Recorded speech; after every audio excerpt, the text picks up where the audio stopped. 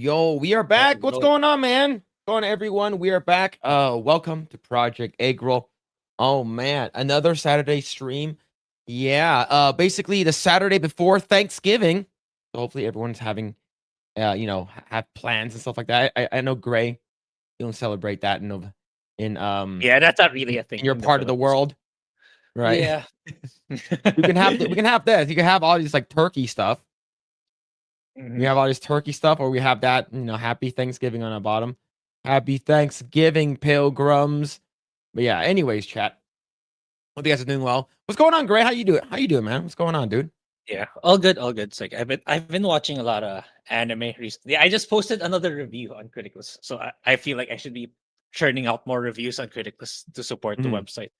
But yeah, more anime and like yeah, I don't know, I've been thinking I've been looking at the Steam sales recently. Like, have you been playing Helldivers recently, or not so much anymore? No, the last time I played Helldivers was a long time ago.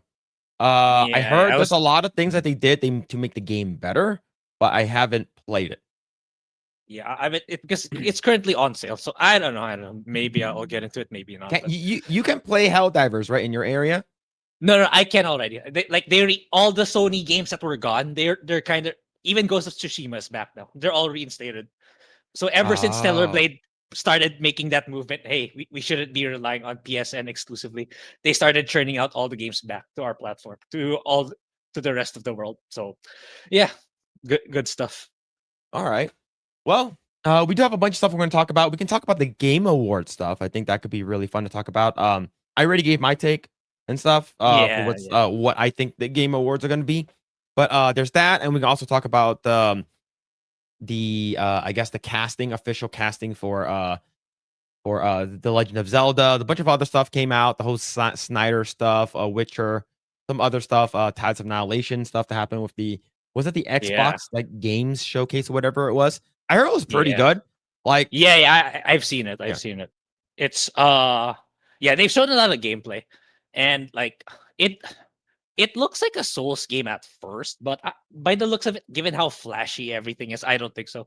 I think it's more of like an action game per se, more than a Souls like, given how much stuff was going on screen with the latest trailer.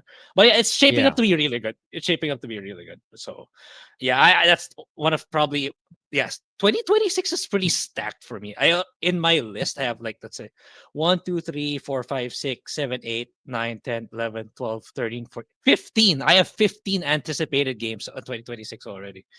There's a lot of stuff coming in next year. That's because, like, I feel like 2025 in general, it's pretty dry.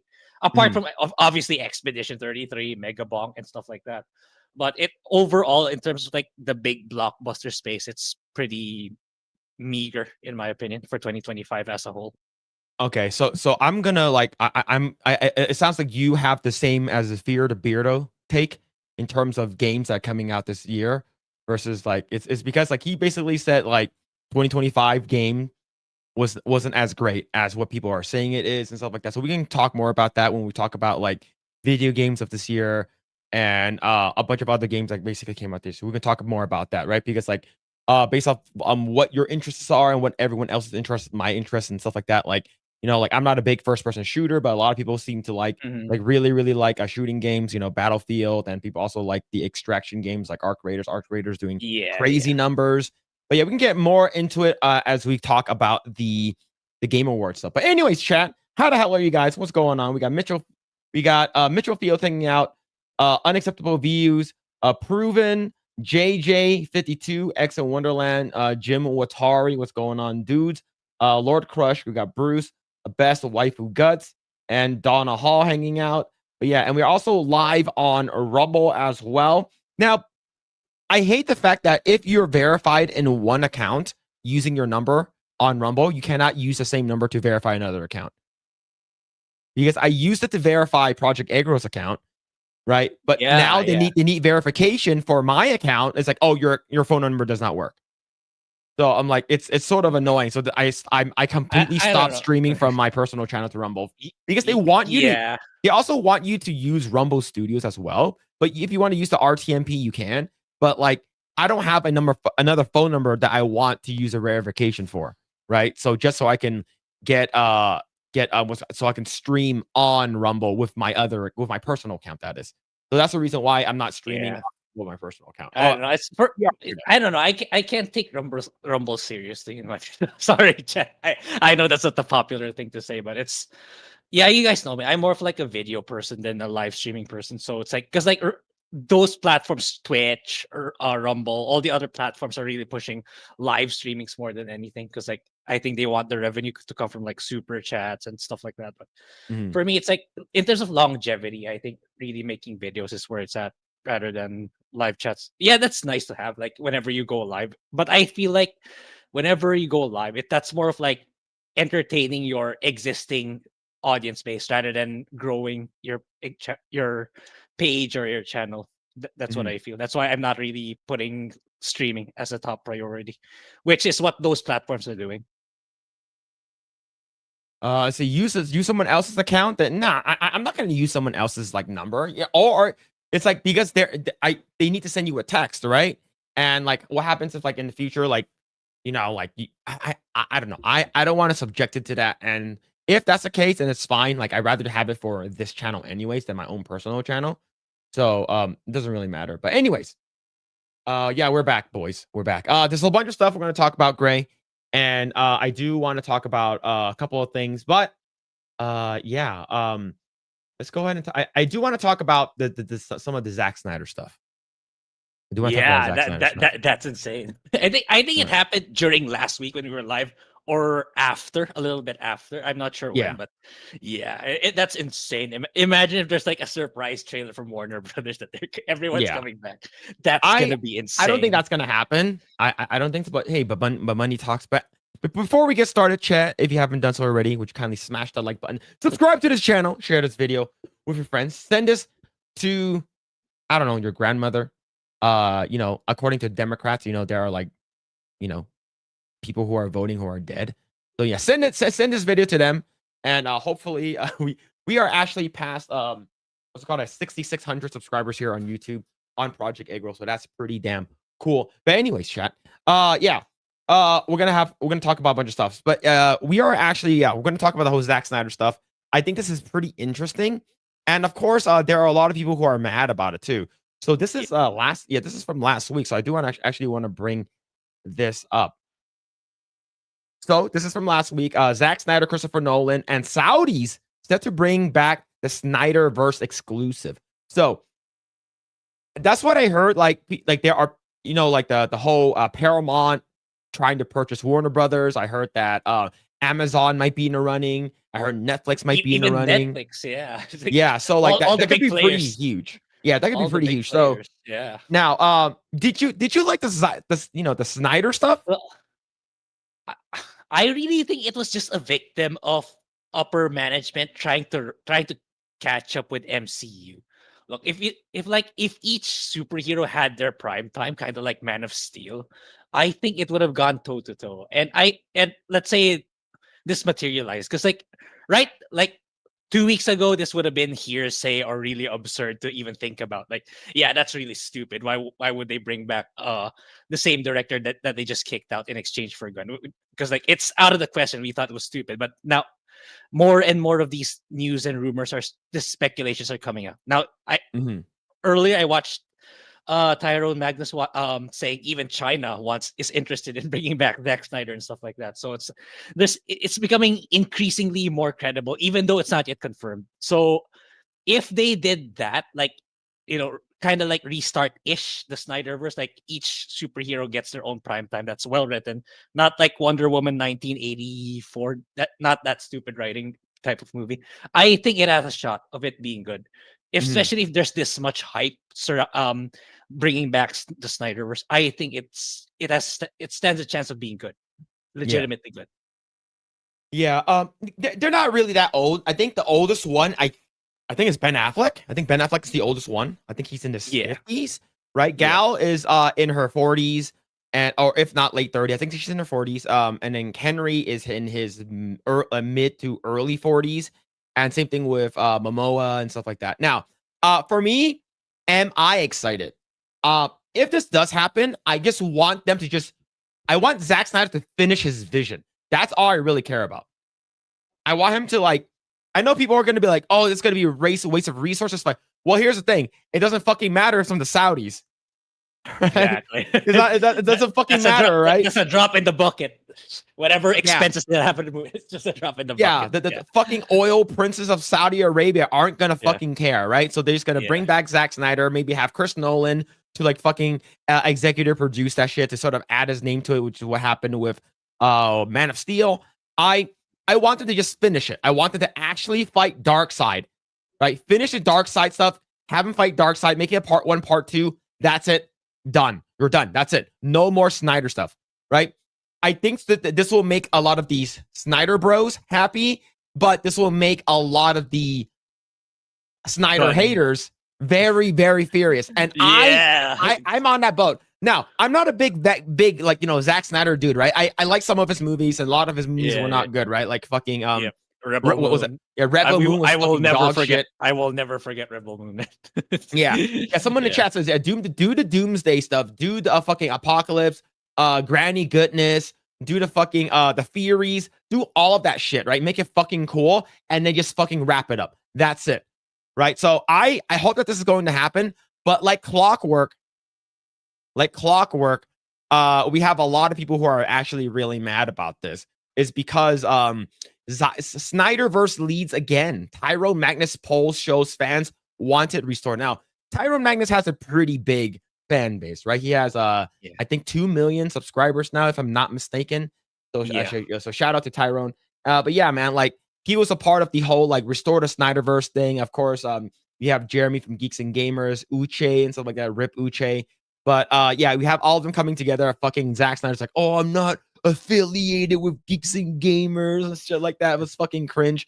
But I want them to bring this back, not just because I want to see Zack Snyder's vision complete. I want them to bring it back so it can fucking infuriate the Snyder haters. Yeah, it's like imagine if it becomes legit. Like you can imagine for weeks the entire X feed's just gonna be talking about that. Yeah, it's gonna be insane. The discourse surrounding it. Just reboot and start over. If you're gonna reboot and start over, it's gonna take another 10 years. It's gonna take another like fucking 10 to 12, like 15 years for it to happen. I don't think that's gonna happen, right? Henry Cavill would probably be by fucking 60, almost 60 years old. Nah, man, no. Just fucking continue doing what you're doing. Have him finish his fucking vision and just call it, whether it's good or bad. I don't fucking care. I just want it to be done because I want Tom Connors to fucking melt. All right. I want people like him to fucking have his fucking brain melted. Now, I've been on streams multiple times with Tom Connors. I think he's a funny guy. I think he has good takes. But the thing is, the fact that he hates this so much, he hates the Snyderverse so much.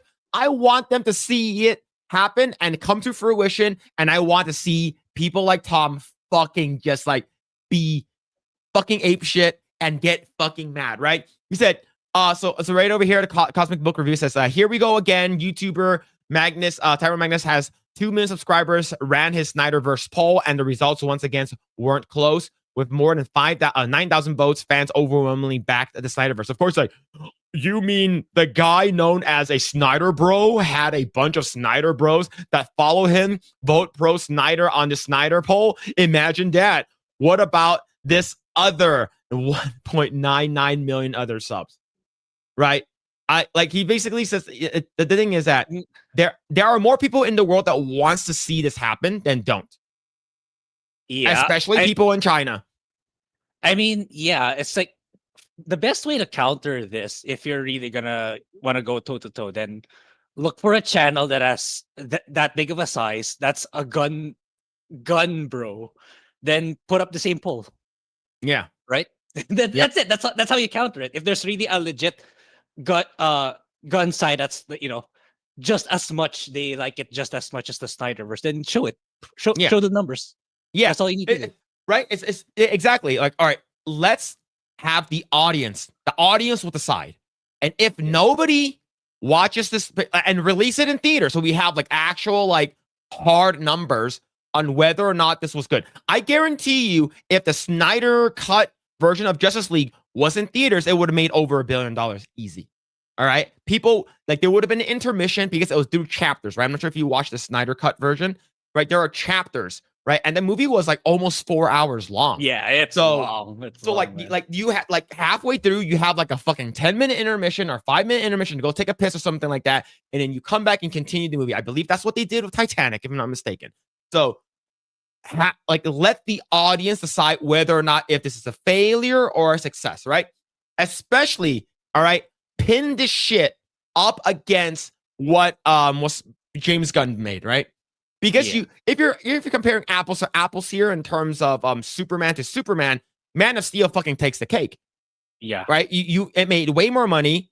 It made like what, $900 million after inflation, right? And the ticket sales back then were a lot cheaper. Now, if you're going to inflate the ticket sales and stuff like that, it still made more money, and people enjoyed it overall more than the 2025 Superman. So now, if you want this, because that movie was basically a Justice Friends movie, anyways, right? So have this apocalypse thing versus that, right? Compare apples to apples, right? Or if you guys don't want to compare that way, just have a comparison. Let the masses decide. Have people vote with their wallets. All right. I think people might have like what it might suck or not, it might not. I don't care. I just want this shit to be done. Right. I want the Snyder Bros to fucking just chill the fuck out. All right, it's done. And then I want the fucking the Gun Bros are like, oh, it sucks.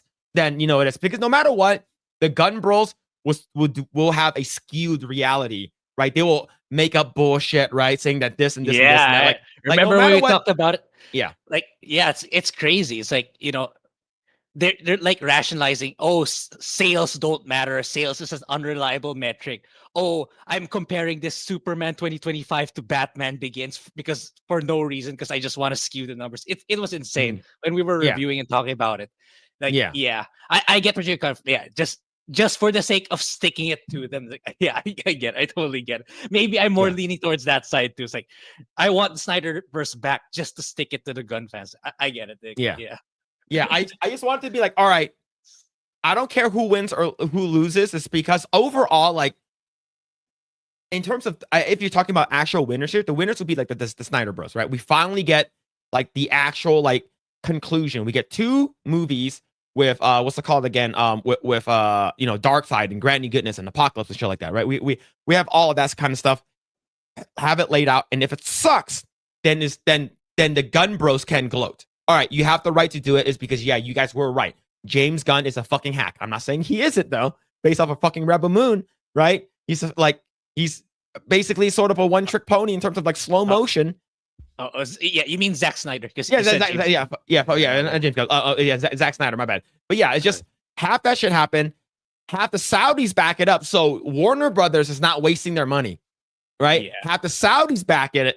It's like, all right, we're giving you guys like fucking $50 billion and make this shit happen, right? Bring back everyone. Use the best CGI as possible. If possible, use practical effects to make it look really cool.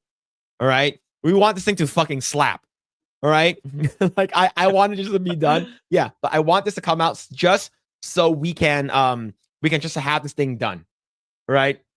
Yeah. Now here's the thing.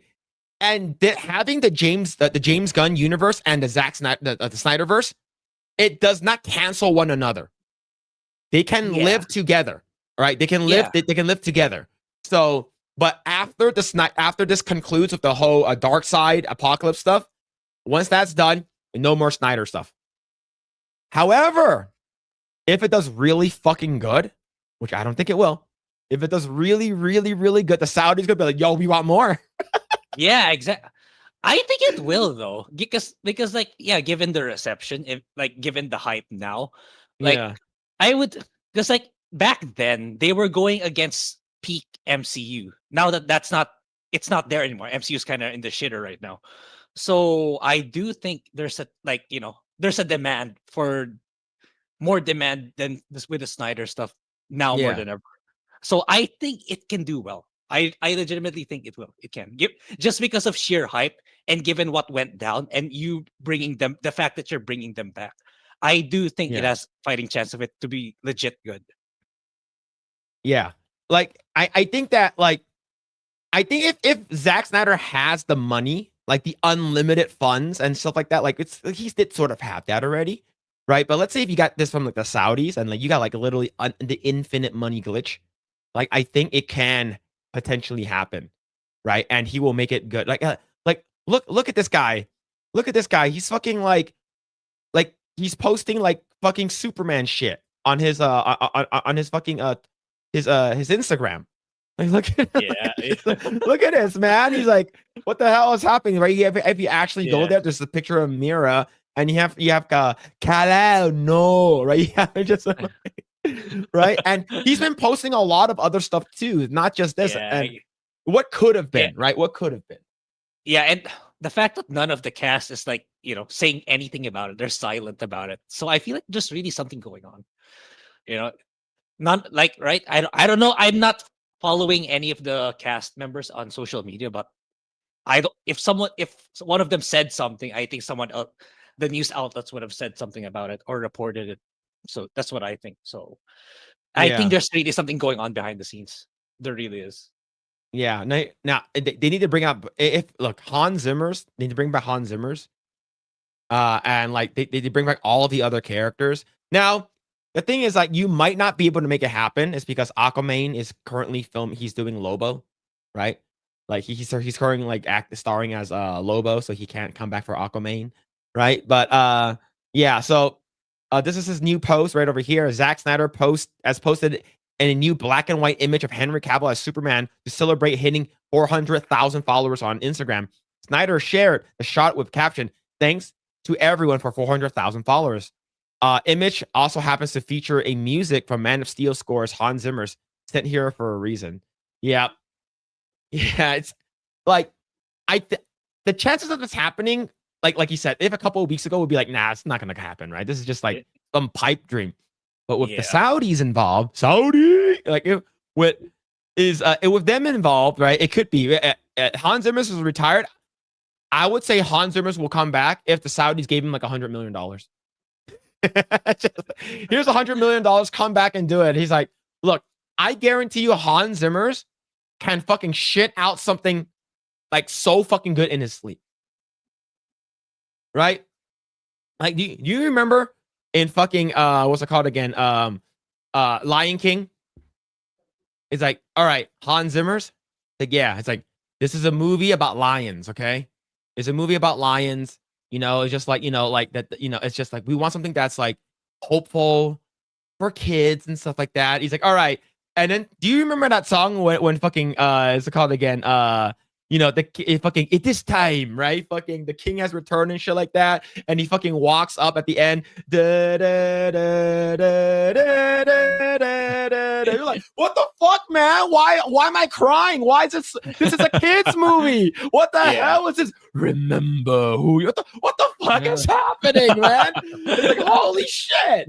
But yeah, man, like I would say if they gave like not 100 million, probably like $10 million. Hey, Hans Zimmer's come back, make something that like that we can use for a for a two-parter movie, right? For he's old as hell. Look, just shit it out. He can shit it out in his sleep, okay? But yeah, man, like we do have a lot of very like good like other composers out there, but like Hans Zimmer's is always gonna be like the GOAT. But yeah, man, we'll see what's gonna happen though. Now if this does happen, I can't wait to I can't wait to go back to what Tom Connors would say. Midnight's Edge, right? I want to see what Tom Connors would say, because this guy crashed the fuck out. All right. When any criticism that you throw his way about the James Gunn Superman, this guy would fucking flip his shit, right? He said like the gamer word on like multiple times and stuff like that. He started yelling at Steph, My Nerdy Home. It's just like, this guy is out of control. But that's the reason why I think like people like him, is because like he's very passionate about it, right?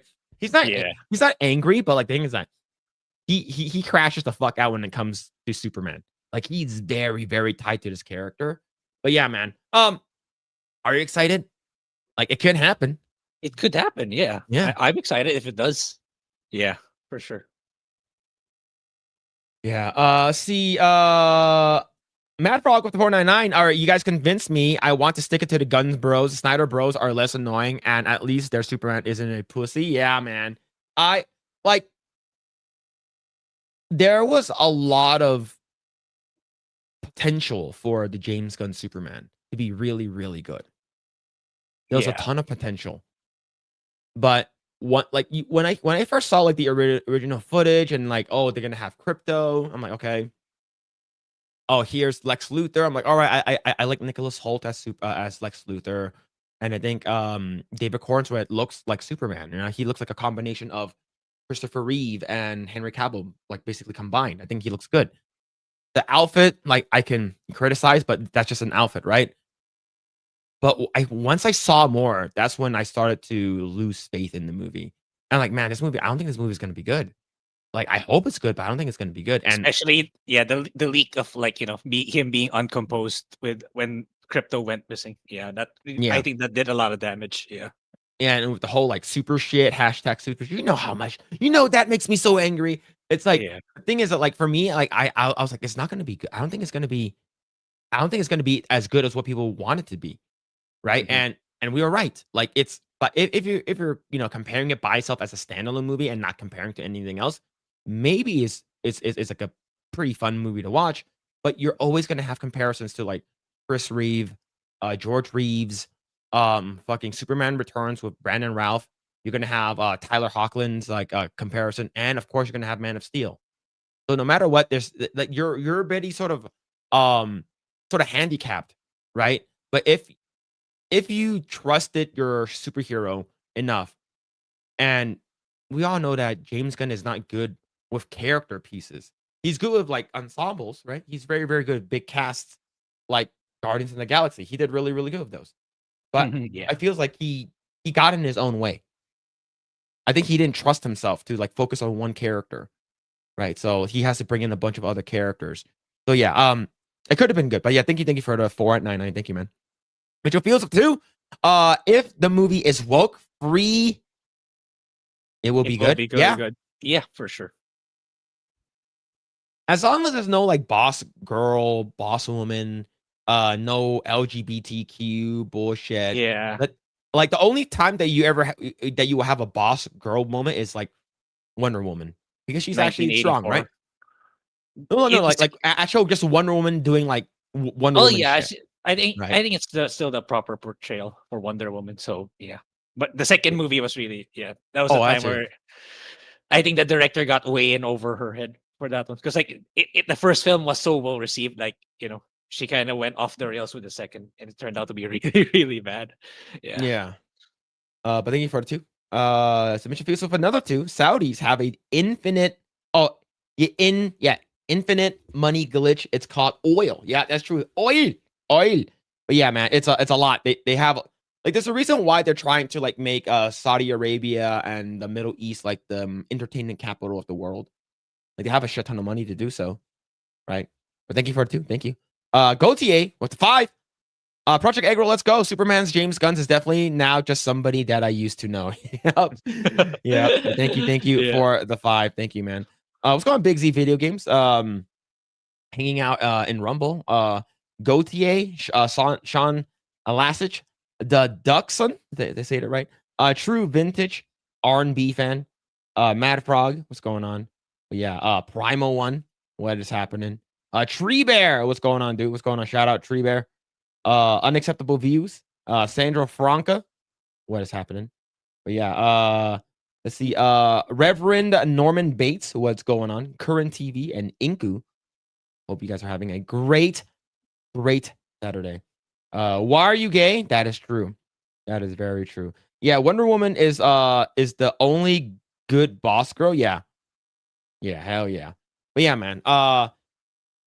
Like there's a lot like there's something that she could she could say Batman, right? Like, didn't she do that?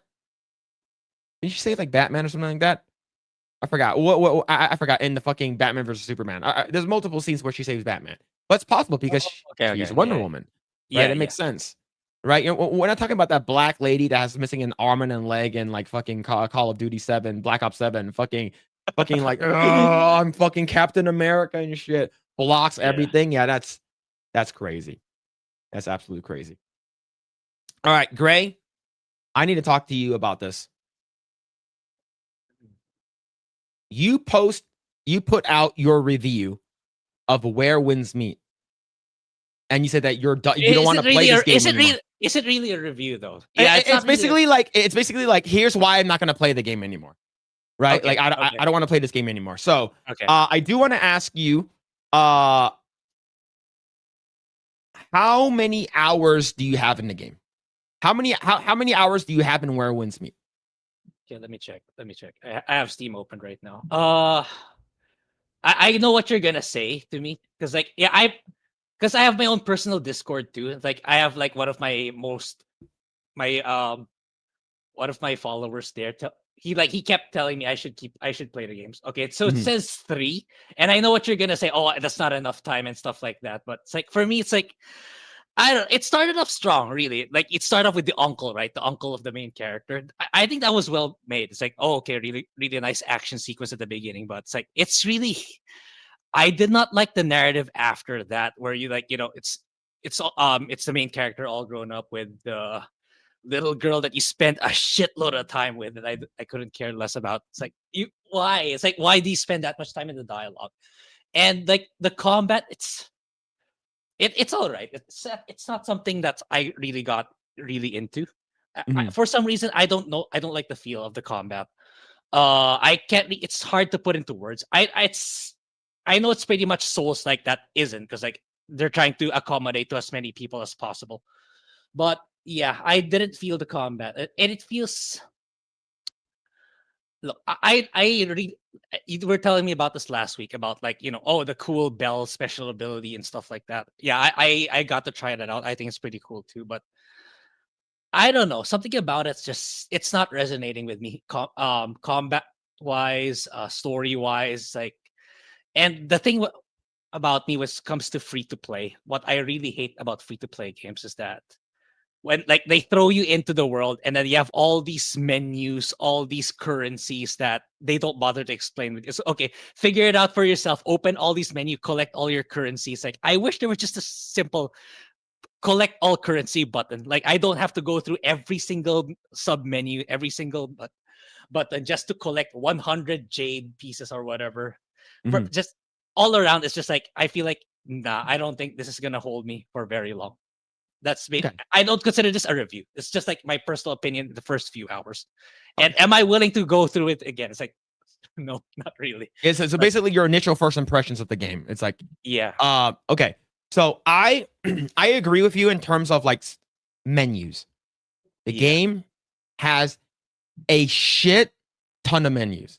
There's a lot of sub menus, and then there are like these little like swiggly lines, these little like fucking like little like vibrating notes and stuff like that. You have to go in there and you have to hit like spacebar. For me, I'm playing on controller, so it's a little easier. And to sort of like collect everything, right? There's a lot of currency. Yeah, a lot. This is not like new for me because this happens in a lot of free to play games. Gotcha game. I know. Yes. Yeah. Yes. Now, this game, it's not a gotcha game, right? It's not a gotcha game in terms of I'm paying for progression. For power ups. Okay. Yeah. That one I agree. You cannot pay for progression. There, and the thing is, that's what I like about it. Like what you are paying for are cosmetics and cosmetics only, and it's actually said by the devs. So this is actually one of the things that's in the mail once you start the game, right? So the circled section, right? Where Winds Meet doesn't gate content behind paywalls or force you down predetermined paths. PvP, PvE, casual activities, everything is free and everything rewards progression, materials.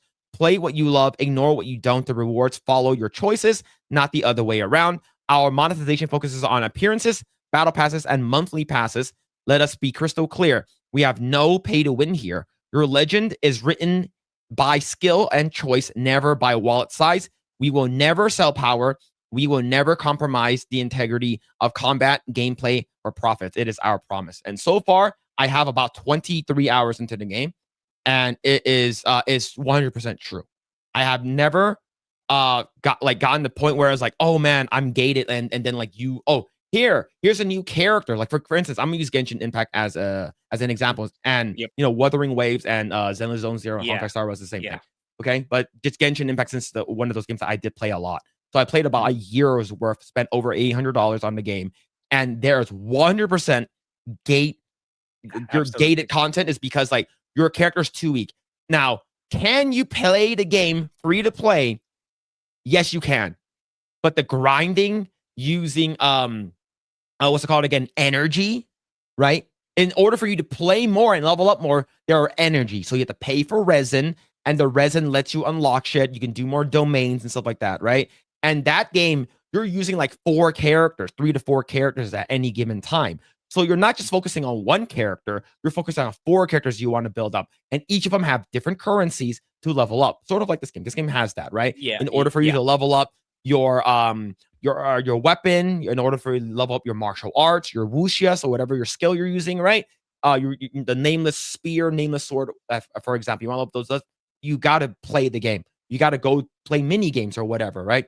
But for Genshin Impact, if you want to get like the new top tier shit that you get single-handedly just beat the boss, like this one strong boss and shit like that, you're gonna pay like a minimum of like $100 to $200 just to get a character, right? And the chances of you getting a character are it's basically like they actually show in the percentages, like the chances of you getting it if you're not on soft pity or hard pity, right?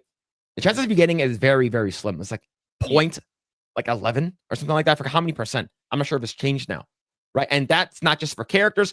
And this character also has best in slot weapon, and the weapon's also on a banner. So you have to gamble for that, right? You have to swipe. This game, everything is cosmetic. Now, there is a $40,000 mount in the game. It's fucking crazy. All right? Yeah. It's a hard flex. Yep. That is cosmetics, okay? On top of that, if you spend $40,000 on a cosmetic, you're literally trying to flex and show off how cool you are. Do you know who does that? Chinese people. Exactly. And now here's the thing. There is a sort of like, I'll play devil's advocate. It's because that boat, that person bought it. I forgot his name is like SCY or Sky, right? They bought it. And this is where you turn on online mode. On the harbor, where I forgot I think it's in Jinchi in or Qinghe, I forgot what the village is called. There's actually like a boat viewing area where there's a big ass lake.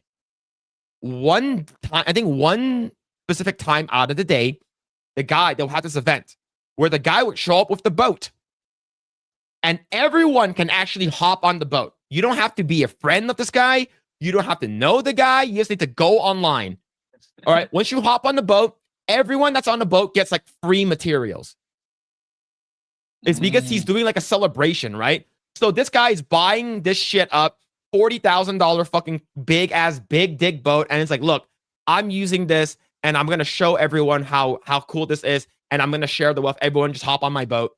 We're on a boat, right? And then we're gonna show how cool this is. And let me actually show the video because I think this is pretty. The boat is fucking huge, right? But it's not just the boat. You also get like an insane costume. Like you look like you're a fucking god. It looks like you're a god. So you have a bunch of these other. So you have these NPCs here dancing around. There's like a fucking crazy ass celebration here, right? All of these other people who are online. This guy. So the one in white. So this is the music, right? This guy. This one and this guy. They bought the boat. Do you know how? Because they have the fucking costume that comes with the boat. Oh, okay. Showing off. Look how cool I am. Look how rich I am. Rich I am. Yep, exactly. In Chinese culture, optics and how you look, face, right, is very important. Yeah, it's crazy. It's like even if it means compromising whatever is happening in your life, if like as long as you look good in front, that's all that matters. It's crazy. It's like it's something I could never understand in the previous generation. It really is. Yeah. But yeah, so this is a giant ass boat. Like one time out of the day, like this guy will come out with the boat and stuff like that. So like he basically bought the boat so everyone else could enjoy it. Even though he owns the boat, he has like everyone can go on a boat, but only he has the outfit. Now, of course, you can tell both of these motherfuckers bought it. Okay. All right. It's a very, Yeah, go it's ahead. like because like I've been watching Kira TV. He's been talking about, what's the name of that husbando game again? The one where we had Savvy on. Love and Deep Space. There's similar shit happening in that game too, where like big fans, like they reserve 5-star restaurants in Beijing to hold an event for particular male characters. So they're doing like exactly as what they're doing, like doing giveaways for fans of the game Yeah. and stuff like that. So it's like it's a very China thing what they're Yeah. doing. So yeah, so it's the same thing happening here based on what you're telling me. So it's Yeah. crazy. So basically, it's like you're showing off and stuff like that. And remember, China, when it's your birthday, people don't give you gifts. People don't come give you money and red envelopes. When it's your birthday, all of a sudden, okay, when chat, if you're a Chinese person or if you are going to go to China and it's your birthday and people know it's your birthday, all of a sudden you're going to see a bunch of people you barely know show up. Do you know why? Because when it's your birthday in China, you are the one that treats everyone out. All right. So you buy all the baijil, you buy all the fucking food, you buy all the fucking snacks and shit like that. You treat everyone out. All right. So that's why if you're in China and it's your birthday, say that you're sick and you're not gonna go out. But yeah. So this game has been popping the fuck off. Now, I have about 23 hours into the story right now. There are some really, really good, and here's this fact that this game is free, it still blows my mind that this game is free. This game is beautiful, and you can play it on your phone. I feel like I think that's really the initial tactic nowadays. They're gonna say that it's not monetized through progress, but can they really sustain it? Because like again, like I have one follower on Discord saying he's already at the end game. He's just waiting for the new content to come out. So it's like imagine how many players are like that. So I think at some point they're gonna break. That's what I really feel. Like okay. So Fortnite's free, but I think I don't know how these shooters work, but in terms, what is progression like in Fortnite? There's no progression. Yeah, exactly. There's no progression. But for this game, you level up. Yeah, that's my argument. Yeah. So the thing is, you don't actually need to follow the story if you want, right? Because there's so many side stories. Like, dude, how many like fucking side quests that pops up, right? You can actually legit, he's like, fuck the main story. I'm going to be a doctor, right? When you actually go into your profession, you go into your fucking profession, you want to become a scholar, you want to become a doctor, right? There's no other option. You cannot be artist, okay? Okay. So are you a doctor yet? Talk to me when you doctor, okay? So there's an actual doctor mode. You can actually, become a doctor. And there are things where like, you can't, like, there's a girl, her name's like Yao Yao, right? And she's in the clinic and she can heal you. But she can only heal up to like tier 2. Anything that requires tier 3 needs an actual person to heal.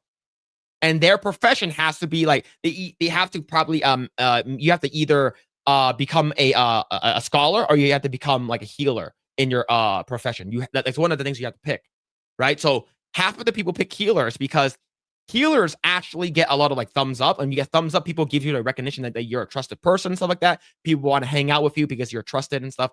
So for me, I have this like golden like book, and it says that ancient Chinese martial arts. Not sure what happens when you use it, right? So you open up the scroll, you fucking use it, and you do the fucking like drunken boxing and shit like that, and you fucking get poisoned after that shit, right? You get level 3 fucking status poisoned. And I'm like, and I go to Yao Yao, I'm like, hey, can you heal me? And you're like fucking walking around all grog. So basically you're nerfed, right? You can only heal up to 80% using your flasks. You're nerfed. So you have to heal. You're going to be debuffed. I go to Yao Yao, hey, can you heal me? And she said, this is out of my wheelhouse. You need someone else to heal you. And it's like, okay, who can heal me? Go online. All right, I go online. Fucking 50 people are showing up, fucking dancing in the back. Someone's playing fucking Xanark. Fucking people are fighting PvPing. I just show up. I didn't type anything. Some person just reaches to me. Do you need healing? And you hit yes. Right? Get healed. And then afterwards, you give them the 5 thumbs up. And then that's it. I'm like, what the fuck? People are so nice, right? So it's like they sort of force you to do that, and people just like they don't even care about the main story quest. All they care about is because you could level up not doing the main story quest. You could level up doing Yeah, for sure. level up Side quest. doing like Yeah, mini games, right? yeah. I accidentally fought a world boss. You're supposed to be level 50. I was 43. You have 24 hours to beat it. I was like, holy fuck, I'm underleveled. Right? So basically, like you go into one of the towns and stuff like that, and there's this like you're probably there too. There's this little like giant like well or like this bucket, and these people are like talking there, and it's like, hey, you should drink from this, right? And there's a lot of signposts if you enable online. There's a lot of signposts that says that do not attempt this until you're level 50. And I was like, bitch, I'm a big dick. I'm a big dick, right? I fucking attempt it, you get drugged. When you wake up, you're in a different world. I'm like, what the fuck is this? Yo, Moss Game Room, thank you so much for the rate. Thank you for the rate. Shout out. Thank you. Yeah. So you basically go into this room, and I'm like, okay. And I go to the boss. It's literally like a fucking wolf lady, not like a furry, but it's like imagine like a woman who was raised by wolves, and she knows she fights like wolves. She knows how to kind of command wolves and stuff like that, right? Sort of like Princess Mononoke. Right, I'm pretty damn sure this person was like inspired by Princess Mononoke. I go in there, I get my ass handed to me, like I literally I get like 3-shotted. I'm like, what the fuck is happening? It's Mo Zamboni's right? Oh, okay, cool. Yo, shout out Mo, shout out Mo Zamboni. But yeah, so what happened was that I was getting my ass handed to me. So then I was gonna use one of the NPC was companions, right? Sort of like Elden Ring or Dark Souls. They have that shit, right? NPC companion. Yeah. You bring one person in, they get one shot at two. Oh, okay. Like they get fucked up too. I'm like, fuck, how am I gonna beat this? I'm gonna go online. I'm gonna recruit 4 random people. 4 random people shows up, and they're super nice. Like they start playing music and stuff like that, and one like a healer shows up, and everyone shows. I'm the lowest level, and we fight this boss. And like they're like super nice, and like they help you, and they act like I was actually able to beat the boss. I was like extremely under level, and I was able to beat the boss. So I'm like, holy shit! And that boss, you can only do that boss once, I believe. At least as of right now, I've only attempted it once. So that was really cool. And what do you think about the story so far? You said that you're not a big fan of the story, right? What do you think about the story so far? I don't know much about it because, like, a lot of it is, for me, they could have explained it in a much more condensed manner rather than that really long exposition with random NPCs. But here's what I know: it's like, you stop. Your uncle is like this mysterious guy, and then like a couple of years later, you grew up, and then your uncle went missing. He went somewhere, and then the black warrior took your jade pendant. I don't know what's the significance of that pendant yet. Then the little girl, you spent a lot of time with that little girl. I don't know why.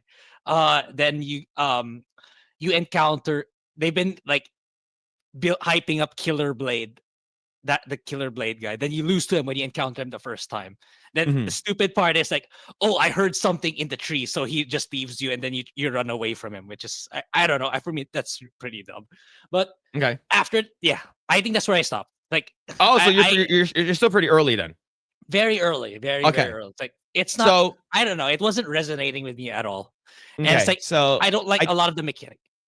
Okay, so you are about to understand why. I would say if you play probably another 30 minutes to an hour, you find out more. Like if you want me to tell you the story, what happens, I can tell you. But if you don't want me to tell you what happens, I won't. But I can tell you if you're not going to go back to play the game, that is. Right? Because it sounds like you're like, I'd rather spend my time playing other games. And then I'll tell you what happens. And I'll also tell you a side quest that I did. Yeah, because like, was that part of MSQ where you have to light the torches with your fire arrow? I got so pissed off with that one. It's like, just because I missed the first torch, it doesn't let you progress until you shoot the first torch. I feel like there's a lot of tedious stuff about the game too. It's like, for me, it's like it's so MMO-ish, too MMO-ish for me to. Maybe I'm just not an MMO/gacha player. I think it's like it's coming to terms like I don't think I'm the proper person to be critiquing these kinds of games because like it's Okay, really not like so the thing is, this game requires good timing because it's all about parrying and deflecting. yeah, And yeah, that I know you don't like parrying, right? yeah, that Based off of what your feedback was for Expedition 33, right? It's yeah, like I why do I have to parry now? In order for in order for you to take down the boss's stagger bar, the fastest way for you to do it is literally parry every attack that he does. yeah, yeah. So like I already know that you weren't gonna like the game just based off of that, right? So now the story wise, the whole Archer thing. Now, it sounds like you're not gonna play it. Mhm. So I'm gonna tell you what happens. Okay, this is just a minor spoiler, right? Yeah. What happens is that he purposely let you get away so you can meet up with your aunt. Your aunt is actually like a secret assassin, Oh and yeah. your aunt and Killer Blade actually have like a pre-existing Relationship. relation. Relationship. Yeah. Yeah. And then Okay. you find out that your aunt was there's actually like an I think like an evil version of your aunt, and you fight her. That one already happens. I already encountered that one. That encounter. Okay. Yeah, so you beat her already, right? Yeah. Yeah. Yeah, so Well, so basically after that, basically he's like, all right, we got to get out of this area. We got to leave Qinghe. We got to go to a different location, right? Mhm. So it's like, all right, like, and then you basically go meet up with like a Ruby and stuff like that, and there's a bunch of other now. There is like a boss fight later on that this guy he's like Mr. Hands. He loves horses. There's this big muscular horse that looks like he has sex with, right? And then him and the horse fights you. He has like a drum, like a little drum he hits, and then you beat the horse, and then him and the horse become one creature. And it's sort of like a Dark Souls boss. All right. So and there are a lot of stuff. I understand. Like this game is trying to become like it's like it has like 50 things that it wants to be. Yeah. Yeah. I like there's so many mini games, and like there's so much there's so much story, dialogue, and shit like that. And I think the game is just going to get better and better eventually. Like in terms of where it's like I think this game does have legs because this game just came out like a week ago. Yeah. Yeah. Right? I'm not saying that it's not going to be successful. It's just that that's why I don't consider what I tweeted a review because like it's like this is someone who generally doesn't like the genre already. So I don't think I hold any credibility or authority. So it's like for me that's the tweet is a nothing burger. It's like it's someone who likes single player games, trying out an MMO. Oh, you can play the entire game single player. Like you don't have to like go online and play with people, right? Yeah, So yeah, like I get that's I get that, ultimately but up to you. yeah, but the mechanics are there. The MMO mechanics, the gacha mechanics are still there. Yeah. So now in terms of story, this is a side story. Okay, I'm gonna tell you really quick. And chat, I'm sorry, I'm basically rambling here, but I think the side story is very good because you're thinking about like story because you're like a big story guy, right? You love the story. If the story is good and the gameplay is good, you like the game.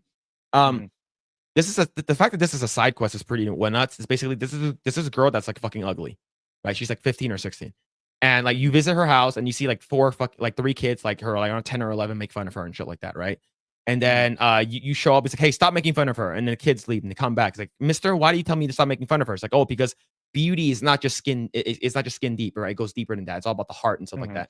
So those kids are like, all right, you change your mind. Let's go ahead and like, make this girl feel better. So you go catch some fucking grasshoppers and you give it to her, right? So this is gonna be a spoiler for people who hasn't played the game. You give it to her. And what happens is that like the girl was like, "Wow, you're so nice to me" and stuff like that, right? Well, no one ever talks to me and stuff because I'm ugly, and you're the first one who actually talked to me and treat me like a human being. It's like, yeah, that's what regular people do. These kids are young and stuff like that. And it's like, all right, cool. In return for making me feel better, there's some cake inside the house. I made it for you guys. Go eat it, right? So you and the kids go eat it. You guys get fucking roofied and you guys get fucking blacked out, right? When you wake up, the kids are gone, the girl's gone, and you follow this. You use the fucking the sense, whatever game sense, whatever shit, you find them right through the footsteps. You basically she went back to the clinic, and there's an actual thing that she wants to make. It's like basically cures her ugliness, right? So you basically talk to Yao Yao and it's like, hey, have you seen these kids? And have you seen this woman? It's like, oh yeah, I saw them over there. So you follow the footsteps. The three kids are behind a waterfall, and they're basically passed out. You go to the waterfall, and she shows up. It's like, oh, you're here, and it's like, what's going on? And it's like, these motherfucking kids has been making fun of me for like the past 3 years, man. It's like I'm fucking tired of shit. And it's like, wait, so you drugged them and brought them here? It's like, what the fuck is wrong with their face? Like, well, I poisoned them. And you're like, wait, what the fuck? It's like, yeah. So, and I also have this potion that I made that'll make me beautiful again. It'll fix everything. So I'm gonna take this potion and I'm gonna be beautiful. I'm gonna be mocking these kids every fucking day. I'll go to their house like they did to me every fucking day. I'm gonna mock these 3 kids, and I know that they're going to die because they're poisoned. Haha. So I want they're basically gonna feel exactly what I felt for the past like several years. It's like, what happened? So you're like, what the fuck happened to you? And she's like, I come from a poor family, but I was a very, very beautiful daughter. My parents were very poor and stuff like that. And I was going to be sold off to become a concubine, right? I was going to be sold to become concubine, and fucking this fucking nobleman is going to treat me, and I'm going to save my village. I'm going to save my family and stuff like that. And then one day she fell down, and fucking some acid fell on her face and shit like that, sort of like Two-Face. And what was it? She became ugly, and the nobleman fucking left her, and her parents died. So she was like, okay, fuck, you know, I lost everything. I fucking lost everything. So I want these kids to go through exactly what I went through. And he's like, well, you can't do that. They're kids. Like, well, they got to learn this shit from somewhere. Someone has to teach this shit to them. It's either their parents or the people behind them. And then she's like, so you convince her, like, don't do this. This is the fucking bad path that you're walking down. Like, this is awful. Like, I understand what you went through, but this is a terrible, terrible thing you're doing to these kids. They're young, so they're still learning. They still have a chance. She's like, but I never got that chance. No one ever gave me that chance. Why should I give him the chance? So it's like, please don't do this. So she brings out a knife and kills herself because she felt really bad for doing that. And she's right before she dies, she says, I hope when I reincarnate, I become the most beautiful person in the world. She dies. So you grab the potion from her, you take the kids back to their village, the kids heal up, and you go visit the parents to see if this girl's talking shit. That if this girl's real. You go to the village, the parents are fucking awful people. It's like the parents would be like yelling at the kids, why are you doing this? Why are you doing that? You know, clean up, change the shit, you know, like, and then you go to another parent, it's like, oh, my kid my kid is sick right now. And if my kid dies, oh, I don't even know what to do. If I ever see that red girl, like the ugly, her name is actually Lady Ugly. If I see Lady Ugly walking down this, I will kill her. Right. Another person was like, I don't fucking care. My business is so basically, yeah, the girl was correct. So you have this potion. You go back to her house and you bring her body, then you bury her. Now you have 2 options. You have the potion. Should you save the children, or should you leave it here because you agree that that's fucked up and the parents should be blamed and the kids should get punished for it? There's no better reward for which option you pick. So there's like a morality thing, right? So that's a fucking side quest. There's no dialogue in that side quest, right? Everything is you're reading it. So it's like, what the fuck, right? So this is it's like a simple side quest, but it's like it has so much story to it, right? So I think that where you are, it's like very, very annoying with like Ruby is very annoying with like the girl and stuff like that. Someone told me something about Ruby. I'm not sure if it's true, but I will see if it's true or not when I continue the main story quest. But like, I think there's going to be a lot more of that kind of stuff in the game. Okay, wait. You mentioned that it was a lot. It was all through reading. How much reading exactly did you have to go through? I would say that mission was the side quest was probably like, because you don't really do any fighting. There's no fighting involved. It's just talking. So I'll say that side quest is probably like 25 minutes. Yeah, that's another. I think like they don't pace these quests or these expositions properly. I think they front load it way too much. That's the thing. It's like, you know, I'm just starting out. It's like I'm starting to get invested in your game and the game world. It's like I'm not supposed to be hearing the dialogue for this long, and you're not presenting it. You're not presenting it in an interesting way. It's like 2 static NPCs on the screen. Like, you know, you're serving tea in the restaurant, and that's where they talk about Killer Blade. Oh yeah! Oh my god! For like when that started happening, I just fucking put it on ×3 speed. I just left it there. Exactly. That's why. That's all right. Oh my god! Yeah, I get it. I get it. It's like for me, it's like I really try. It's like a lot of it kept on adding up and adding up for me. It's like It's like, and then it got to the point where it asked me I needed to level up more to proceed. So it's like more killing of the same enemies and stuff like that. Like, yeah, I don't think I will like this. That's why. That's what Yeah. I kind of got burned out after a couple of hours. Yeah. Yeah. So I think that this, like, did you ever play Genshin Impact? Genshin Impact in terms of dialogue is like that too. Yeah. Paimon's the exact same way. Yeah. It's always and how do you know this game's from China? There's an annoying little girl character that talks to you that basically said that you don't know shit, so I'm gonna explain everything to you. Basically. Yeah. Now the good thing is that like Ruby sort of disappears like where I am. Like she's not basically in the main story right now. She's gone. Oh, right? Is that the little girl? Yeah. So I don't even know her name. Yeah. Okay. So the thing is that like Okay. this game, like I know we're basically talking about this game, like and I'm telling you like the story and stuff like that, and I understand where you're coming from, and I think I respect your decision, but like not this game is not for everyone. But overall, I think this game is has a lot going for it, right? And I think it's just going to get better and better and better. It's sort of like, unfortunately, I'm going to compare it to Genshin Impact again. The story in the beginning of Genshin Impact is sort of stupid, right? It's sort of stupid. It's like, oh yeah, I've seen this, yeah. But like later on, like the more darker story, but like this is like a live service game that's going to happen eventually. You're right. There's more like enemies are going to come up, more bad guys, more weapons and stuff like that. But this game has been doing really fucking well. 228,000 peak in the past 12 hours is a lot of people. And this is just on Steam. And this is on console and it's also on mobile. Yeah. China tends to do that with all their games, like literally all the systems. Yeah. So we have over 10 million people that was pre-registered to the game. A lot of people have been playing it. Asmongold has a shit ton of hours in the game. I have about over 20 something hours, and even Shroud played the game. A lot of people have been playing the game, but I know why you don't like the game, Grae. Because you didn't pick Michael Jackson as your MC. Yeah, and I heard from you like you can only change the face, right? Yes. Like, You cannot change your height. You cannot change your you can have bigger boobs or bigger ass or bigger penis.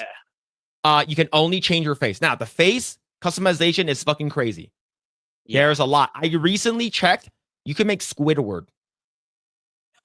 I saw you make SpongeBob. Yeah, but SpongeBob is pretty wild, but you can also do Squidward. Come on. Yeah.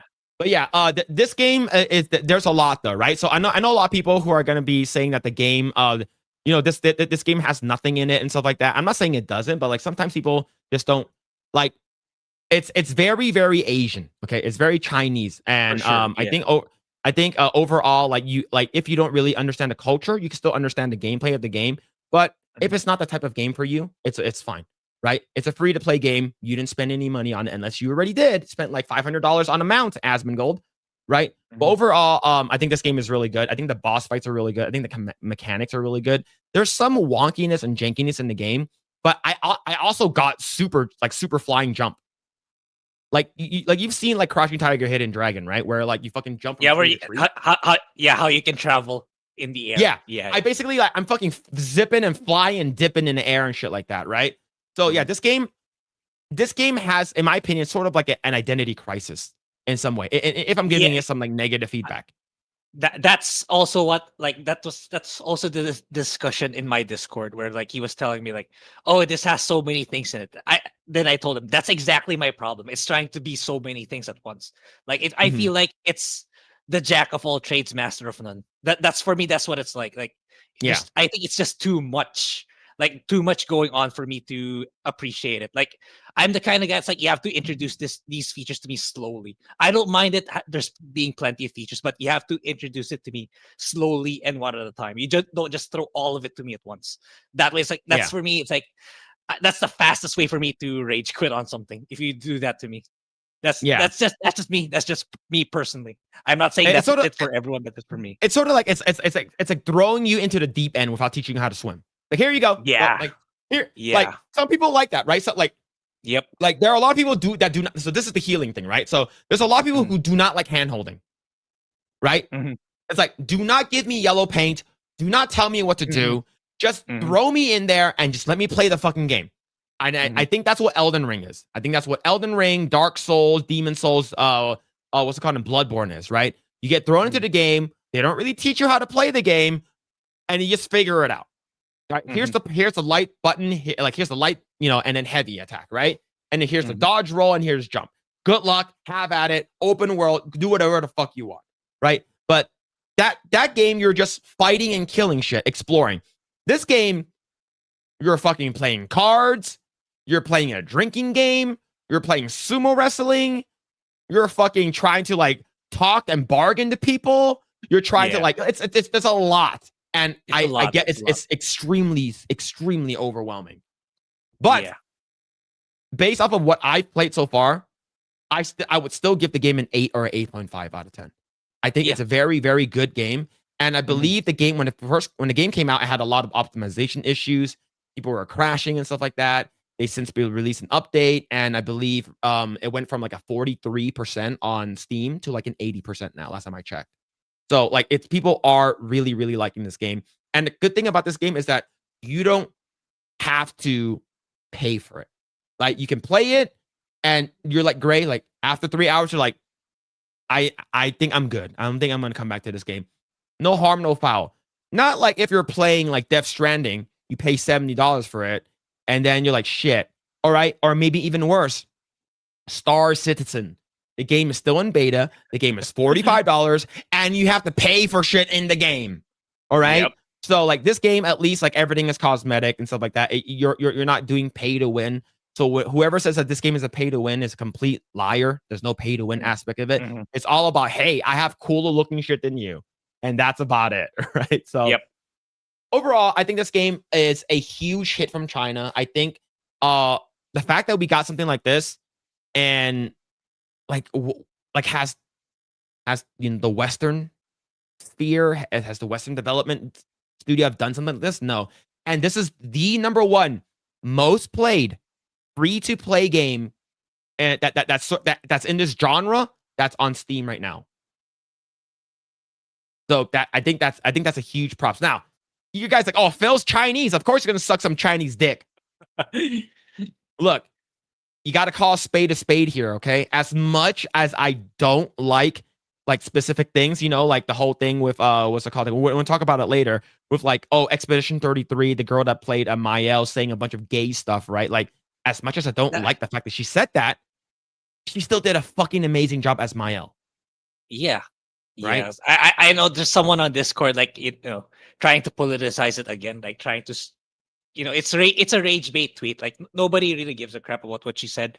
It has nothing to do with the quality of the game. Like she can have her own politics. Because right, Ties of Annihilation. Like she's the main character and her girlfriend is the villain. So that's for me. Oh wow, that's pretty cute. That's pretty nice. So it's like that's it. I don't give a shit. It's like as long as the game is good, that's all that matters. Don't insert your politics in it. Like I don't care what your sexual preference is. Like. Don't put it in the game. That's it. I don't care how you live your life. You live your life how you want, but just do not preach it in the game. That's all we ask. Yep. See right here. Let's see. I beat Dark Souls 1 without knowing how magic works. They don't tell you anything. Yeah. For me, like when I play Elden Ring, I barely used any magic. Like the most I did in terms of magic was Moonlight Greatsword that shot the fucking blade beam. That's it. Yeah, and as far as I know, Shadow of the Erd Tree, you just need to be conscious about your elemental resistances. Is that right? Then you should be fine. You also need to grab all the Shadow Tree fragments. If you don't, like you're significantly like under, like you can be like a god in the base game, and you can go into the game, you're gonna completely get one shotted by like a jobber. Like you need to go around find all these Shadow Tree fragments. It's because if finding all of them will basically give you like an additional, I forgot people mentioned like 55% like damage, like your attack, resistance, and armor and shit like that. You get all of that. So you have to grab all of them. But yeah. Let's see. But how can this game be good? The developers didn't even work with Sweet Baby Inc. That's true. Now, here's the thing though. They do have body type 1 and 2 in the game. Yeah. And if you look at all the other translations, it's all male and female. Yeah. Yeah. So like it doesn't ruin the game, but it's like I don't want to see this. It's stupid. I don't fucking care about it. See. GoTA with the 5. That Timu Fimo Winter Soldier from COD looks like Jameel Hill. Yeah, it does. Thank you for the 5. Thank you. Thank you. See, Mad Frog with the 199 says, so he's Ricky Tan in Rush Hour 2 now? Yep. Yep. Who in here know Ricky Tan? Raise your hand. That Ricky Tan? That's a midget in a bathrobe. Thank you for the 199. Mitchell Figures with the 2. Did you give the healer a 5 stars on Yelp? Yeah, I did. Give it 5 thumbs up. But yeah, I think the game is it's pretty good. I think it's just going to get better and better moving forward. And I know that Nagranol is really, really liking the game. Like he's playing it and he's really liking it. And I know that a lot of people have been playing it, have been really liking it. And they like I said, the game has a lot of homages. It's basically a culmination love letter to like Chinese martial arts. So like if you love Kung Fu Hustle, if you love Shaolin Soccer, if you love like just like Chinese martial arts movies like Crouching Tiger, Hidden Dragon, like you'll love this game. Like it's just how it looks too, and even the developers has that same mentality as like the Dark Souls guys, right? Is it Dark Souls guys? I forgot. Like there's a mountain in the distance. If Grae's like, can I go to that mountain that's like a fucking billion miles away? You can. You can go there. It's like, that's pretty cool. Can I go to the fucking top of this fucking tower all the way to the top? Yeah, you can. Do you know how? Do you know how I know? I went on the top and you see a little signpost that says you made it to the top. Like a person is like basically made a little sign. But yeah, it's pretty cool though. It's pretty cool. Where Wins Meet, don't forget, mention all the various variety games. Yeah, there's a lot of mini games in there. There's so many mini games. It's like sometimes it's like for me, like the thing is that you don't have to do the mini games. But like if you want to get like, oh, do you want an additional like Jade, do you want the extra stuff? You can do it. Yeah. But there's so many sub menus. I'm like, okay, what is this? What is where it doesn't really, it's like, okay, you grab all the shit. Do I even know where to fucking use the Jade fucking shit? Like, I don't know where. I don't. Yeah, I don't know what I don't either. I just have a lot of it. Like, yeah, that's not like it just leaves you the red dot in the menu. Okay, upgrade this, upgrade that. I was just pressing it mindlessly. Okay, upgrade everything. Yeah. Like, yeah, that's another thing. Yeah. But yeah. See, I want to check this out on this game out, but it's not on Xbox yet. You can play it on your phone if you really want to. You can play it on your phone. But yeah, I sold my Star Citizen account back in 2015 after seeing that game wasn't gonna have a full release for years, if ever. Yeah, it's still in beta, according to what I know. Still in beta. Yeah, I don't get why people are still pouring money into that thing. I really don't. See, it's people like DSP want those because they are handheld by yellow paint games. Yeah, for me, I think the yellow paint, it's sort of, you don't need that. What game was I playing? You don't need to go that. You don't need to go that far. Or it's like, I think people are starting to get burned out for those kinds of games. It's like, for me, it's like they're having a hard time establishing a balance, like not being too handholdy and not being too just throw the player in and let them figure it out. It's like they're having a lot of these companies are having a hard time establishing the equilibrium where, a little bit of handholding is fine, but not too much, and at the same time, like throwing them in without any sort of guidance, that can also be detrimental. So that's the challenge with gaming nowadays. Like it's either too much or too little. Yeah. So I forgot which game it was that I was playing. I think they said that like I think it might have been Expedition 33. It's like you got to follow the lights, but the light like it doesn't fucking pop out of nowhere and it's like screams like, hey. It's like, imagine if the whole background is like greenish gray and all of a sudden there's like a bright pink ball. It's not like that, right? Like Expedition 33, it's like, oh, you follow the brighter light path. That will guide you where it is, right? And same thing with I think Silent Hill F. You follow the blue lamps. So that's how you get Go ahead, Grae. Yeah. And it's like, for me, it's like Expedition in terms of navigation. I feel like the maps, even the final final arc, the final dungeons of Expedition, they're pretty small in my opinion. For me, the reason why they didn't put mini maps in the game is to conceal how small their maps actually are. That's what I feel, because like especially early game, the maps are not big. They're really, really small. and that's why it's like the annoying part early on in the navigation. It's like you want like these types of games, you want to explore the entirety of the map, but like you don't know that you're actually walking into a cutscene already. Then you missed a couple of chests here and there. Mhm. That's one of the things I didn't like too about the Exploration Expedition 33. But for me, it's like when I realized that, so I think the reason why I didn't put a mini map in the game is to conceal how small the map actually is. So like it intentionally lets you get lost so that it makes it bigger, makes the maps bigger than it actually is. Mhm. Yeah. Yeah. Yo, take it easy. Is it who mess Seraph? Hope I said your name right. Shit. I prefer the shades of gray morality of China of Asia. Life isn't black and white. Yeah, it's like so. Grae, what would you have picked if you were the MC for that? Would you? The thing is that Yeah, like it's it, like let me tell you first. It's like if you pick the woman, right? If you pick like okay, I agree that what these kids did are right and they're not gonna change and stuff like that. But those kids are like 13, 12, and 11, right? So they're young. yeah. And but yeah, and like you're thinking that maybe the parents might come to their senses, like that kind of stuff. But what would you pick in terms of the morality? In terms of that kind of like complexity in the moral ambiguity about certain situations, like it's like as I get older, it's like what maybe 10 years ago I was I would easily say like don't poison the kids and stuff like that, but like now it's like it's so easy to say as a third party or in an outside lens where you didn't have to go through all of that. Like what if that was you as a kid, you all that shit happened to you, then you're constantly day to day keep hearing it, keep experiencing it. Like for me, I wouldn't blame the person. Honestly, it's like it's like you like it's so easy to say, oh, you shouldn't be doing that. That's not the correct way of going about it. But what if that's you? What if you went through Mhm. all that, all like you lost everything, you became ugly, and then people start making fun of you and shit like that? It's like, yeah, I won't blame the person. That Now, as society the led them to that MC, path. It's would you save the kids or would you leave the medicine at her grave? Because you have the Mm, medicine to save those 3 kids.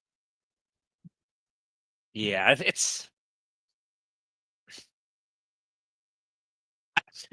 I've become more spiteful. Maybe, maybe I'll leave it. You're like, "Fuck them kids." Yeah.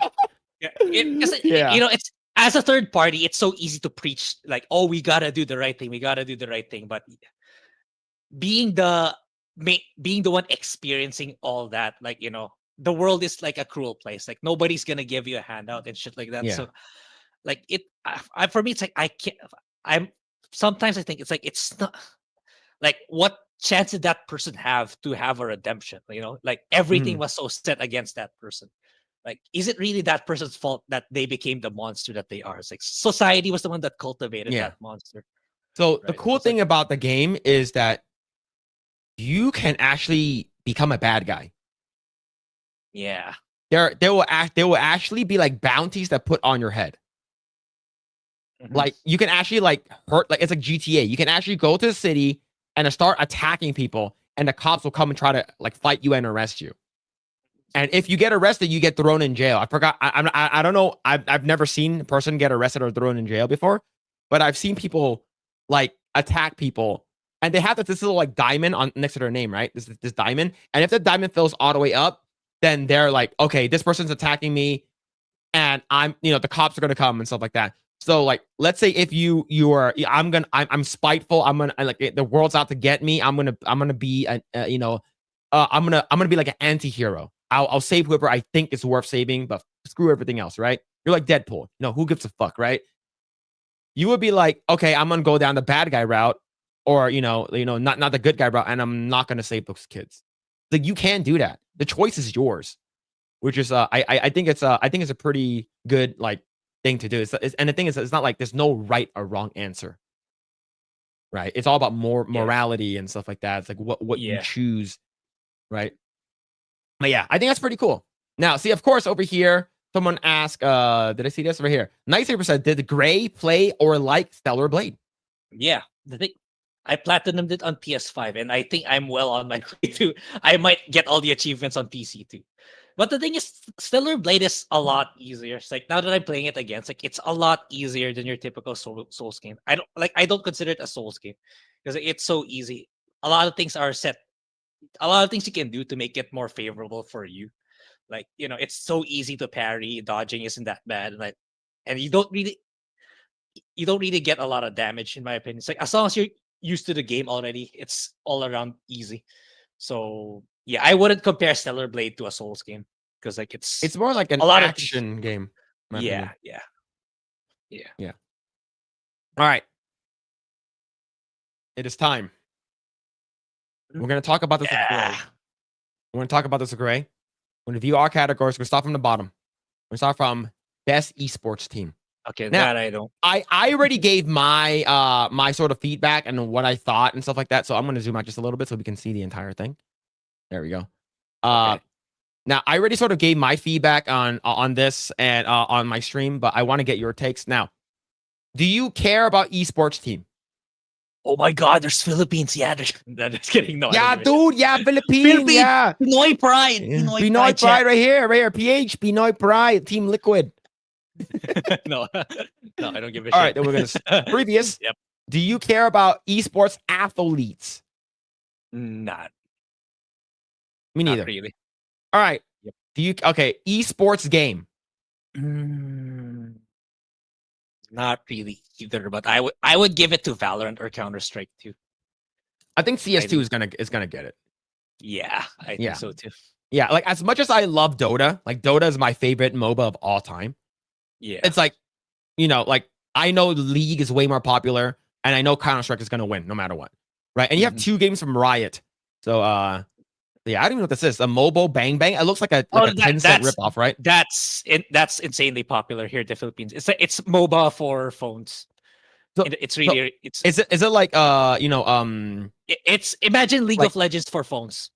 Okay, so yeah, so it's like Arena of Valor, like that. Great, like what? Like because that's League, Mobile League, basically. Yeah, I've heard of that game too, but it's really prominent in the Philippines. Like you go for like we have prepaid data plans in the Philippines that's curated for Mobile Legends. That's how popular it is. Wild.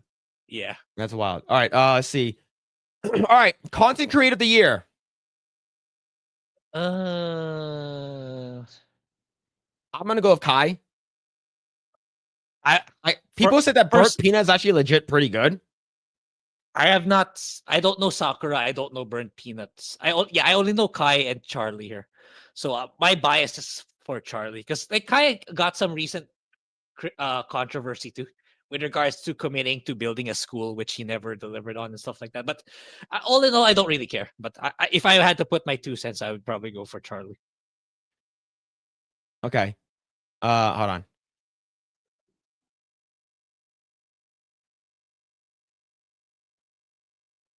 What is this? Did they make music?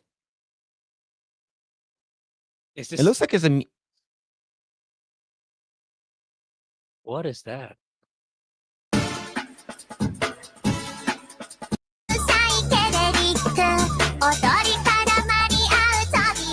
Enough of that. All right, so it's music.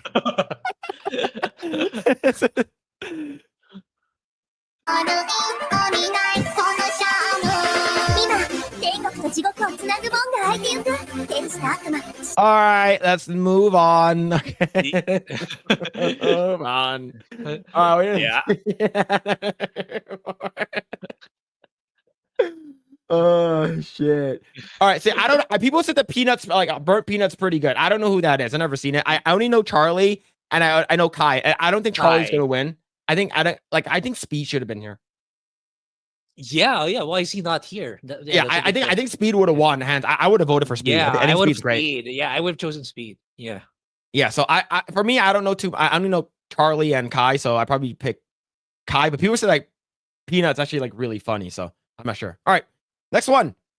Most anticipated game. This is not even fair. This is the dumbest one of the dumbest ones. Yeah, obviously GTA 6. Shocker. Yeah, GTA 6 is not even close. I think the next runner-up would probably be Witcher 4. I think actually it might be Witcher 4. Yeah, then Resident Evil, then Wolverine. Nobody cares about First Light. And I Yeah. don't know why it's even there. Yeah. Yep. All right, next one is best adaptation. I'm actually mad. We talked about this on Geeks and Gamers. Like I think Minecraft is gonna win. But I think that we have a high chance of Last of Us winning. Oh yeah, given how much they glazed the second game, yeah. Yeah. But I think that Minecraft movie is gonna win. That movie was just fucking insane. And Yeah. but I think that Sonic 3 should have been in here because Sonic 3 came out like the end of December, so it didn't qualify to be didn't qualify last year for best adaptation. So it should be qualifying for this year. But I think the movie was so long ago, right? By the time that Game Awards come around, it's almost a year ago since it came out. Yeah, that's the problem with games or media coming out early in the year. Like they get victimized of being forgotten in these lists. Yeah, which is sad. But yeah, I agree with you. I think Minecraft, then Last of Us. Come on, you're telling me Chicken Jockey wasn't the craziest shit ever? Yeah. All right, next one, best multiplayer. All right, so this one, I've never played any of them. I've seen gameplay of Arc Raiders, Battlefield, and Elden Ring.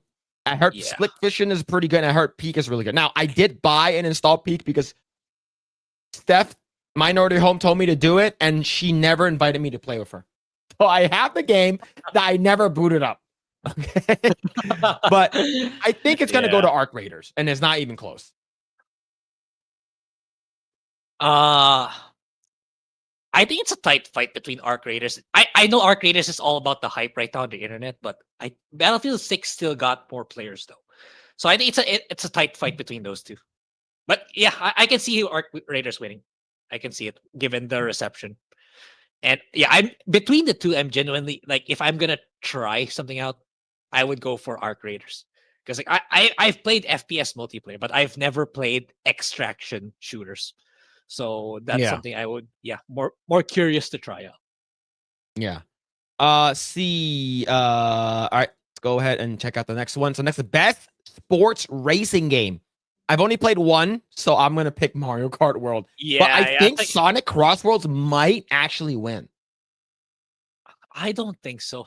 There's a lot of pushback. Yeah, I know there's a lot of hype and say, "Oh, it's better than Mario Kart World," but in reality, it kind of lost its luster now. But Mario Kart World has still managed to sustain its player base, despite a lot of Switch haters are kind of shitting on Mario Kart. I think, yeah, in terms of overall replayability, I think Mario Kart World is where it's at. Yeah. I've never played any of these games. Yes, people say Rematch is fun. Yeah, for me, I've only played Mario Kart World, and I have a good amount of hours playing it. And I think it's still a good game. I think it's just like the online is sort of fucked. I think that's the only thing. But in terms of just the racing, the rail grinding, and rail grinding, wall climbing, and stuff like that, I think it's really good. I think overall the game's really good. The music is really good. Just the online sort of sucks in terms of like forcing you to play these matches that you don't want to play. I think that's the reason why a lot of people don't like it. And forcing yourself to play a what's it called again? 24-man race versus a 12. Right? I get it. But overall, I think it's fun though. I still think it's fun. Like every time I go back to play it with the Geese and Gamers crew, like I still enjoy it. All right. Next one, best sim strategy.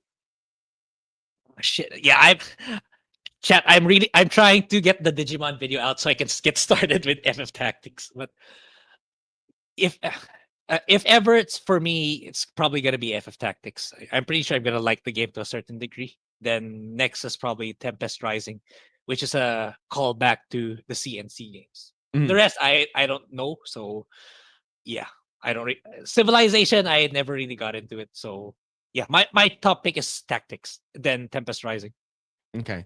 I do have something that I do want to talk about when it comes to remasters, but we'll talk about that when we get to a specific category that I do want to talk about. Do you think they shouldn't be on the list? Remasters and remakes. Remakes are different. Remasters, that's a different story. Okay. Yeah. We'll talk more about it. But I think in terms of, I think for me, the only game that's I played when I was like, I played a little bit. I watched people play it and stuff like that. FFT. I think FFT should take this one. But I've never played any other game, so I wouldn't know. I think I give it to FFT, at least for me. All right. Best family game. Mm, for me, Mario Kart, then Donkey Kong. Yeah, I think Just Mario Kart might take it. yeah, just because of sheer popularity and size. Like it's Mario Kart is kind of be dominating here just because of that. Yeah. But they have 2 Lego games, which is crazy. But they're different studios. Just wild. Yeah, just 2 Lego Yeah, games. But you have 2 Nintendo games, but they're different games, right? But yeah, yeah. Split Fiction's here as well. All right, see. So we have best fighting game. So this is the category I want to talk about. Mm. Now I think this category, I didn't talk about this on my stream, but this is a category that like I said, I used to be a big FGC player. I played a lot of Marvel vs. Capcom. I played a lot of Mortal Kombat, Street Fighter. I didn't play too much Dirt Strike because I was just terrible at pairing, but I played a lot of CBS2. I played a lot of Alpha. I played a lot of like MVC games. There's technically only one new game here. That in my opinion, that should qualify as a game, which is Fatal Fury. I think Fatal Fury is the only legit new game here. 2XKO is still in fucking like early access, and the game is not fully out yet. Not Okay, everyone can play it. It shouldn't be on this list. Yeah, I agree. Virtual Fighter 5 Revo is basically like a different rendition of this game. The game, like I never played any of the newer Virtual Fighter. I played the original Virtual Fighter when it first came out. But like Virtual Fighter is like this game has been being redone over and over and over again for like the past 20 years. Now, Capcom Fighting Collection 2 and Mortal Kombat Legacy, that is a fucking big red flag that this is on here. Now, because these are just collection games and they're not remakes. They're not even remasters. There's just ported from the arcade so you can have a collection. This is the huge shit for me. I don't think that remastered versions or upscale HD remastered upscaled games should be in this category. I think if we're gonna do something like this, we should have a remaster category. Right? Yeah. Because we're getting so many of this now. Last year we got the Marvel vs. Capcom Fighting Collection, the one with Marvel vs. Capcom 2. That's great. It was nominated for what's it called, a game, fighting game of the best fighting game of the year, which is fucking crazy too. I'm like, I'm glad that was on there, but it shouldn't even been nominated, right? Yeah, and the MK Legacy Collection is dog shit. It's really, really bad. That there's like a fucking huge like delay in terms of playing the game. It's not like I heard it's not good. Now I know that the Capcom Fighting Collection 2 is good. Like I've seen people play it. I watched Justin Wong play it, and it looks really good. So the only legit like contender would be by default would be Fatal Fury. And if Fatal Fury does not win, it's gonna be like, what the fuck are you doing? Yeah, that's what I think. What do you think, Grae? Yeah, generally I agree with you, but the thing is, like, as far as I know, this latest Fatal Fury wasn't that well received either. Yeah, it's not that great. But in terms of like, if you're talking about like just the principles and just what it is, it's the only game that qualifies. Yeah. I think like the rest are just so that they can add something to the list.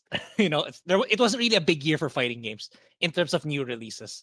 So it's like for me, it's just like it's for the sake of making it look like it's filled up rather than just putting one game in there or 2 games in that list. That's what it feels like to me. So, but I agree with you. I think Fatal Fury should get it in terms of brand new game per se. But yeah, I kind of understand why they did it. It's like just so it kind of doesn't look great or it looks stale just to put like Fatal Fury and some other random fighting game in there. That's why they did this approach. Yeah. Yeah, but have you seen Chun-Li in Fatal Fury? Not yet.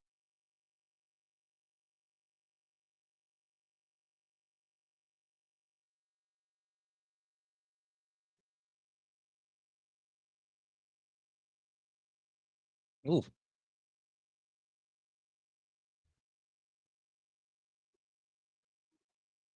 It's pretty wild, man. Like she's extra thick. Yeah. You want to see another one? This is Max's face. That's how thick she is. God damn. Like, if you thought she was thick in like other games, holy shit. Now, here's the thing. Fatal Fury has Mai Shiranui. All right. Fatal Fury has Mai Shiranui. Right? You have this. And then you have this. Man. Yep. This is why the game is going to win Best Fighting Game of the Year. Yeah. There it is, boys. Yep. Yeah, thick, thick 5 saves lives, yeah. Phil's cousin, thick 5 saves lives with the 2. Thank you. And we got Mad Frog with the 199. Look at the clip of Peanut choking on a Big Mac. I'll check it out. But yeah, it's pretty damn. It looks like a pretty good game. Okay. All right, next one, best RPG. The fact that you have Outer Worlds and the Valve here is fucking. Yeah, that's rigged. Like Obsidian, I don't know. I think Obsidian paid for a sponsorship of the event. It's ridiculous. Those two are there, and Trails of the Sky is not there. It's like terrible. Like the JRPGs community is like kind of outraged that Trails of the Sky never made it to any of the list here. It's like for them, it's like it's a remaster, right? It's a remake. It's a remake. Okay, it's a remake. It's a remake. Then it should be. It should have made it. It should have made it. But yeah, so it's far deserving than those two Obsidian games, man. Now, in my opinion, it's whatever category you're in with Expedition 33. In my opinion, it's unfair. Yeah, it's sort of like, come on, man. It's like now, but based off of what I heard and what people said, we're talking about role-playing game, right? So typically, your role-playing game is like you're playing as one person, right? Mm-hmm. Typically, right? But like typically more of a JRPG, you're playing as a group, so people understand. Like Henry is like the main character for KCD2, if I'm not mistaken. Yeah. You're basically playing as him the entire time. So people are like, just based off of that, like it should win. But like in terms of like gameplay altogether, Expedition 33 clears this. Yeah. Now, Monster Hunter Wilds, no. There was a lot of problems with Monster Hunter Wilds during launch. Yeah, I heard. And still is up to now, as far as I know, for PC particularly. Yeah, and that's the reason why a lot of people went back to Monster Hunter Worlds. And I get it. Yeah. I get it. I don't care how hot the girls are. All right. I made them super thick. But like, yeah, it's it has a lot of problems. All right, best action adventure. I would give it to Silk Song for this one. Yeah, the I think rest Silk Song's gonna win this one. Yeah. Are you saying that Death Stranding is not going to win this one? I get the feeling, like I kept saying for the longest time, like I think Jeff Keighley's base of attack is graphics. It stands a chance with graphics. I'm pretty sure it's at graphics, right? I'm pretty sure it's at graphics. Yeah, that's the case where it can legitimately go toe to toe with Expedition 33 simply because of raw graphics. So I imagine that's where, like, Jeff is gonna rig it for Kojima in that category. Yeah, I think Kojima's gonna win at least one. Yeah, no, at least one award. No. I think at least one. I don't think he's going home empty-handed because I was like, yo, you suck my dick, man. What the fuck? Yep. But yeah, exactly. I think Silk Song's gonna win this one. I think that's it. Now here's the thing. People actually said that the Great Circle was a good game. Did you play it? No, it's not. It's you can argue that it's okay, but it's not a good game by any stretch. Like it would have been better as like example 10 levels, 10 linear levels, because like some levels are open world, some are linear. That's how they went about it. The open world is ridiculously boring, in my opinion. And like, look, I will never forget that that's the game that Phil Spencer was playing when, as his employees were getting fired. Okay, like now imagine the announcements of you losing your job and your boss was like playing this game online. It's like, Do you think that Yote has a chance of winning? Remember, the audience and the fan voting only has a 10% like influence. Do you think Ghost of Yote is going to win an award? like at least this award because it was not nominated for Game of the Year. Who's the nine? Do we know who's the 90 that are the people who are Industry voting? is industry. Yeah, do we know who in particular? Or not yet? I'm not sure. I'm not sure. Yeah, it's heavily. I'm not sure. Oh, maybe the jury. Let me check the jury really quick. Voting jury. All right. Let's take a look at who's the voting. Game Informer, Esquire, Entertainment Weekly, Game Rant, Game Ranks, Gamer Tag, Games Beat, GameSpot, IGN. So IGN gave Ghost of Yotei a pretty favorable score. But they also love Silk Song, though. They also love Silk Song. Right? You got NPR, Inverse, PC Gamer, Polygon, Pride, Rolling Stone, Variety, the Atlantic, because the Atlantic is insanely woke, okay? Yeah. Atlantic is insanely woke. And they're not shy about it, too. Variety, Wirecutter, Wired, UK, we have Dexerto, Edge, Eurogamer, Games Radar, Gaming Bible Metro. So all of these right over here, BGC, and Global, we have these. And we have Australia. Who the fuck cares about Australia? Belgium, and all these other Brazil. But yeah, you have a bunch, okay? So China. But yeah, Game Boner. Oh, sorry, Game Bonfire, my bad. But yeah. So there's a lot of people that are going to be voting in these. I think it does, given there's a lot of woke newsletters there. We might, yeah, but here's the thing though. What's a more woke? What do the wokies like more? Silk Song or Yotei? I think it's Silk Song. Yeah. Like, yeah. I think the more credible reviewers in these newsletters hold more weight than the wokies. Yeah. So yeah, remember last year the Game Awards were sponsored by Sony. That's why Astrobot won. And Black Myth Wukong didn't, okay? It was sponsored by Sony. Okay, you know that. Yeah.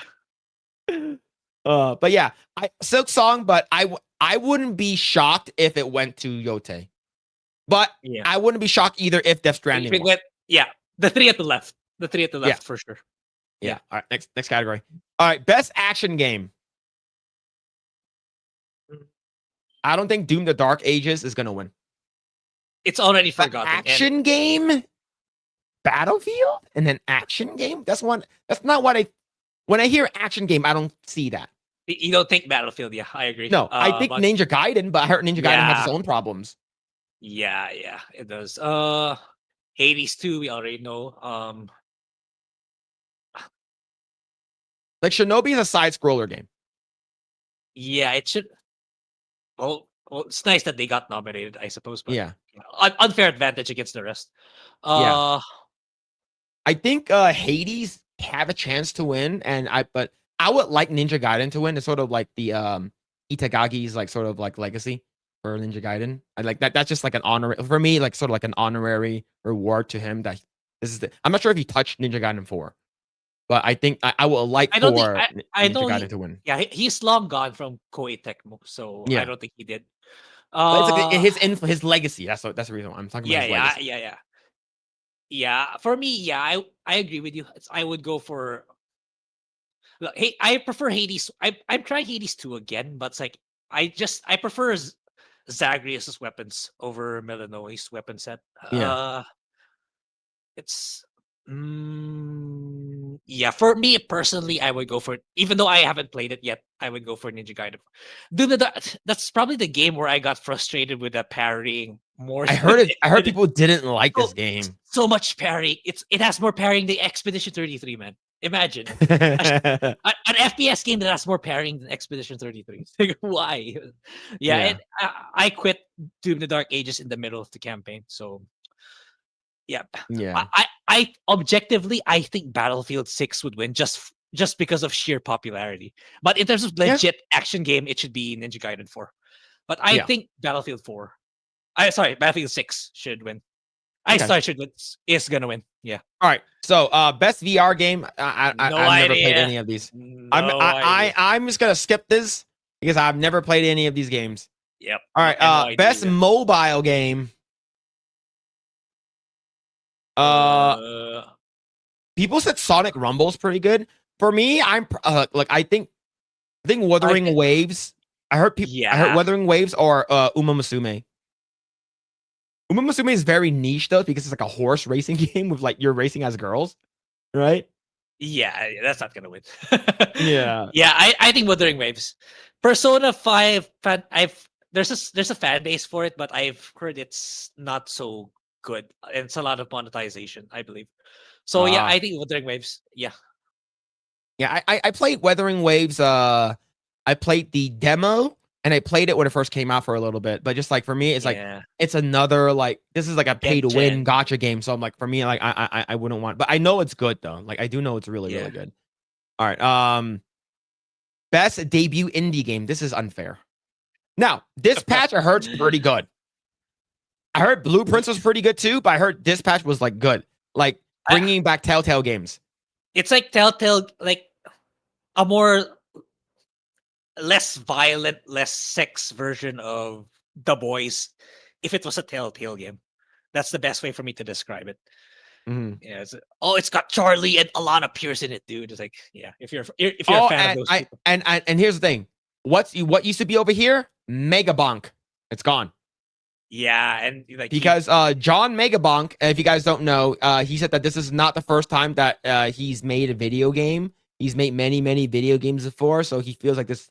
He should with. it's not a debut. It's not a Yeah. debut game. Yeah. Yeah. So he Mad he respect for the withdrew. guy, man. Yeah, he withdrew.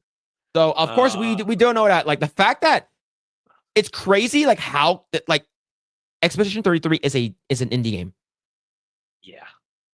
Like based off the quality and sheer like size and depth of this game, it's like it doesn't feel like an indie game. It feels like a triple A game, but it's not. Yeah. So like I still feel weird that it's here, but I know it's like but it belongs here though, which is crazy. So we do know that fucking unfair. Yeah, the others don't stand a chance. Yeah, but I heard Dispatch is pretty good though. I heard it's pretty good. All right, best independent game. I love Ball Pit, by the way. I think Ball Pit's pretty good. I've seen you play that. Yeah, I've seen you. I heard really good things about it too. So it's pretty intense list, but we all know where it's gonna go. we all know where it's gonna go. Is pretty good. It's like a fighting type of game too. But yeah, we all know that Expedition 33 is gonna win this one. I think it's just too damn good. It's just way too good. All right, best community support. FF14, I know the latest expansion kind of fell off, so yeah. Probably it's gonna be between No Man's Sky or Baldur's Gate 3. Yeah, I heard No Man's Sky is like really good now. Yeah, at least what I heard. Unless they're gonna go for best volume, it's gonna go to Fortnite. But I think if the qualifying metric is based on player base and volume, it's gonna go to Fortnite. But in terms of like dedicated community, it's either Baldur's Gate 3 or No Man's Sky. Mm-hmm. Yeah, I would put those two equally. Yeah. Some people are saying Helldivers, but for me, like I think what happened with the early community manager screwed up the game and stuff like that. Yeah, with like the wokeness. But I heard like Helldivers is good now. So yeah, but I heard like No Man's Sky really like started off bad and it just fucking got really fucking good. That's what I heard. Right. So but yeah, but I do like BG3, of course. Like BG3 was my game of the year like 2 years ago. So but yeah. All right. Next one is best ongoing game. It's gonna be Fortnite, right?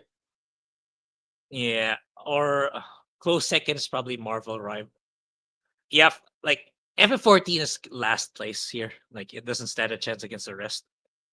No, just Dawn Trails is not a good expansion. I heard many bad things about Dawn Trail that is not good. And here's the thing: I played Final Fantasy 14, right? I started with what's it called again? A Realm Reborn all the way to Endwalker. So I played every expansion, and it's like based off of what I heard, like it's not good. Like what they did with the MC is not good. Like the Warrior of Light. So that's what at least that's what I heard. So I didn't even bother with it. But yeah, I think Fortnite's gonna win this one. Maybe I think Marvel Rivals could be pretty good, but we'll see though. Let's see. All right. Games for Impact. All right, so this is basically the most DEI. woke game. The most woke game. It's probably gonna go to South of Midnight. Right? For a thought-provoking game with a pro-social meaning or message. The fact that the main character for South of Midnight was supposed to be white and they changed her to black. Yeah, and the most the pioneer of skip boss fights. Yep. Yeah. Yeah. South of Yeah. Midnight. Yeah. Agreed. Yeah, it's probably gonna go. Yeah, the gayest game. Yep, true. Now, the first game that Assassin's Creed Shadows was nominated for. Now, innovation for accessibility. South of Midnight and the innovation of skipping boss fights. But so you think Creed? You think Assassin's Creed is gonna win? It well, to be fair, in terms of I think the scope of the tech of Assassin's Creed Shadows, I think there's some innovation there in terms of scale and loading times, blah blah blah. I think it does legit stand a chance, but the optics and perception overall is just not good for the game. For me personally, even though I never played it, I would just but it's innovation, right? I don't think Adam Fall does it, but for me, if given the choice, which is the best, in terms of the best overall playing the game, I think I would give it to Adam Fall. But in terms of innovation, I think it does. I think it does have a chance. Shadows has a chance. Yeah. All right. C. Best performance. Erica Ishii has a high chance of winning, but just based off the golden joystick. Yeah. Ben Starr won and Jennifer English won. I agree with Legacy Killer in this category. They missed the mark with someone here, and that's Andy Serkis as Renoir. I think he should be here. Oh, yeah. But it's Andy Serkis, though. But I'm not saying Charlie Cox is not worthy of it. Like he shouldn't be here because he's Charlie Cox. But it's Andy Serkis. He plays Gollum. Everyone's gonna vote for him. He's gonna. It's an auto win for him. He gets nominated, auto win, right? And here's the thing: I played. I played 2 games here, right? I played Silent Hill F. I think Kanatsu Kato does a fine job as Hinako. However, I didn't play it in Japanese. I played it in English. Now, the English counterpart was the girl the one who voiced her is the girl who voiced Yuffie in Final Fantasy VII Remake, right? And I think she does a good job. But I think as long as Expedition 33 people win, that's all I care about. But if I'm going to choose, it's Ben Starr. It's not even fucking close. I think Charlie Cox does an amazing job as Gustav, right? And Jennifer English does an amazing job as Mael. I like her a lot. But fucking Verso, when he shows up, you're like, who the fuck is this guy? Right? Yeah, Verso is easily like the top pick for me. What about you? Yeah, it's a tough pick between the Expedition 33 for sure. It's like all of them did so well, but I think if I'm gonna rate Ben Starr, Charlie, it's like they're just 1 point difference. Like they all did it so well. But if I were to, I only had to choose one. Yeah, I think it's Ben Starr. Yeah. Well, here's the thing: which ending did you pick again? Without spoiling, what ending did you pick? Mael's or Verso's? Verso. Sorry. Let's go. Verso. Let's go. Yeah. Yeah, absolutely. But I think Jennifer English does an amazing job. Now, we got to talk about the whole the fucking queer thing that she. I didn't watch that clip. Do you want to watch that clip? I watched it already, but let's go and watch it again. Okay. Let's go and watch it again. I didn't watch it. Let's go ahead and talk about it. I think it's important, but I think that this is what she said. So this is when she won best lead performer. Okay. Call app approves. It's Jennifer English.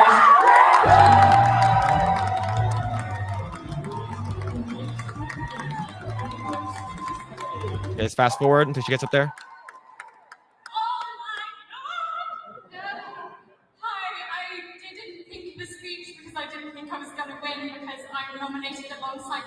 Industry titans.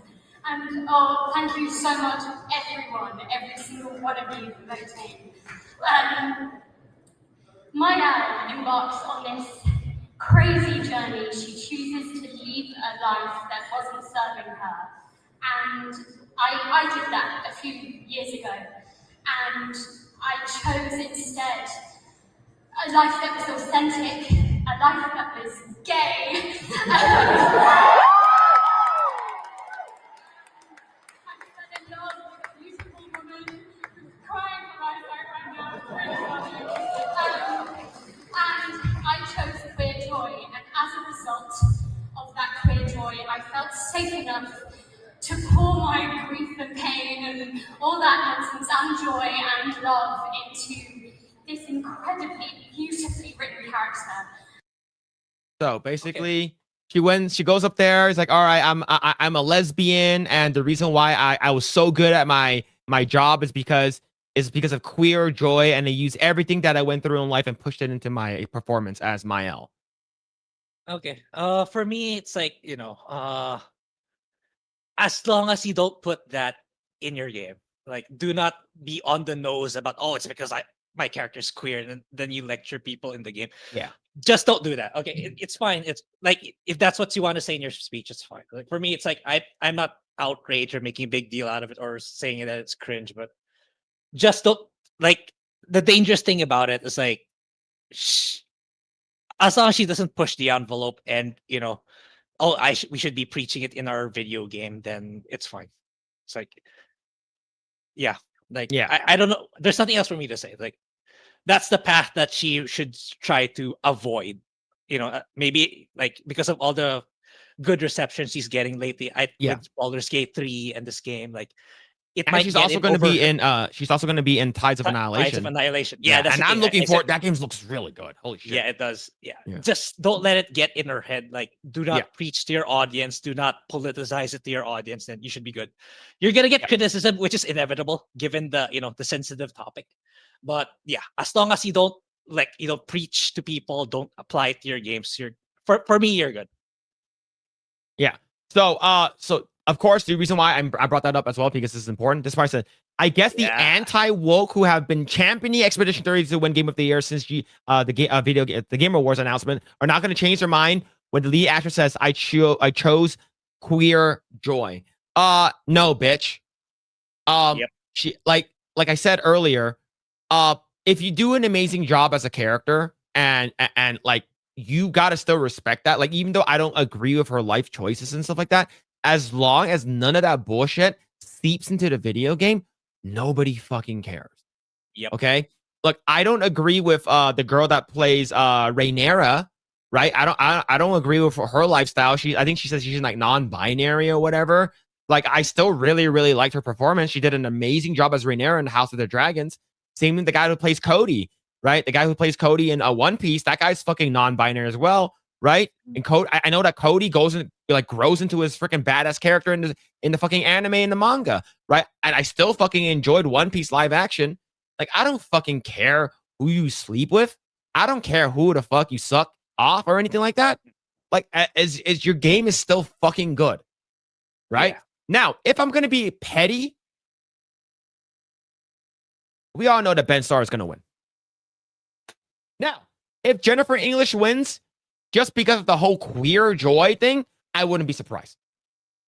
Right? But I think that I want Ben Starr to win. I think Ben Starr is going to win. Or maybe Charlie Cox because he's a celebrity. I don't know what it is. Yeah. It's an intense competition between the three. Like, they cannot, like, for me, it's like, if it's Erika Ishii, it's like, that's insanely rigged, man. That is absolutely. To a whole nother level. Yeah.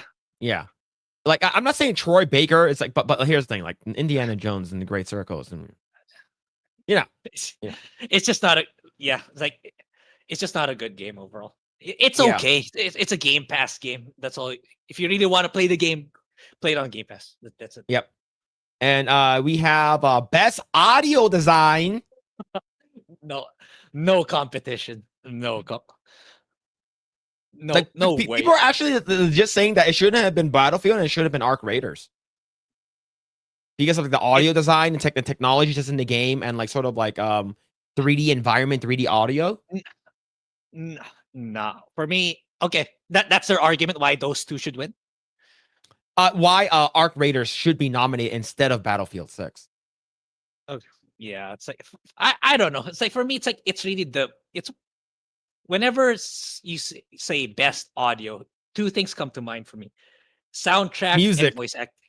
Yeah. Yeah, you're not gonna say, oh, the best realistic gun sounds. Like, oh man, no, sorry. That's how it's voice acting and music. Best. That's for me. That's the definition of Yeah. best. So right audio here, design. recognizing best in-game audio and sound design. That's still vague, but yeah, voice acting, music. Hey, for me. do we have a best soundtrack? Right? Do we have like best video game music? Right? The best. I'm not sure if there was that. Right? I don't recall seeing it. Yeah, it's like Right? no, I no, don't recall seeing it. like to the people arguing, oh, Battlefield 6 has better gun sound effects. Like, okay, then show me the comparison between 5 and 6. I don't think I will notice the difference, honestly. So it's for me, it's not something that most people give a big deal about. So yeah, definitely Expedition 33. Yeah. I like for me, like I think that like sort of like spatial awareness, like 3D audio and stuff like that. It because the fact that it doesn't say voiceover, it doesn't say soundtrack, like original, like OST, that makes me think about like the technology that's behind Battlefield 6 or like Arc Raiders, right? But what happens if Battlefield 6 wins? Oh, we're good. You guys can listen to the gun sounds now. Bam, bam, bam. That's what they're gonna do at the Game Awards. Okay. Yeah.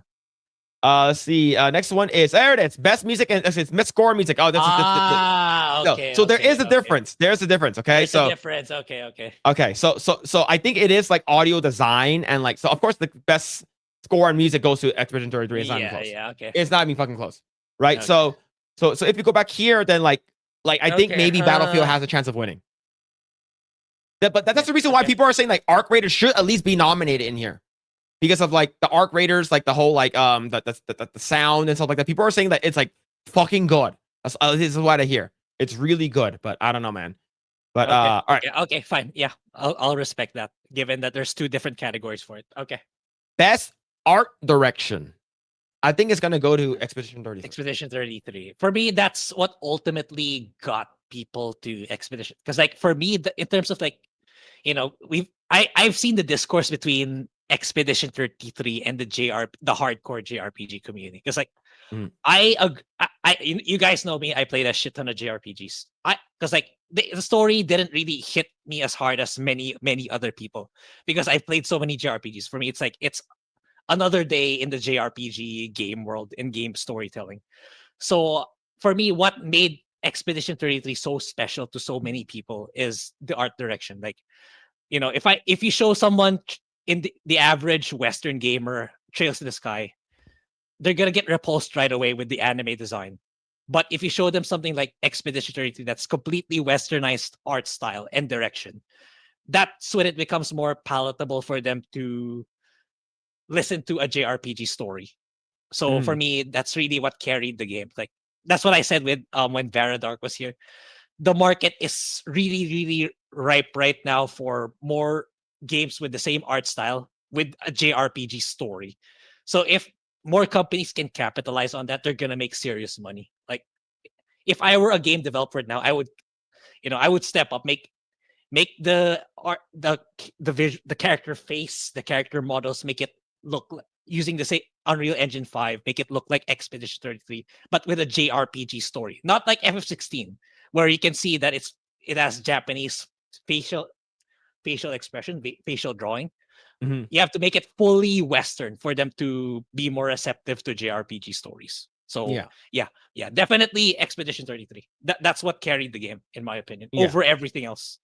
Yeah, in my opinion, like I think, like okay, Death Stranding 2.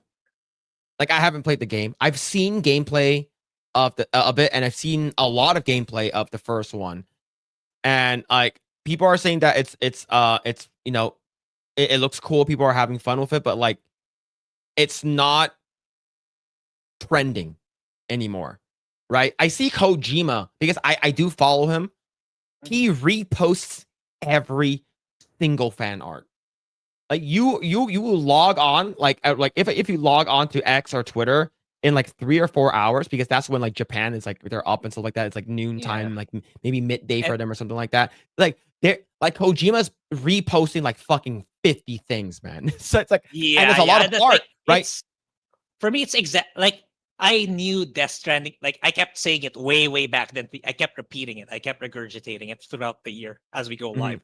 Like Death Stranding 2 is absolutely gonna have a prominent position in the Game Awards simply because it's Hideo Kojima and it's the boyfriend of Jeff Keighley.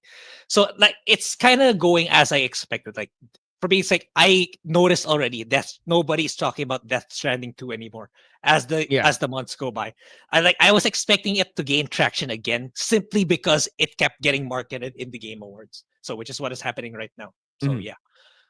So for me, it's still gonna be Expedition 33. Yeah, like for me, I've only okay. So I never played Silksong, never played Hades 2, other than the demo. But I've played Hollow 1 Night and I've beaten Hades 1 like multiple times. And based off of that, like these are sequels, right? These are sequels, and so the art direction is not going to be too much different from the original. So there's nothing new there. Now, in terms of tech, right? Because it's a technical achievement, right? That's completely different when it comes to Death Stranding because of like what it can do in terms of tech art. But I have not played it, so I can't really address that. But I have played and beaten Expedition 33. I'm assuming there's a best graphics category. It's I'm still not sure different if there's. Okay, because like maybe there's. If there is not, I can see Jeff rigging this for Death Stranding 2. I think this is the category that Jeff is gonna rig this. Because you can make that argument that Death Stranding 2 has better graphics. Oh yeah, it's fucking 3D face scanning.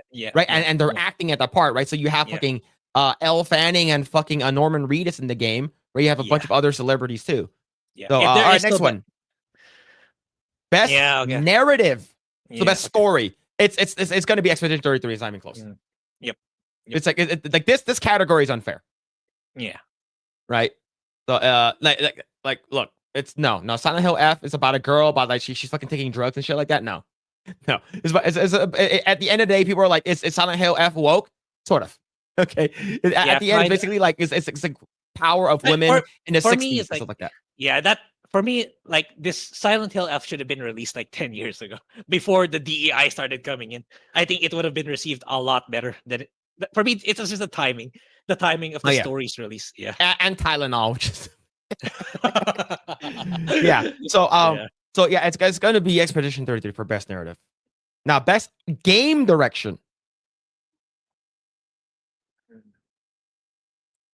It's not going to Ghost of Yotei. I would say it's either going to be between Death Stranding 2 and Expedition 33. Yeah. I think Expedition 33 is going to win this one. Yeah. At least what I think. I think it's going to win this one. Game of the year. Here we go. As you can see, Arc Raiders and Ghost of Yotei was not nominated. So suck on that, Shroud. And suck on that, freaking sucker punch. Piece of shit. But anyways, all right. Game of the year. Donkey Kong. So we have Expedition Cleric Obscure Expedition 33, Death Stranding 2 on the Beach, Donkey Kong Bonanza, Hades 2, Hollow Knight Silksong, and Kingdom Come Deliverance 2. Like, I think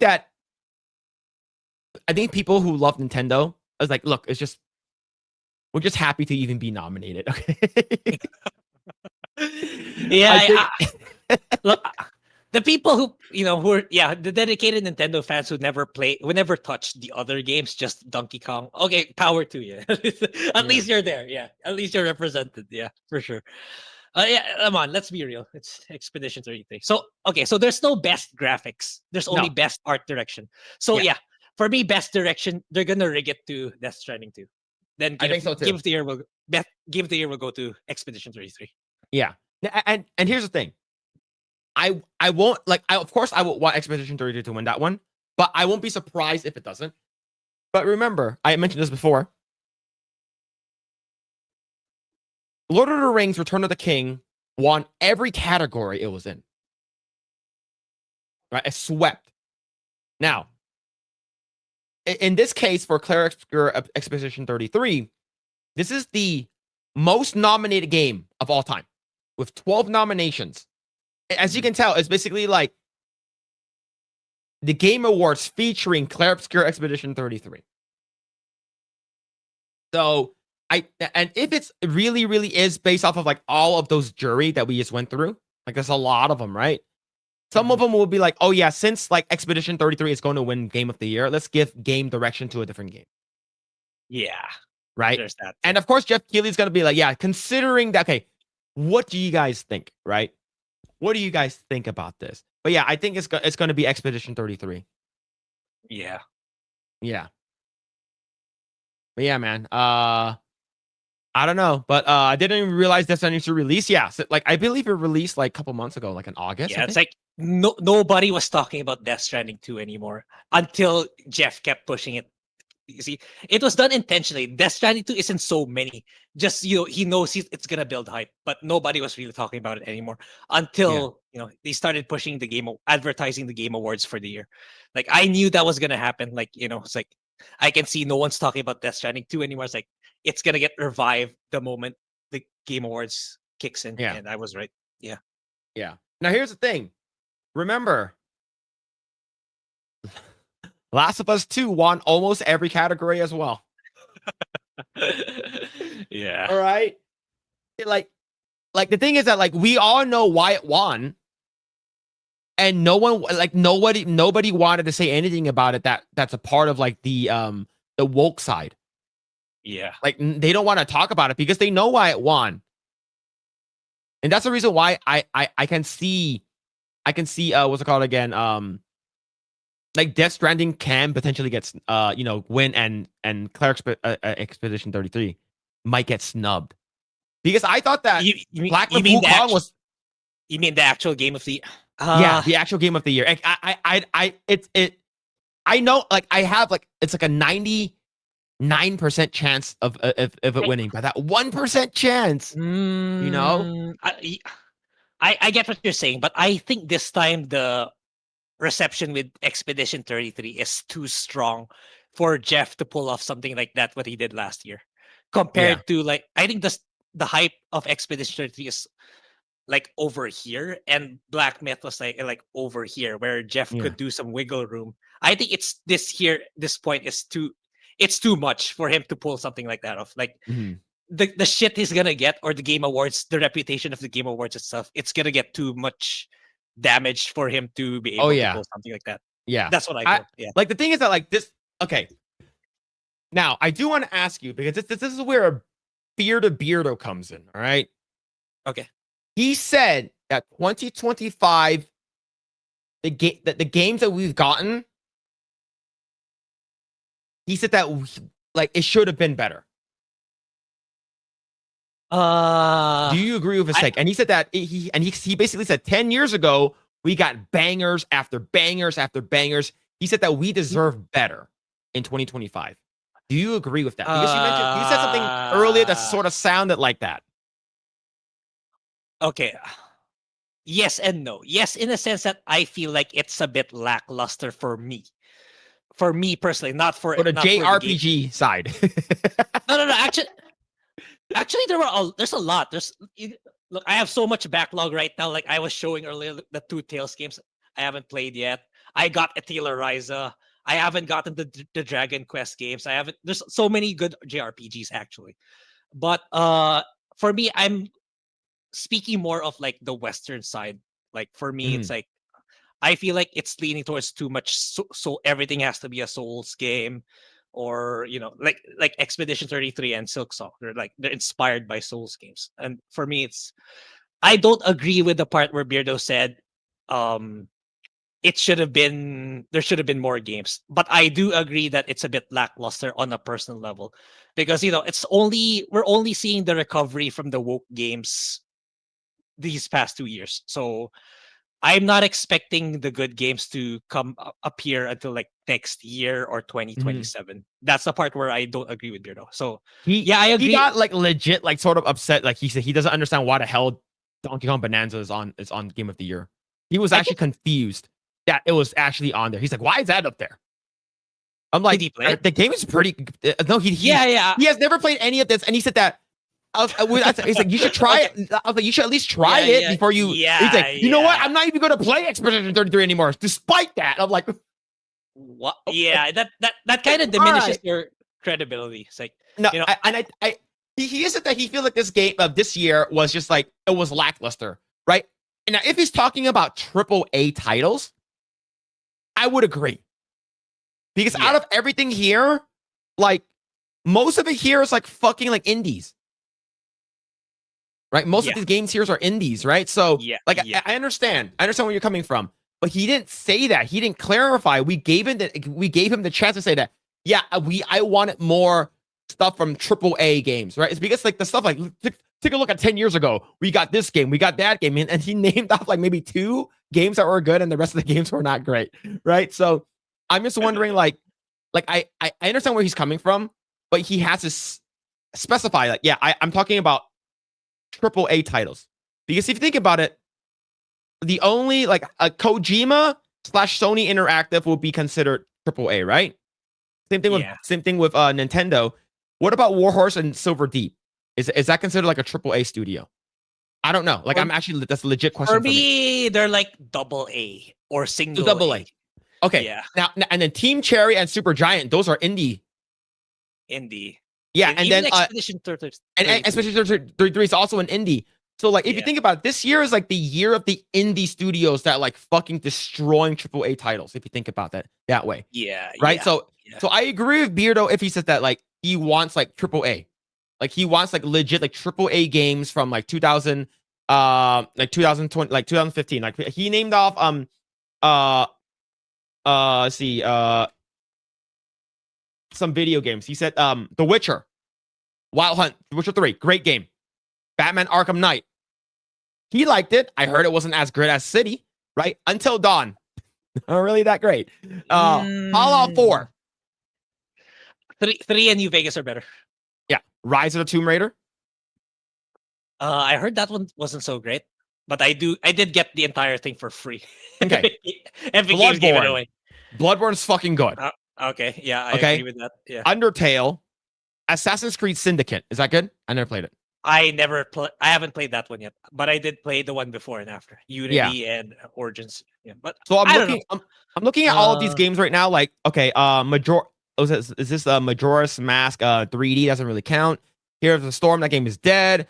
StarCraft 2 Legacy. StarCraft 2 sucks. MKX was pretty good. Xenoblade Chronicles X. I know it's good. What other games? Guitar Hero Live. What the fuck? What list are you reading? I'm just going through like the top games of like what people in real like played the shit out of in 2015 across from many sources, right? So you have Super Mario Maker, Undertale, hurts really good, Life is Strange, Until Dawn, Assassin's Creed Syndicate, Her Story, Just Cause, Fallout 4, Ori and the Blind Forest hurts pretty good, Mad Max, Dying Light, Battlefield Hardline, Black Ops 3, Splatoon, Destiny, Taken King, Tom Clancy Rainbow Six, Siege. So like I think all of these is like he named some that was not good. Right? Dark Souls 2 Scholar of the First Sin. I don't know what this is. Is it DLC? A special edition Dark Souls. Okay. Yeah. Right. So like Bloodborne, Witcher 3. Yeah. Undertale. Ori and the Blind Forest. Maybe Splatoon, right? But that's not like it's like a MKX maybe. Right, but it's not a lot of like fantastic games. There's a lot of bad games that came out that year too. Right? Yeah, chat StarCraft 2 sucks. Yeah, you did say that. You did. Yeah. Compared to StarCraft 1 and StarCraft Brood War. Oh, so you didn't like StarCraft 2 at launch when it came out? No. Okay. Look, StarCraft 2 had a lot of good things for it, but like it's not as good as Brood War. I'll tell you that. It's like you're asking me, is Warcraft, World of Warcraft better right now? Warcraft Classic, right? You're talking about WoW Classic. Which one's better?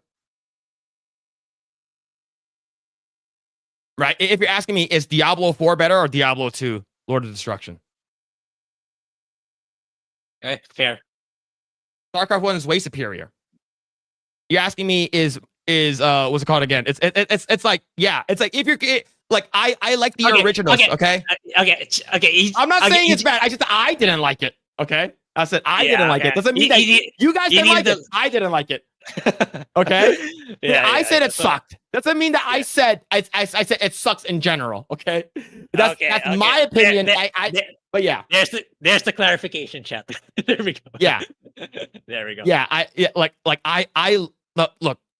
StarCraft 1 and StarCraft Brood War was fucking goated. Okay.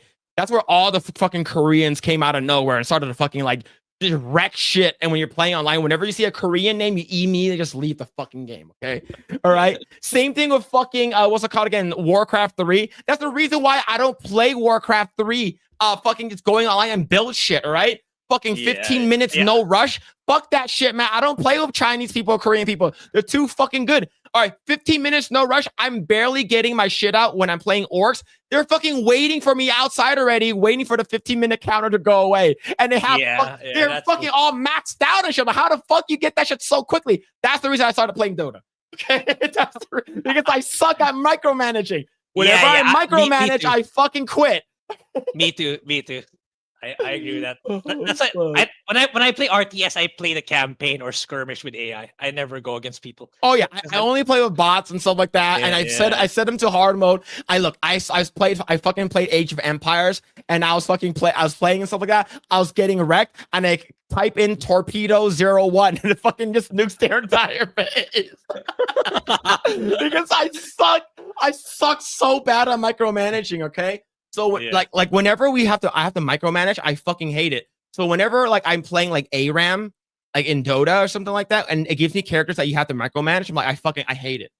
I'm fucking dog shit at micromanaging. So whenever we do like these fucking what's it called again? RTS, it's like I'll have to like drag everything. That's why I suck at Clash of Clans. Okay, I don't know what the fuck to do. Okay. The good thing is that Clash of Clans is automatic, right? But like you have to grab the fucking like what we want me to do, you know, work, right? It's like fuck, you know. I have to like wait, you're talking about Warcraft 3, right? Oh yeah, Warcraft 3.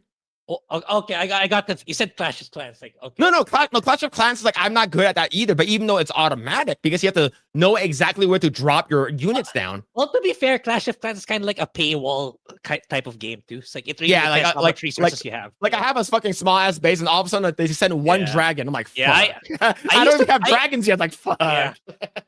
And I used to play with like my colleagues in my first job. They get annoyed if you give them goblins. Level 1 goblins. Yeah. It's funny. Yeah. For me, chat. The reason why I don't like I like StarCraft is like StarCraft was cool is because I used to play a lot, and I used Protoss. I used Protoss because I thought they were cool, but they're fucking like I use all my resources to get the fucking fusion thing. By the time I get it, my base is already gone. I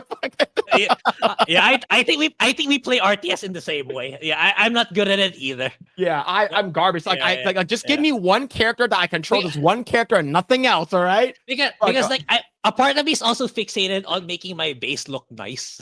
It's like, instead of playing the game, in actuality, you have to optimize your resources, build the right units to be more versatile. Good against everything. Yeah, it's like I'm so busy, like making the buildings align and shit. If it's like one pixel, it's like shit. Yeah, that's me. Yeah. It's cool. It's hardest to use. Yeah, they look fucking cool. Yeah, Protoss looks fun. Yeah. Like you fucking get the giant shit that fucking sends out these fucking the fucking little drones. That's just fucking dope, right? But they're fucking hard to use. Yeah. I was trash at RTS games, man. It's the Holland with the 2. Silent Hill F is top 3. I don't care what anybody say, man. Yeah, same here. Trails in the Sky is my game of the year, and I don't care what anybody says. We all have our own list, and I'm actually thinking about getting Silent Hill 2's on discount. I heard it's really good though. Silent Hill 2's remake is really good. That's what I heard. So if I do, it'll be my first ever Silent Hill game. But anyway, I'm still thinking about it. Yeah. Oh yeah, Zergs were literally like everyone I played that's a Korean person always played Zerg. Yeah, Zerg. I've seen some people that played it's a Terran. That's what they're called. It's like the Space Marines. I forgot. Is it called Terran? I forgot. I haven't played in a long time. But I use Protoss. I primarily use Protoss because I just think they look cool, even though I fucking suck at it. Yeah, always like the people that fucking destroy me are always Zergs. Like, oh, every time I see a Korean person pops up, there's always a fucking Zerg. I'm like, yeah. Silent Hill's F story is a masterpiece. Gameplay was great. Combat was a little iffy. Okay, to be fair, I think it resonates a lot to Japanese people, given the plot. So I get it. I get it. It's like because like for us who are outside, who are like declining populations, going against traditions, like we're so sick and tired of that stuff. So the reason why I think it didn't stick to a lot of people, but I get it where it coming from in Japanese culture and Japanese history. I think it's really more. It's really meant towards people of Japan more than in the global audience. Yeah, Kingdom Come Deliverance is mine. Yeah, like I know that like people are saying that like Kingdom Come Deliverance is actually like legit, really, really good game. Like I know that Josiah really likes it. I play the same way. I build my base to look cool. Total Annihilation is my favorite RTS, and fan-made successor to BAR looks amazing. Yeah. I'm not playing RTS games like an art. I'm playing it like a city builder. Just play SimCity. Play SimCity, man. Yeah. Like I was talking to what's it called again? Blabs. Yeah. And she loves Roller Coaster Tycoon. Yeah, I should try. It's like maybe it's like I should try to expand my horizons again. I should try a Civilization, but I know that games like Diplomacy and War too. So maybe not. Maybe City Builders should be the game that I should try. So do you know what Blab says? I was like, you like building roller coasters? Like, oh yeah, I actually love that game. It's like, what do you do? It's like, oh, she purposely makes an unfinished track and basically sends the roller coaster and those people die. I was like, what the fuck? What the fuck? So she showed me a video of her doing and her laughing. I'm like, what the hell? Crazy. She's like, I was like, fucking, It's like, what the fuck is wrong with you, man? But she loved it. She loved it. I never played Roller Coaster Tycoon. Yeah, so like, I never did. But, like for me, I played like SimCity, and like I played SimCity 2000, and I'll summon like tornadoes and shit like that, and like fucking aliens to destroy the shit. And I'll raise everyone's taxes all the time because I need more money. It was good. I liked it, man. I liked it. Yeah, Blabs is a special one. Yeah. Someone asked, are we going to be participating in the Rio Game Awards? I don't know. I haven't been reached out to by Craig yet, but I am going to be on Side Scrollers. I think on the 4th. I think so. I think on the 4th. If things are still saying, I'll be on with Flawed on the 4th. Yeah. But yeah, I love Zoo and Dino Tycoon. I also let the Rexes loose sometimes, like Blabs. Yeah. You see Blab's lightsaber video? I think I saw like a video earlier. I haven't really seen the entire thing. I saw a little bit, and I'm just like, okay, I didn't watch the entire thing. I watched the one where she was like trying to use like the wand, where she's trying to shoot fire out, but like it looks like she was doing it outside, so the snow got inside and sort of jammed the wand. So I refuse to play Kingdom Come Deliverance too. Excuse me, because I don't like the gameplay. It sucks. There's so much drama on the side of YouTube that shits on that game and called development a pedophile. I didn't know that, but I know that like I think okay. In defense, the second game should be significantly easier. Chat can correct me, but I know it's significantly easier because it follows the end of the first game where Henry has more experience in fighting and overall navigating the world. So it's easier to level him up versus the first game where it's just a complete newbie as a villager. So you really had to do a lot to bring him up to speed compared to the second game. So I think the second game kind of mitigates that a lot, the tediousness of leveling up Henry. As far as I know, comparing the first and second game. Are you talking about this one?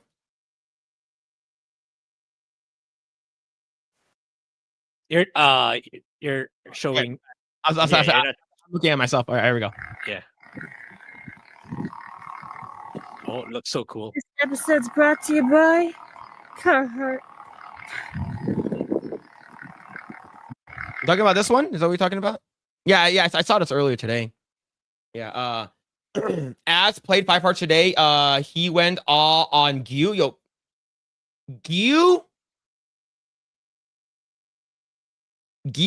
GHEY was pretty hot. She's my second favorite. Who's GHEY? Is that the rich girl? She's the nurse. Ah, the nurse. Okay. GHEY is the nurse, and the fact that you can actually you can actually do like a secret. I'm not sure you saw my first. Yeah, I was play watching thing. your streams. I just didn't chat during that time, but Like- I've seen your streams. Yuri is very cute, Yeah, but the doctor, her roommate yeah, is hot. that ending, yeah. That ending is the They- best ending. All right, Yeah, that's and I- actually like no. There's two. Okay, did you watch me play yesterday? Yeah, I saw the harem. It's like, oh. The harem ending, Harem man. ending. Let's go. Yeah, you low key actually made the right choice. Yeah, because I saw that. I was like, wait, Yeah, can I I'll click on say- this bed? I was like, oh, I can. Yeah. Oh, all right. Yeah. So I beat the game. I tried to get all endings. Now, there aren't any gay endings in the game. You know how like there's a Sausage Man gay ending? Yeah, for the first game, yeah. Yeah, but there is a gay path, but it's not an ending. So yesterday, like you're supposed to go look for the rich girl. I'm supposed to go look for the rich girl. Mhm. Right, and then you're supposed to give her the because it's her ending, right? So you her endings, your endings with her. So she goes to work. She's supposed to go do like her presentation, and you're supposed to go give her presentation folder. Mhm. So you're running down the street, and you're not sure where to go. So if you make a left and you make a right, you bump into the urinal man, and then he comes up and he shows up with a fucking like a giant sausage that's like fucking this big, and then he's like, "Hey," and you're like, "Oh, it's you." It's like, aren't you the bodyguard for Yuna? He's like, oh, I stopped being a bodyguard. Like, oh, really? He's like, yeah, I dropped that because I wanted to protect someone else now. I want to protect someone that I'm in love with. And he's like, oh, who is that? And he's holding the sausage like,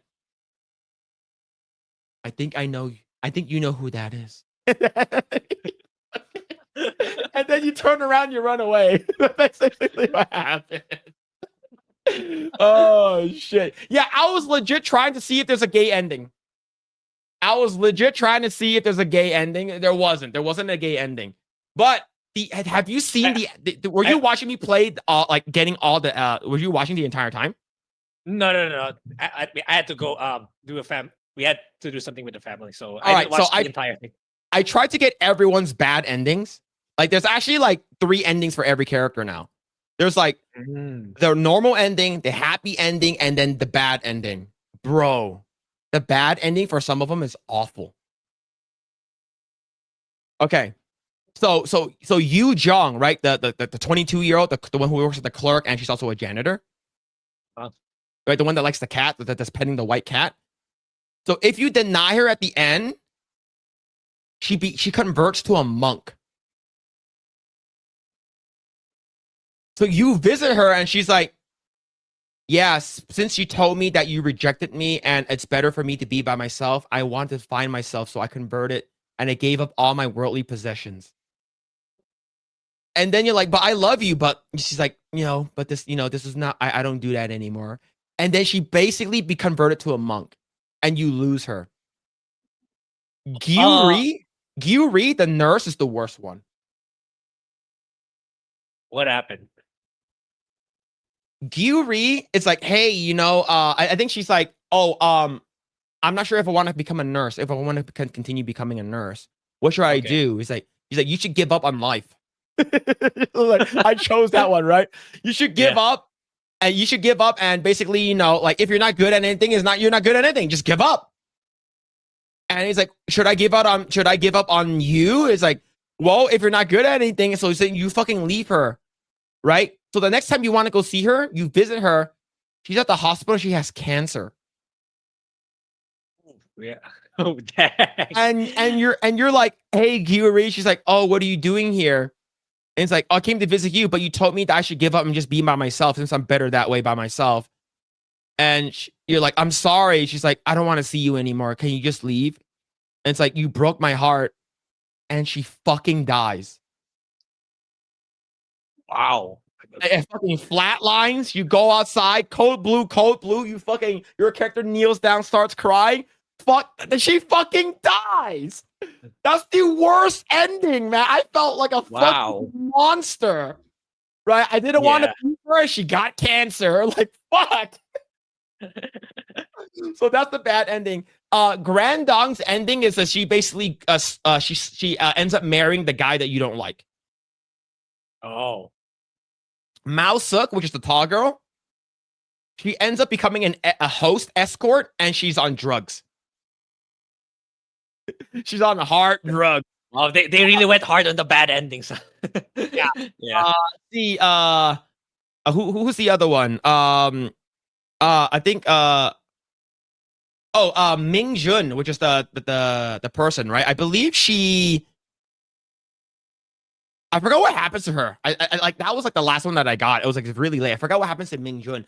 I know Yuna. I missed that one. I heard that like she sort of becomes like a broke person and lives in the streets or something like that. Yeah, the singer. Well, I forgot what happened to the singer. Ming Jun. Yeah, Dong ends up with Kim Jong Un. Yeah. No, Yu Jong becomes a monk. I think Ming Jun, I forgot what happens to her. But yeah, that one's pretty funny. What about Sausage Man? Shut up! There's no Sausage Man ending. Shut up. All right, there's none of that. Hold on. I have to check now. Hold on. I have to check what happens to Ming Jun. Because that's gonna bug me. Let's see. Yeah. So basically, the Gyuri's perfect ending is like her dream is like she wants to own a tangerine farm. So like you basically as like it's like if this is like if you're not happy being a nurse, just quit your job and I'll be with you no matter what, right? So you and her open up a tangerine farm. That's about it, right? So in my opinion, I think that's sort of like it's like a normie ending. It's like a safe ending, right? Yeah. Let's go. Yo, have a good night, Big Z Video Games. Take care, man. Take care. Yeah, she basically you went from farm to cancer. Yeah, that's true. That was bad. That was very bad. Let me see. I forgot. Yeah, I had a 7-hour stream last night. Let me see what happens with her. What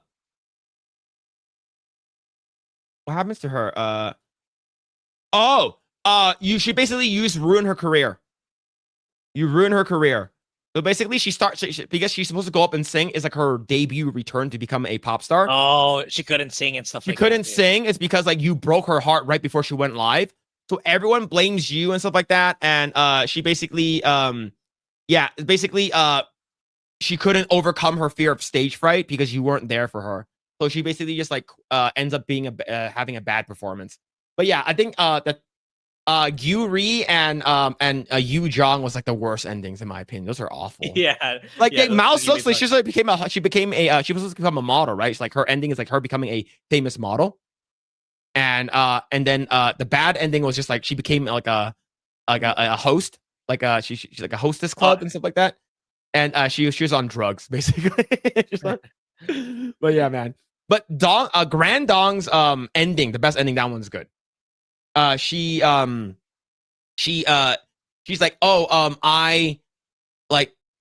I'm going to she has three endings. So the regular ending is that she proposes to you. Oh. Yeah, she gives you a flower, she proposes to you, she's like, I want you to be my husband, right? But her true ending is like you tell her, it's like, I'm gonna be going on these multiple like business trips and stuff like that. So, like I'm not sure what's gonna happen. So you said that, how about if you continue going on those business trips and I go with you and I give up this what's called boarding house situation. And then she's like, are you sure about this? Like, yeah, anywhere you go, I'll be happy as long as I'm with you. So her happy ending is that you're on a yacht. She's in the bikini. And then she's like, yeah, this is a business trip now. And then oh man, what a good game. What a good game. What a good game. But yeah. For me, I think so you saw the new girls, right? So which one do you like the most? You should show on screen again. All right. All right. We need visual representation. Oh yeah, that's true. Yeah. Yeah, true. 5 Hearts Under One Roof Part 2. So let's go ahead and bring it up. All right. So I'll just bring up a generic photo, nothing too crazy. All right. Okay. So here are the girls. Now, of course, I'm going to show you the doctor. The doctor's like an honorary, right? So the girl on the left, the one on the left, the most left with the Pippi Longstocking braids, she's Yu Jong. She's 22 years old, and she didn't want to go to college just because she didn't know what she wanted to do with life. So she has multiple jobs. So she works as like a mascot. She works at the as a janitor. She works at the convenience store. She's 22 years old, and she's the one basically ends up becoming the monk. Right? So that's her. The one over here with the short hair, the one next to her is GHEY, which is the nurse. The nurse, yeah. Yeah, the nurse. Of course, she knows Gran Dong. Of course, she's the manager. The one next to Gran is the rich girl, Yuna. The one who accidentally hits you in the car accident. No, actually, the story is that you saw her on the street and a car was about to hit her. So you saved her and you got hit. Oh, okay. Yeah. Okay. Right? So, and then of course, Ming Jun is the singer, and then Mao Suk is the tall girl, which is your childhood friend. Now, here's the thing. You know, Gyuri, which is the nurse, the short hair girl, the nurse, and the tall girl, Mao Suk, you know them since high school. Right? And you actually, Gran is actually 2 years older than you because she's a senior, and her name was, I think her name was like Busty on Bus 15 or something like that. The girl, she's known as the girl with the big tits. Right? They actually say that in the game. Okay. Wait, her character is completely different from the one in the first game? The same. They're exactly the same. She's still your manager. The first game, weren't you the CEO in the first game? The best ending? No, like the best ending is you become CEO, but that's if you date her and that's your ending. But this is like if you never had that ending, like you never actually get the happy ending. The story the story just continues on, right? So people were asking what happens to the Busty senior. Thank you. So what happens to the first two girls? So Yoon Bi, which is Mao Suk's younger sister, she went back to boarding school. And the reason why Mao Suk was dating, she was like an escort, is because she needed money to pay for her sister's tuition. So that's the reason why she's doing it. The other girl, the fucking one that's like stuck in the attic, I don't know what the fuck happened to her, okay? I think she basically just like, yeah, she's probably still in the attic. I don't know. But yeah. But I gotta bring up the fucking doctor. The doctor is like secret, like honorary third choice.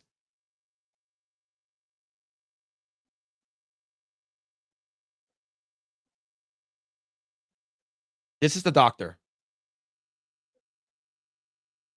And you saw the doctor ending, right, Grae? Yeah, I did. The doctor's a freak. All right? If you guys don't know what I'm talking about, let me bring it up really quick, okay? So Gyuri, the nurse, basically she's 2 years younger than you, and she sort of like had a crush on you since high school. So she basically like the reason why she joined the specific classes, she went to all the specific things is because she has a crush on you. So she became a nurse, and then you bump into her, and that's the reason why when you checked into the hospital, she was so infatuated with you, right? So you see her, and then this is the doctor that you meet up with. You actually go to Gyuri's house, the girl with the short hair. You go to her house, the nurse's house, and then you sort of like, she sprained her ankle, so you have to give her a massage, right? So you have to massage her feet and stuff like that. It's like, Kata will approve. And then someone comes home. Right, someone comes home, you're like, who the hell is that, right? It's like, oh, my roommate. So you have a roommate? It's like, yeah, my roommate does not like me bringing people home. We got to hide. And then when she comes in, you see someone wearing stockings. You see someone wearing really nice clothes. And then she sneezes under the table. And the doctor squats down and is like, what are you guys doing here? What are you guys doing here? And basically what happens is that she was like, hey, what are you doing here and stuff like that? I don't like people over and stuff like that. And you know that. And then you're like, oh, I apologize. But like the nurse hurt her leg. So I had to bring her back here and stuff like that. And it's like, well, it's time for you to go. So So there's two options. You can just leave the house or you can get angry. So I pick angry. So he's like, no. It doesn't matter who it is. If any woman sprains their leg, I will legit save them. I don't care who you are. Like, I have to save her. Why you think I'm gonna leave her there, having her being hurt and stuff? And she's like, I get it. So she accidentally falls down. She's like, ow. Did that accidentally? Accidentally falls down. She goes, ow, my ankle. Ow. And if you get high enough affection with her, this is your ending.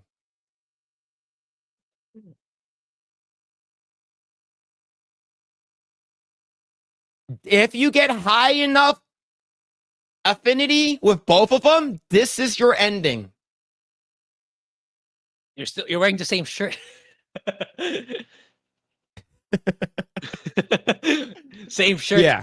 Hey, I never changed, right? I never changed. Yeah. Yep. This is what happens if you pick the right one. All right. Now, I will also show you the harem one too, because that one's also a very good one. All right, that one I'll show the live footage. Hold on, let me see. Let me see if I can find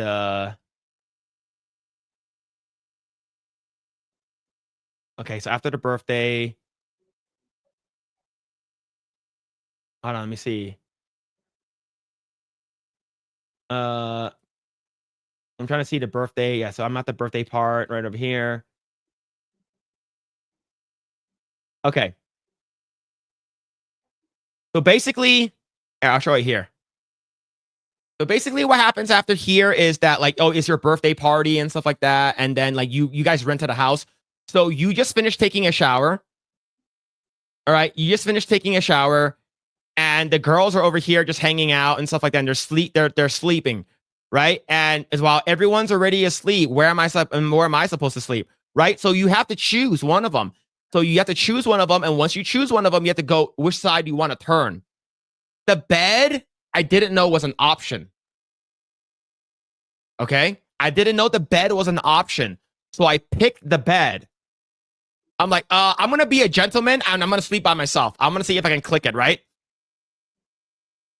Right? So I click the bed. I'm like, oh. That's a nice, because I'm pretty sure that wasn't the first game where there's a secret other option that was invisible. Yeah. I think that was just included in the second game. Yeah. Yeah. So I was like, oh, all right. So I'm going to lie down over here. I'll guess I'll sleep and I'm going to close my eyes. All right. I'm going to go to sleep. You see all these 6 girls here just hanging out. Right. And then you fall asleep. All right, cool. Good night. I'm going to go to sleep. And then when they wake up immediately, all of them were actually pretending to be asleep. They're waiting for you to sleep next to them. So they get mad. They're like, you're supposed to pick one of us. You're supposed to pick one of us. Right? It's like, wait, whoa, what the hell? So like for me, I was like, what the hell? What's happening? Right? You guys weren't all asleep. It's like, were you gonna leave us and sleep alone? Yeah, it's like sleeping next to someone feels awkward, that's all. And then she's like, you have to decide. You have to decide who we're sleeping with. That's kind of tough. And then so Gran's like, just sleep with all of us. And that's it, boys. That's it, boys. That's like, this is a game. This is a secret ending. How about you stay sleep with all? And he's like, huh? Don't just pick one. You can have all 6 of us. Wait, what do you mean all of you? For me, I'm like, wait, I was like, what the fuck is happening? Oh, shit. Right? I was like, freaking the fuck out. Yeah, I think it'd be nice if we all just slept together. I was like, oh, it's like, you, Jong, not you too, right? And then the nurse is like, you, man, you really not going to sleep with us? All right, Grae, which one would you pick now? All right, now you know who these girls are, right? I mean, that is, right? And then it's like, all right, let's get him. Let's get him. Right? And that's the harem ending. And it actually reads, good manners built harems. So this was an optional secret. I think this is the best ending in the entire game. It's not even close. Yeah. For sure. All right, Grae. Now that you've seen the endings, which one is your favorite? Which girl is your favorite? It's hard, man. I'm hard too. Don't worry about it. Yeah, we all are. We all are.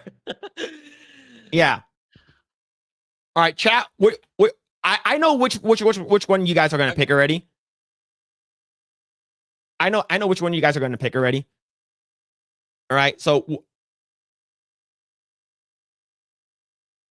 Grae, Yeah, what about you? Chat is gonna choose Dongran for sure. Everyone's gonna choose Dongran. No, a lot of people pick Gyuri. A lot of people pick sorry, who's Gyuri? Sorry. The nurse. They picked the nurse, which is this one over here, actually, the short she's hair. pretty high up there, actually.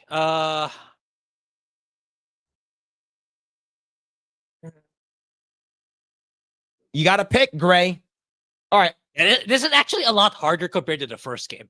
Oh yeah. The first game is definitely a lot easier.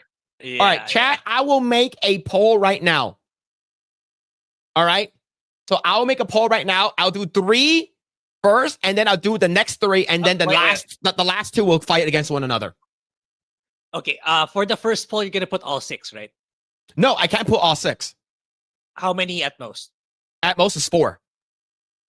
Okay. So I'm gonna do 3 and 3. Okay, I'm voting with chat. Okay, so wait. So do 3, then another 3. All right. Yeah, so I'll do 3 first. Okay. The first one will be the first 3 girls, and this second one will be the next 3 girls. Okay. Yeah, put their names and who they are. Okay. Like, Minjun.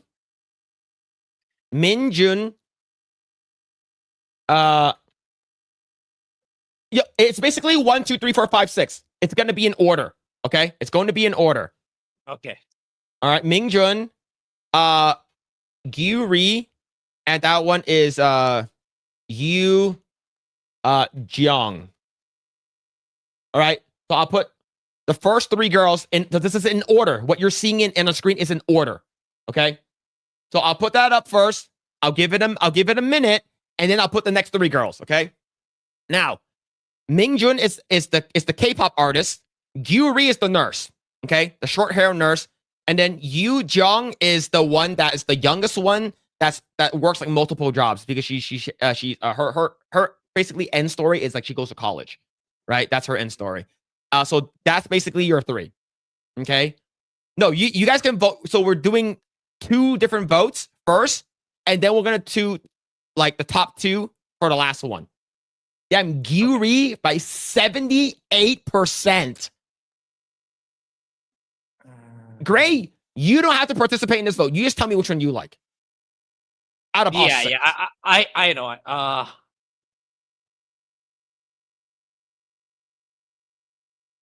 Grae's peer, don't do this to him. He has to vote. He has to vote. All right. Well, if no, I think their names are too common. If I Google, no, if you Google their name will come up. Their photo legit is okay because Dongran's real name is Dongran. Maosuk's real name is Maosuk. Gyuri's name is a little different. Mingjun's name is, I believe, is similar. Yu Jiang is a little different, and Yuna's a little different. No, I don't think this is the right Minjung. What I'm seeing right now. Just put Mingjun 5 hearts under one roof. That's what you just put that. Okay, there we go. Okay, and then Yu Jong 5 hearts. Do I agree with chat? I'm not. Wait, let me see. So damn, Gyuri's 80%. Holy shit! Wait, Yu Jong is. Wait, I think I spelled her name right. No. When I type Yu Jong, the rich girl is appearing. The one who. No, that's Yuna. That's Yuna. Wait, her name is Yuna. Okay. I think her name is Yang Yu Jong. Yang, like Yang Yu Jong. Just put like 5 hearts under one roof, part 2 cast or something like that. She'll pop up. But yeah. Oh, Damn, it's not that 77. Some people really like Yu Zhong, but like Ming Jun, she's really cute though. She is really cute. But yeah, it's for me. Is it Gyuri between the first set, and it's not even fucking close. Yeah. Gyuri she's so cute. Yeah, I agree. So for this one, like, yeah, I agree with everyone. I think why is the doctor vote, not on the stream? Look, because doctor's not part of the answer. Okay, you're talking about her. Yeah, she's not a part of the group. She needs to be in the third game. she needs to be a main in the third game. Right? She's not a part of the group. She needs to be in season 3. Anyway, yeah, I'm gonna have to. Yeah, I'm gonna have to go with the majority for this one. Gyuri for me too. All right, here it is. All right. But between the two of them, I would choose the doctor though. Oh, the doctor is like an in between. Like she sort of has like the body of she's like the secret unlockable character. Oh yeah. Watch chat. Here we go. She over here. She pretends to fall down. Right? She gets up. And she pretends to fall down. She's like, ow. Like for me, I pause exactly where I paused in real life in that game. Okay, this is Gyuri. This is the nurse, right? And then she's like, oh no, right? And so that's basically like if you don't get your affinity high enough, your affection level high enough for her, you do not get the romance with them. You have to get your relationship with the doctor high enough for you to actually get the what's it called again? The ending with her with the maid outfits. Yeah. Like I'm looking at it right now. Scrolling through. This one pissed me off.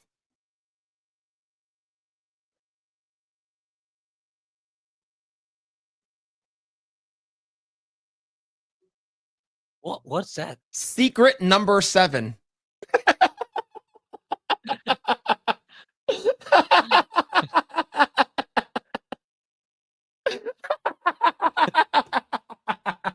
I streamed this for 7 hours. I was streaming, talking about stuff, and then I played the game for 5 hours. It's going to X-Wing. How's it going, man? I was so upset here, man. You saw my face? I was like, ah! And here's the thing. She says, I have a boyfriend. And then the guy in the game's like, yeah, right. But yeah, man, it's what's it called again? This game is pretty good. This game is pretty good. But yeah, let me see if I can find okay, here it is. All right. You guys want to see the ending, right? So basically, you get angry, she falls down again, and then like you wake up like this. Wait, how did you collapse? Yeah, so what happens is that what happened, it just like the screen fades black, and like it assumes that you help them up, you help her up. It's because she said that, hey, if you fall too, I will save you as well. So she's like, all right, I'm gonna test you to see if you actually do it, right? But you get angry, and then this happens. Are you awake?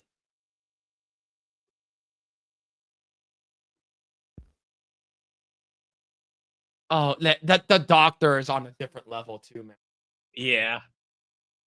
The doctor is on I think, fucking level. I think they're building her up for the third game, which is really hell yeah, man. Holy shit, the doctor is crazy. Like and she like when you first meet her, she's already like very like flirtatious with you. Right? Like she's already super flirty with you when you first meet her. So this is the first like happy ending that you get, which is the threesome with the and they're wearing maid outfits, right? Like so this is the secret ending with like you get a threesome. It's great. It's great.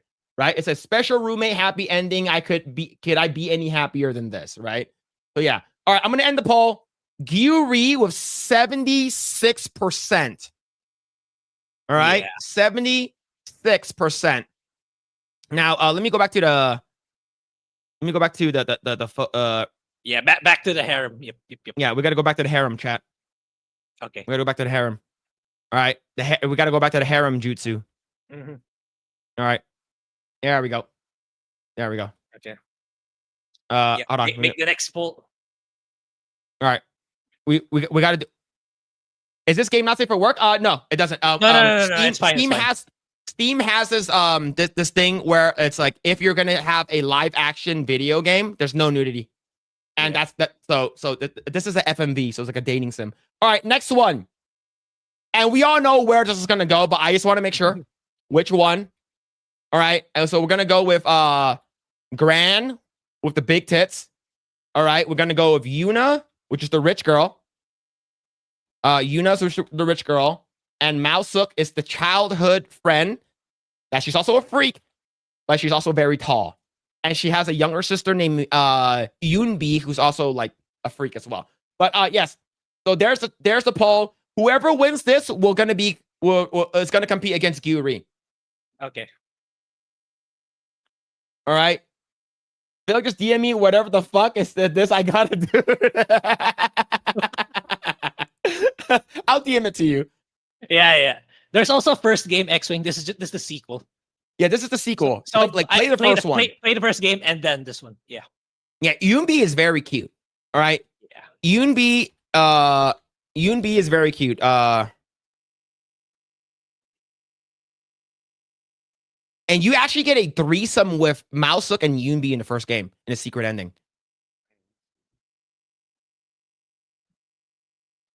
Let me see if I can get a better photo of her.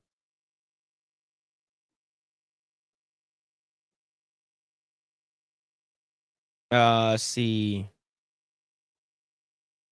So, let me see. This one is Yoonbi.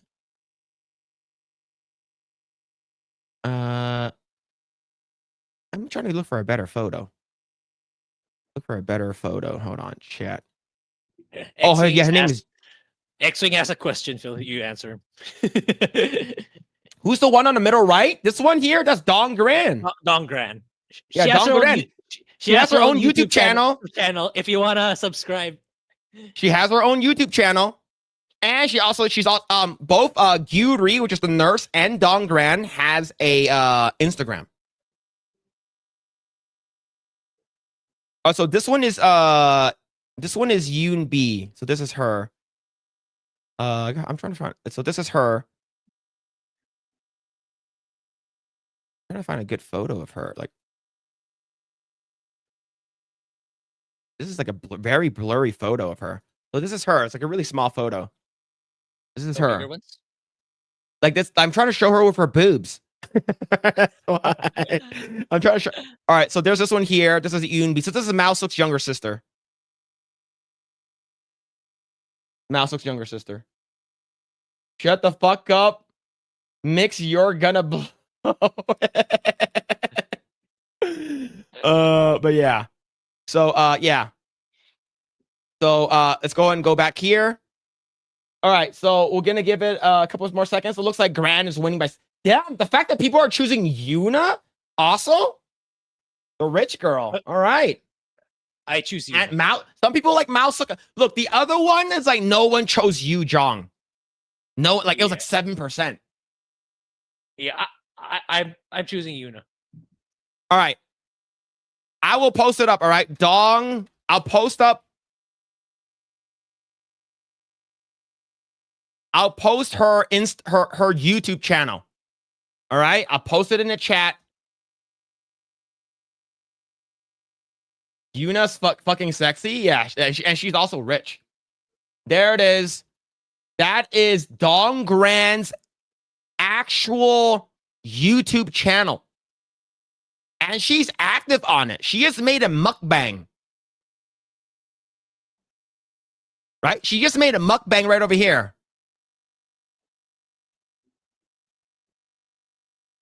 Right? If you go to her videos and you hit most popular, it's her changing. Okay. All right, it's her changing. Okay, but yeah, that's her there. This is her. That's her. Her YouTube account. All right, ending the poll. There it is. All right. There it is. All right, now final poll. Which one? GHEY or Gran. Or I'm just gonna Dong put Gran because everyone said put Yeah. Dong. Chad's like, that's a penis. That's a penis. All right, there it is. Final poll. All right, the nurse with the short hair, or Dong Gran, which is the one with the big tits. Okay, which one would it be? So this is a GHEY over here. All right, the one with the short hair. That's her. Okay, so I'll leave this here for you guys. Okay.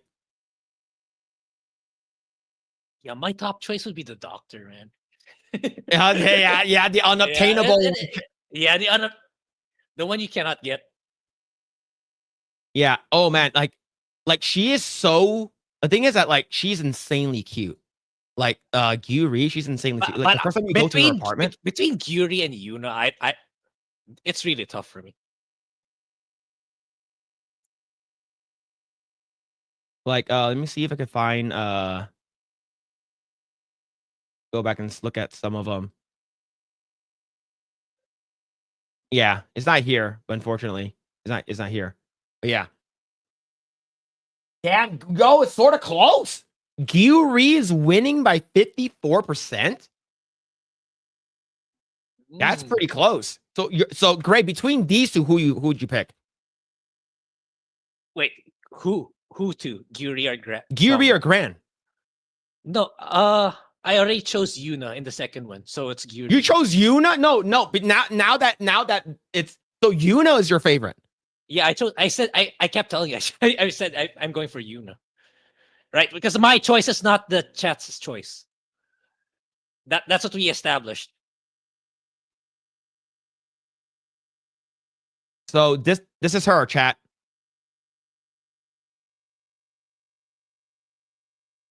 That's her. So this is GHEY. So you go into her apartment, you get invited into her apartment, and she's like, "Where's your cat?" He's like, "I'm the cat." Like I'm the cat. Like she's very, very cute. And there's feet too. Like she's like, "Oh, my ankle is fine. Hey, can you help me?" Right? So you want to massage her leg. So yeah. So basically I go back because I picked the wrong decision. Yep. Yeah, I punched her. And see that look that's the doctor that's coming in. Like I was like, who is that? Who the hell is that? Show Gran in the bunny outfit? That can happen right over here. For some reason I knew exactly where it was. Yeah. I knew exactly where it was. So it's like, all right, try on these 3 outfits for me. Try on these 3 outfits for me. So I hit Bunny Girl. This isn't okay. This chat. This is not even the best view of Dong Gran that you're gonna see. Have you seen the one where she was working out? That No, one is crazy. That one I didn't see. Grae, you haven't seen the one where she's working out? No. Now we got to see it. Now we got to see it. All right, let me see if I can find it.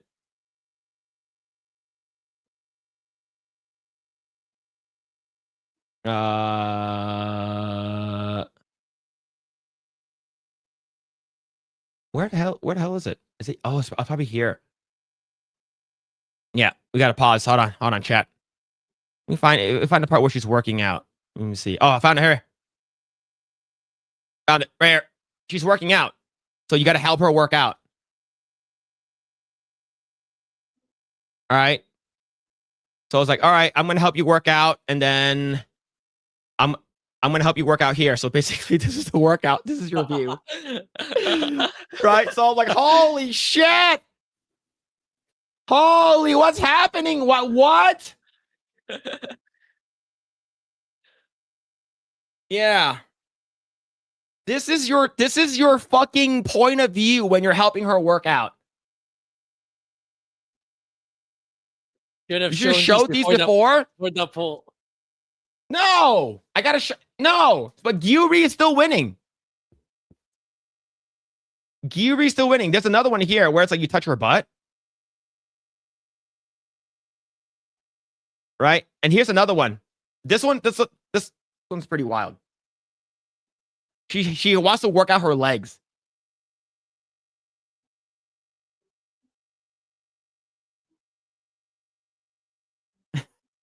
I paused it right there. I fucking paused it, bro. Oh shit. So yeah, I was like, oh man, I was like, man, this game is crazy. Like, this game is crazy, right? It's like, and then she's like, oh, okay, you got if you work out carefully, you look at her butt. Right? So she work out But yeah, this is a good game. It's a good game. It's a good game. It's a good game. So and then you work out.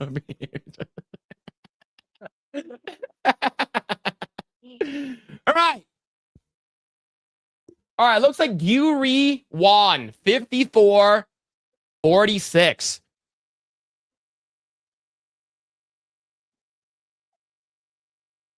$54-46. Ending the poll. There it is. Gyuri won 54. So, Grae, which one of these two girls would you pick? Yeah, Gyuri, because I eliminated Gran in the second round. Grae does not like big boobs, of course. Grae likes the cute. I think Grae likes the cute versus the. And because I know it's not real. Grae is not supposed to be real. It's not supposed to. It's a video game.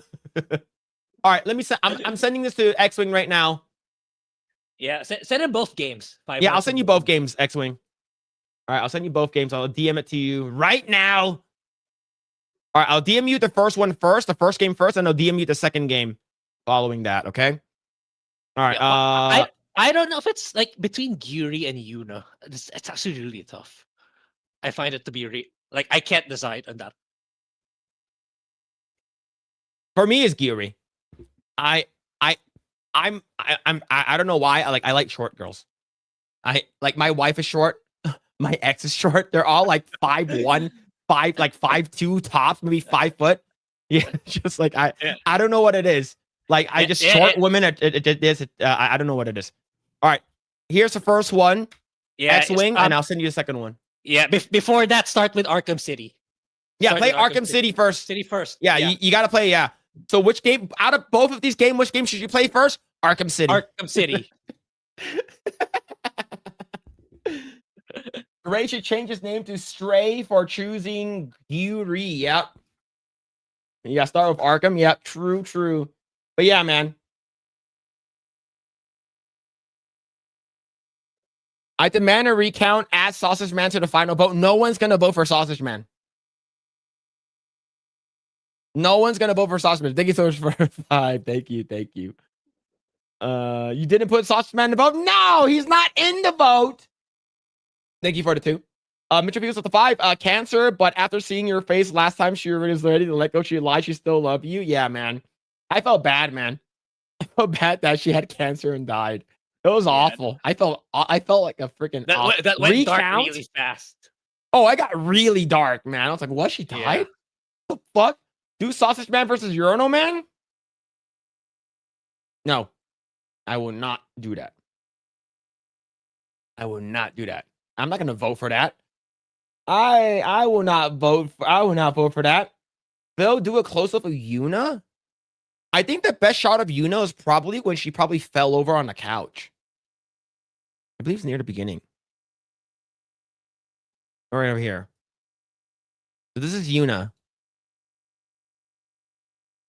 Like, I think you're supposed to go on like a dinner. I think you just went on a dinner date with her. Oh yeah, this is where you got beat up. That guy beat the shit out of you, and then like she basically went with you to the dinner date, right? So I think she gets scared here, if I'm not mistaken. Right? I think she gets scared here. Yeah, she hears a ghost. She hears a ghost, and then I forgot to catch her. Oh, no, I did catch her. Right? But there's a part where I forget to catch her. And like she basically falls over and you see her ass. It was great. I forgot where that scene was, but yeah. Yeah, so this is the rich girl. This is the rich girl. Yeah. Yes. Oh, wait. I did miss it right here. Yeah, she falls over. Yeah, there it is.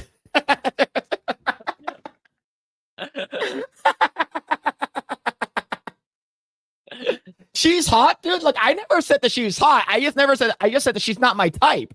That's it. Gran eating a banana, that was... Yeah, that one I saw. You're talking about this scene here? Yeah, I paused. I'm paused here in the game.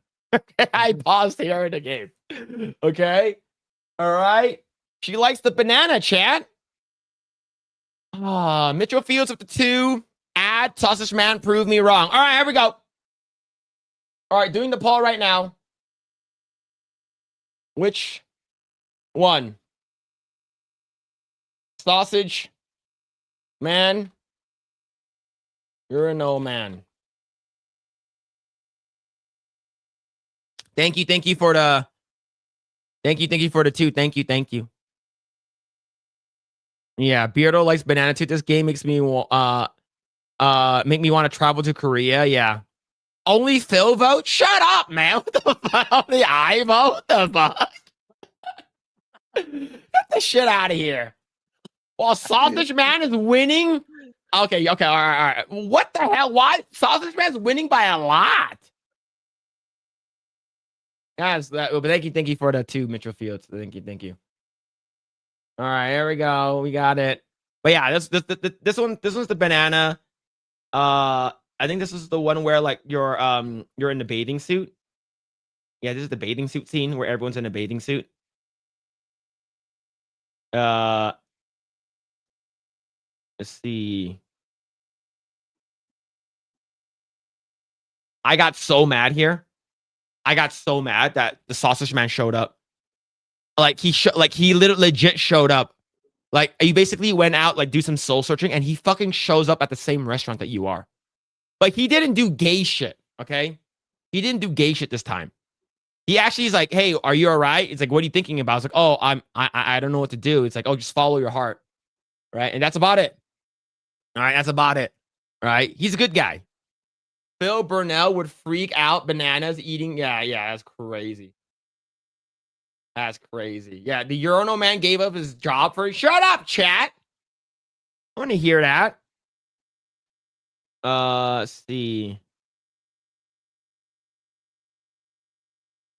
Oh, here it is. Oh, fuck, here it is. Here we go. Here we go.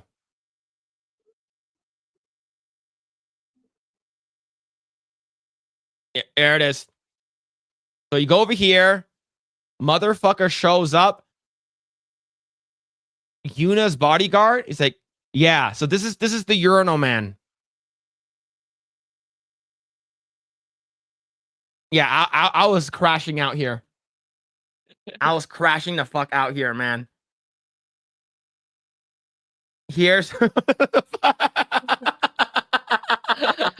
at my face. I did not like that. Why is it? And I legitimately said, "Why is it so big?" Look, when I said it was like fucking this big, it's bigger than this, bro. It's fucking gay, bro.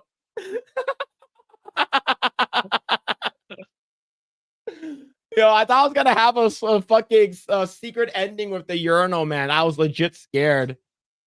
Yo, man, I was legit scared, man. How 14 inches, bro? That's fucking huge. I don't think you make this face when you're streaming horror games. No, no. This shit was legit fucking like terrifying. I was scared. Yo, Sausage Man, 81%.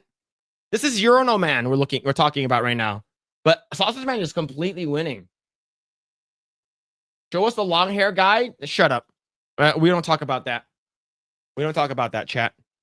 Right? So I forgot where that part was. Was it the last game? Oh yeah, I saw that one too. That was in your first, I think. Yeah, that was first playthrough. Yeah, yeah, that was first stream. playthrough. Yeah. Yeah. So yeah, look at that. Oh. Yeah, he's like, here, give it to here. I want to give it to you. You want a taste? This is a fucking gay shit, bro. This fucking gay shit. Oh fuck. Oh man. But yeah, so all right, it looks like Sausage Man wins by 81%. That's a lot. That's a lot of people for Sausage Man. That is a lot of people for Sausage Man. Holy shit! And we didn't even get to talk about like a bunch of topics that we said we wanted to talk. We spent We're like already an like hour 3 hours and 30 minutes. Oh shit, bro. All right. All right, but yeah. 5 hearts under one roof. Good game. Very good. Yeah, that's actually the true game of the year. Yeah, that's my game of the year, chat. Especially when I got the harem ending. That was a good way. That was a good way to end the day. All right. All right. Let's go and talk about this here. Game is awesome. Yeah. Phil kissed the computer screen. We saw. I'm gonna slap you. I'm gonna slap you. Show Geary eating the banana. Oh yeah, she does eat the banana. I remember that. I do remember that. All right. All right. Let's go and talk about this real quick. Rumor. Disney says Sabrina Carpenter is too pretty to play Rapunzel live action Tangled. This is stupid. You know, it's. I get the feeling it's true. a strong, like very likely, 80% likely that it's true, given modern day Disney. But yeah, it's a shame. I think she would have been perfect for the role, given her, given how she looks like, and yeah. Anyway, typical Disney shit. Disney being Disney, and they're not. I don't know. They really hate money, man. That's all I have to say about Disney. Yeah. Yeah. So if this is true, and I think it might be, it's because she's too pretty. Yeah. It's like, oh, people are like pretty phobic or whatever it is. But like for me, it's like I think she's cute. I don't think she's pretty. Like oh, I don't think she's hot or anything. Like I think she's cute, right? She's short and stuff like that. Yeah, but in terms of like being appropriate for the role, I think she's a good contender. I do know that she does like, in terms of like her music videos, she's sort of controversial. She has a lot of like sex appeal in her like music videos and stuff like that, right? She sang that song. She sang that one song, right? Me a Chinese, we're number one. We're gonna take over the world. She sang that song, right? Yeah, I don't know. I don't know. Look, chat. You guys know what I'm talking about, right? Chat, you guys know exactly what I'm talking about. 100%. Right? Why are you guys laughing? Look, I don't know what that song is called, but it's like it has that rhythm. Me a Chinese, we're number one. We take over the world. Yeah. Yes. All right. Yeah. Exactly. Yeah. And my reaction made it all the more funny. Like, what? Ooh. What? Disney's live action remake of Tangled hasn't even entered production yet. And it's already generating drama for the Mouse House. The latest wave of speculation centers around rumors that Sabrina Carpenter was in talks to play Rapunzel. More specifically, the rumors surround that Y pop star and former Disney Channel alum reportedly won't be taking the iconic role. A new post circulating on X ignited widespread debate, and it's raised far more questions about Disney's casting priorities than the studio's probably intended. So right over here, it says, yes, Sabrina Carpenter had a meeting with Disney about playing Rapunzel in the live-action Tangled movie. However, company felt that she was too pretty and wanted someone who looks a bit more ordinary for the role. Bella Hadid also auditioned the part and did not. Isn't Bella Hadid like also considered like conventionally attractive as well? Like at least that's what I heard. But here's the thing though, like Rapunzel's cute. There's no problem there. And the thing is that Sabrina Carpenter can sing. You already have a shoe in, so what the hell is wrong with you? And I agree with you, Grae. I think this is legit the reason why she probably did not get the part. I think that's it. Yeah. Yes, Sabrina Carpenter. So basically over here, while My Time to Shine Hello claimed Bella Hadid auditioned for the role. In a recent Rogue feature, Gigi Hadid, Bella's older sister, revealed that she auditioned for the role of Rapunzel. According to the profile, Gigi explained that she even took singing lessons during Fashion Month to prepare for the part, embracing the challenge despite knowing Disney will likely choose a trained vocalist.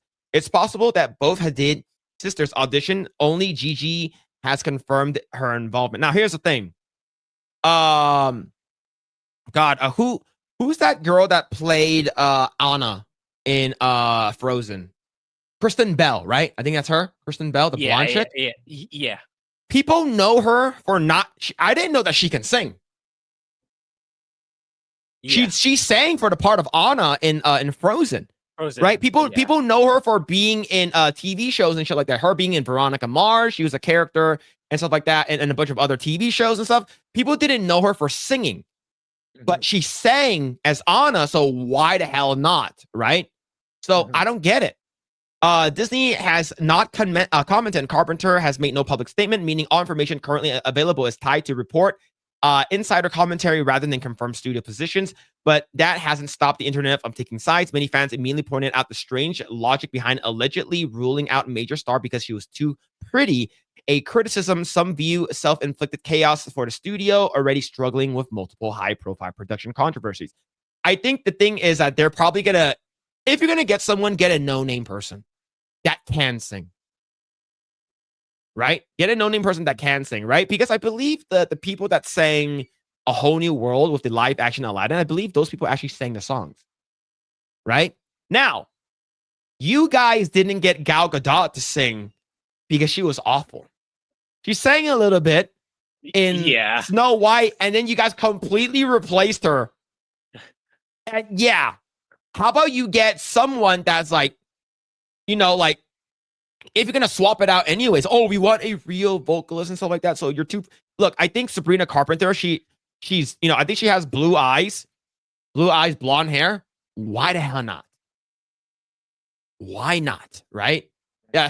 Sydney Sweeney as Rapunzel. Oh, you for sure will not know. They will not do that. Yeah. Leah Solange did the Jasmine's part. Yeah. That's in the animated one. I'm talking about the live action one. Right.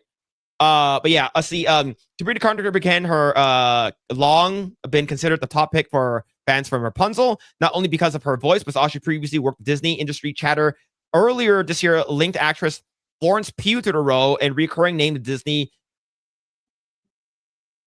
I can see Florence Pugh playing the part as well, but can Florence Pugh sing, or are they just gonna have a singing voice for her? Right? Are they going to have a singing voice? Right. Most recent speculation suggests that Disney has expanded the list to include an unnamed performer from White Lotus, though no additional identifying information has been publicly confirmed. I think if this is true, which the chances of it are, like you said, Grae, pretty high. I think this is a fucking stupid idea. Sabrina Carpenter is pretty popular right now in terms of like her singing. Right. I don't listen to like radio, so I'm not sure if she's on the radio. Other than the "We Chinese, we number one," like that's the only song that I know from her, right? But like, Grae, what are your thoughts on this, man? Yeah, maybe there's a better choice too, but I can't name them at the top of my head. But yeah, but I think Sabrina Carpenter is a solid choice. Like but it's like it wouldn't surprise me if this is true. For me, it's pretty much 80 to 100% that this rumor is true, given how Disney is of late for the past pretty much almost 2 decades already at this point. And way to go to ruin another live action. Like, and that's another thing. It's like, it's like stop like regurgitating your IPs. Why not make something new for a change? If you really want to push for like diversity and all that, then make a good character with that unrepresented group, not preach to people on what's racism or what's incorrect, what's politically incorrect and stuff like. Just write a good character. That's all that people ask. Like, that should have been the time where they kept pushing more originals that actually had good storytelling with which they claim is underrepresented. But instead, they're continuing to go down this path. So I don't know. They might be looking for a black character for this one too, for all we know. Yeah. Yeah, it's gonna be Cynthia Erivo. Cast a little fucking goblin. But yeah, I think that this, if it's actually really true, I think this is the fucking stupid take that Disney is doing. The chances of them doing this is probably pretty high, given their track record of basically uglifying characters, making characters, race swapping them, and like just whatever it is. If you're not gonna race swap them, you're gonna make them ugly, or boss lady, or whatever it is, right? And I think it's very, very important. Now, we 100% know that they're gonna bring they're gonna bring in a black person for Flynn Rider. If like one of the main characters will have to be black. Yeah. We know Mother Gothel isn't going to be black because she's the bad guy. So Mother Gothel, like she's probably going to be, whoever it is, probably going to be white or something like that. But I guarantee you, Flynn Rider will be like some kind of like Mexican, like fucking Indian, fucking Pakistani or something. It's going to be a dark character, right? Yeah. If it's not Rapunzel, it's going to be Flynn Rider. Yeah. Agreed. Maybe Disney should do a live action sequel to Lilo and Stitch. I don't think that's gonna happen. Yeah. I don't think that's gonna happen. Yeah, her head is huge. Yeah, like this is fine. I think she's cute, right? More mouth to suck you off with, right? Let's see. In the animation version, Rapunzel has green eyes. Well, the thing is that she can wear contacts, or they can just do it. Yeah, you can wear contacts too. Yeah.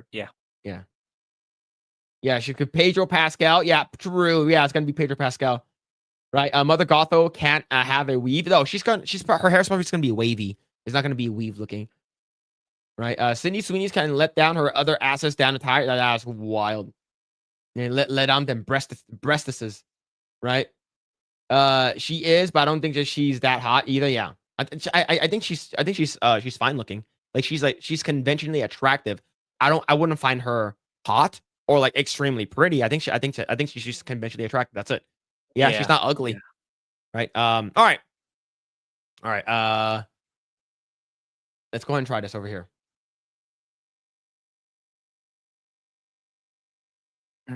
Yeah. Grae, what are your thoughts on the live action Legend of Zelda? Did you play Breath of the Wild?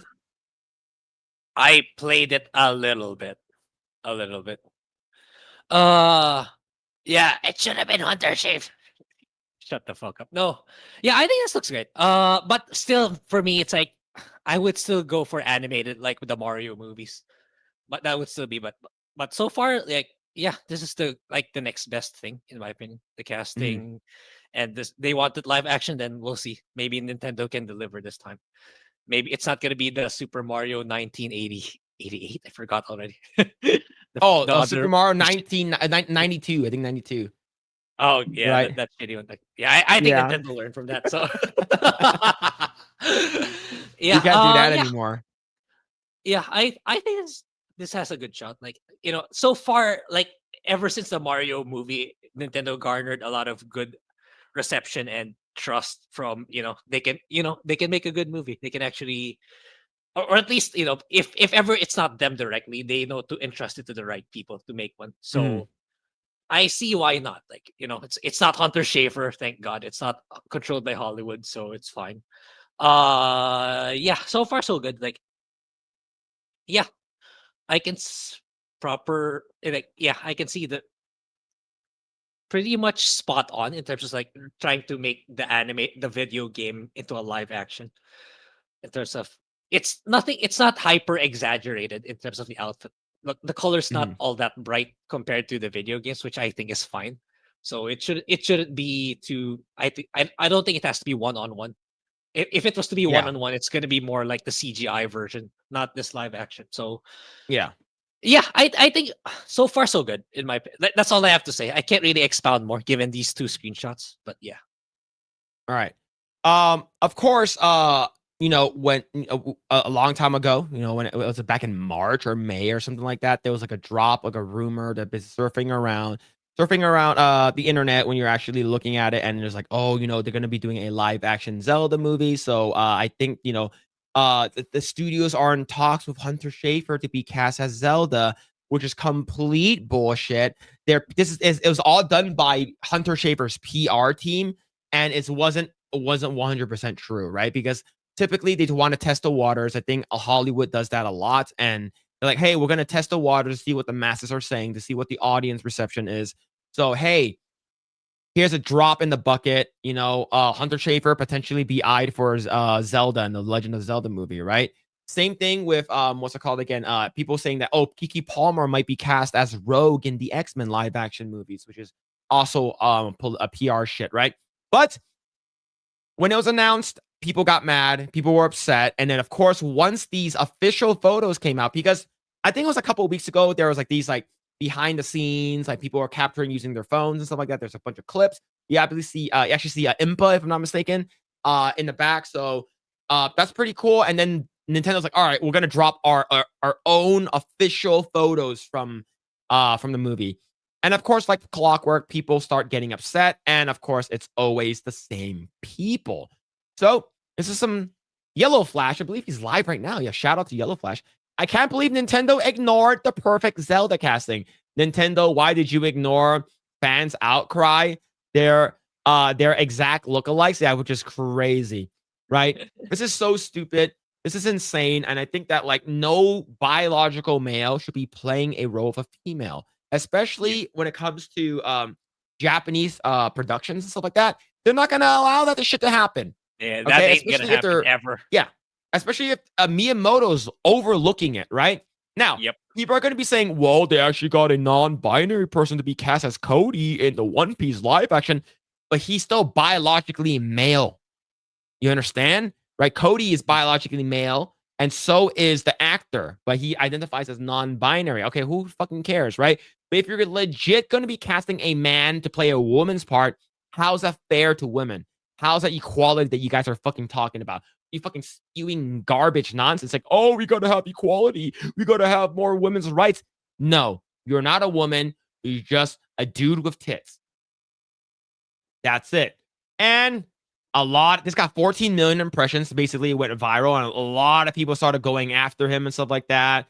Oh, look at this. Look at this. Oh, basically, a lot of people were basically, getting mad, getting upset. Of course, it got more popular traction than negative traction. It got 20,000 likes, but we got Master of the TDS. Also, shout out to Master of the TDS. He actually got a bunch of screenshots from the internet and from X, people who are saying, where's Hunter Schafer? This is not Hunter Schafer. Should have been Hunter Schafer. Hunter Schafer deserved this role. There are numerous people who are online who are losing their dicks. Unfortunately, Hunter Schafer still has his. Right? So should have been Hunter Schafer. L for not casting Hunter Schafer. That's not Hunter Schafer. Should have been Hunter Schafer for sure. And I said this, and I'll say it again. The trans community, the people who are trans in the world, it's like under 4%. All right? And the amount of damage that the trans community has done to the LGBT movement, the amount of stupid shit that you guys have been doing, pushing males in female sports, having men inside women's locker rooms and safe spaces like restrooms. Yep. You guys wanting to transition little kids at a very, very young age. Yeah. You guys are basically taking a huge, big step back for the progressive LGBT movement. There's a reason why there's a lot of infighting between the LGB without the T. That's what they want. They say, why don't you start your own fucking movement? Why are you guys attached to us? Right? Why the fuck are you guys doing that? Right? Now that now you're making the entire movement look really fucking bad. Like the amount of fucking like headway that the gay community has gotten, right? Gay marriage and shit like that. You guys set that shit back by like fucking 15 to 20 years with all your nonsense. Asking a fucking man to play a woman? You're not playing drag. Are you a fucking clown? That's fucking crazy, right? And there's a lot of them, right? We still have not gotten over the fact that Hunter Schafer hasn't chosen. It's not. We want Hunter Schafer. Hunter Schafer deserved Zelda lead, mind you. Should have been Hunter Schafer. All of the same people saying the same garbage. Of course, this person has a Palestine flag, right? They could have made it more epic if they had Hunter Schafer. Hunter Schafer Like genuinely, where is Hunter Schafer? In my opinion, I think Hunter Schafer should have been Zelda. In my honest opinion, yeah, all the same garbage, every single one, all of them, right? Yeah, every new trailer, new photos, there's always they're always gonna come back. And sadly, like for me, it's gonna carry over until the next whatever next live action that movie that Nintendo wants to do. They're still gonna bring this up, even though it has nothing to do with the Zelda IP anymore. Mhm. That's how I see it. They're still gonna bring it up. Oh, it should have been Hunter Schafer, even though it's like example a Kirby live action or whatever. They're still gonna say it should have been Hunter Schafer. Yeah, this thing Yeah. is living so rent free in their heads. So the Kobe actor is now trans. But last time I saw that the Kobe actor, it was non-binary. So they went ahead with the transition. All right, cool. But you are still casted originally. So, and we do know that Kobe actually becomes like a fucking what's it called again? You know, like a big dick, right? In One Piece. Yeah, did I say Cody at first? Yeah, I'll talk about Kobe. But yeah, it's just like I feel like when it comes down to this, is like there's a reason why people don't like your shit. All right, if trans bullcrap sells, why aren't we seeing more of it? Right? It's because if it sells, then yeah, it's gonna make a lot of money. We're gonna see more of it, but it doesn't. There's a reason why there's a lot of pushback by a lot of people. Yeah, someone said, yeah, make your own stories about trans, about you're cutting off your own dick and having zipper tits or some shit like that, right? Like, and I guarantee you, some people like who are like the stupid idiots, they probably think that, oh, so which one is Zelda? Zelda is the green one. You guys don't even know who the fuck Zelda is. Oh, Zelda's the green one, the one that's the sword and shield. Yep. Yeah, the normies. These are normies, right? But this is such a small minority of people. And remember, this is just one of Miyamoto's like babies. This is his IP. All right. Yeah. He's not gonna fucking. It's never gonna happen. Yep. Yeah. He's not gonna let this shit go and like, oh yeah, go ahead and ruin whatever good you have, right? Mm-hmm. But I agree with you, Grae. 100%. This should have been an animated show. I mean, not show, animated movie. It should have been an animated movie.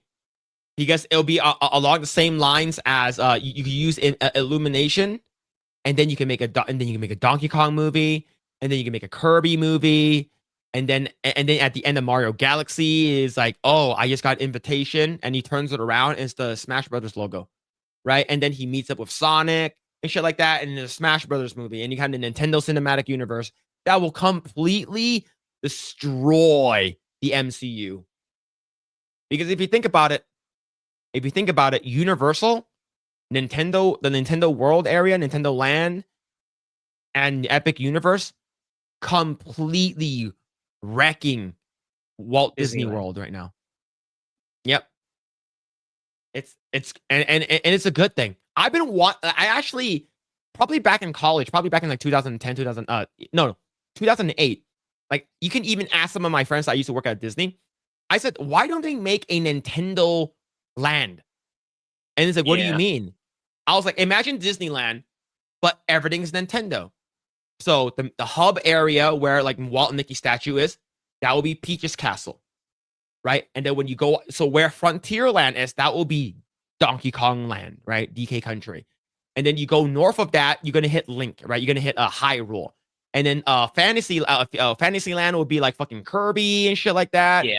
And then the Autopia area where you drive the cars will be Mario Kart. And then the futuristic area will be like fucking Metroid and Samus.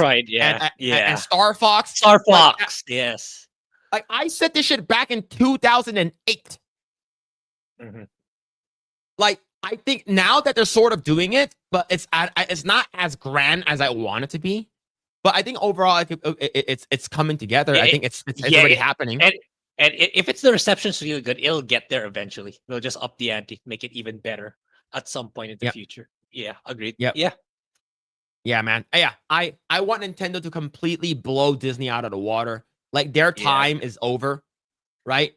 Their time is over. And the thing is that like, no matter how terrible like Disney does with their movies and TV shows, like they have their Disneyland to keep them afloat. So I think for them to actually overhaul their shit, like that, even that needs to be taken away so that they actually start, making good stuff again. You have to take Yep. them out of their, cushion zone, their comfort zone. So in order to do that, you have to take away the revenue from the theme parks. Yeah. Yeah. And remember, when the West makes their live action adaptations, you get Black Little Mermaid, you get Mexican Snow White, Black Tinkerbell, Mhm. Indian Peter Pan, just to name a few. And then you with Japanese, when the East oversees the project and their IPs, their characters are white. Their characters are, it looks exactly like how you think, right? And a lot of people are gonna be like, "Oh, well, Hunter Schafer would have been perfect as Sheik." Well, here's the thing. I don't think they're going to be making Ocarina of Time in terms of. I think this is gonna be like. Okay. I think this might be like Breath of the Wild because it's one of Yeah, the most popular like Zelda games sold all time. I think it's not as big and as most popular and how I guess trend setting Ocarina of Time was. You're gonna need to cast 2 Links and 2 Zeldas. That's not gonna happen. Right? It's not gonna Yeah. happen. Yeah. Yeah. See, imagine if Square Enix pulls the trigger with Cloud Sephiroth or Smash Brothers before Disney does Kingdom Hearts. Oh, you already that already happened. That already happened. Yeah. Aren't they in Smash Brothers? They're in Smash Brothers already. Yeah. I know Sora they is are. also in Smash Brothers. Yeah, I know Sora's the final character, right? In the latest Smash. Yeah. Yeah. Up to Twilight Princess was my favorite Zelda games, even too. Yeah. Sheik is Zelda. That wouldn't make sense. But here's the thing: they're like, Hunter Schafer already has the body for Sheik. Yeah, because he's a man. That's a man, baby. Yeah. But yeah, man, it's so dumb. It's so dumb. All right. Let's go on and talk about this here. Did you? So I guess. So I guess Asmongold. I know this under was some trending. fire. Yeah, I know this was trending for the week, but I only saw this morning when I was consolidating the topics. Like, Yeah, so I guess this is the Indie Game Awards nominees, and there's a section called African Indie Game Award. yeah. Let's see what Asmongold said that got a lot of people so upset. Yeah. African Indie Game Award.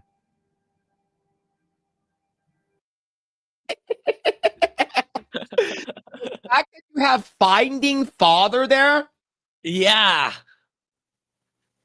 yo, how Finding- about that be like pack of menthols, watermelon, frat chicken? It's like, bro, Yeah. you're trying to be so not racist, you come off as racist as hell. Have you Yeah. noticed that, Grae? Yeah. It's crazy. Yeah, he went out for some milk, went out for a pack of menthols, never came back. Yeah, they did this to themselves. Yeah, and the fact, why did you put it up right front and center? Yeah, get the milk. Yeah, Get the milk. Finding Father, get the milk. That is not by accident, guys. That is not by. You could have put get the milk somewhere else, but no. Yeah. This is not even in is it in ABC order? I think it is, right? Yeah, I think it's called like bald and butt crack or something like that. Yeah, so it's ABC order. You didn't have to put it in alphabetical order. And his camera's blocking it, but the third one is the fourth one is I kill ya instead of IKEA. I kill ya. Hey, they did say that 16% of the population does 50% of the. The thing is that you can't make this shit up. Yeah. That's wild. Yeah, it's a lot of time to process what's on screen. Yep.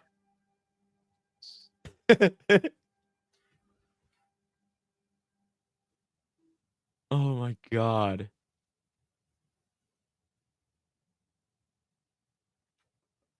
Yep.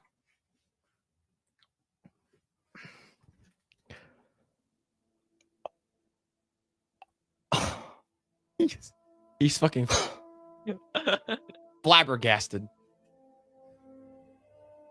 Like I've watched a lot of the Asmongold stream, and there's not a lot of times where he's speechless. Yeah, it takes something for him to be this, culture shock. Yeah, it does. He was like he wasn't talking for like 15 seconds. He's like, oh my god, man. What? Ikea? What? Why would you say this? Like, I don't. Is this like a rogue dev?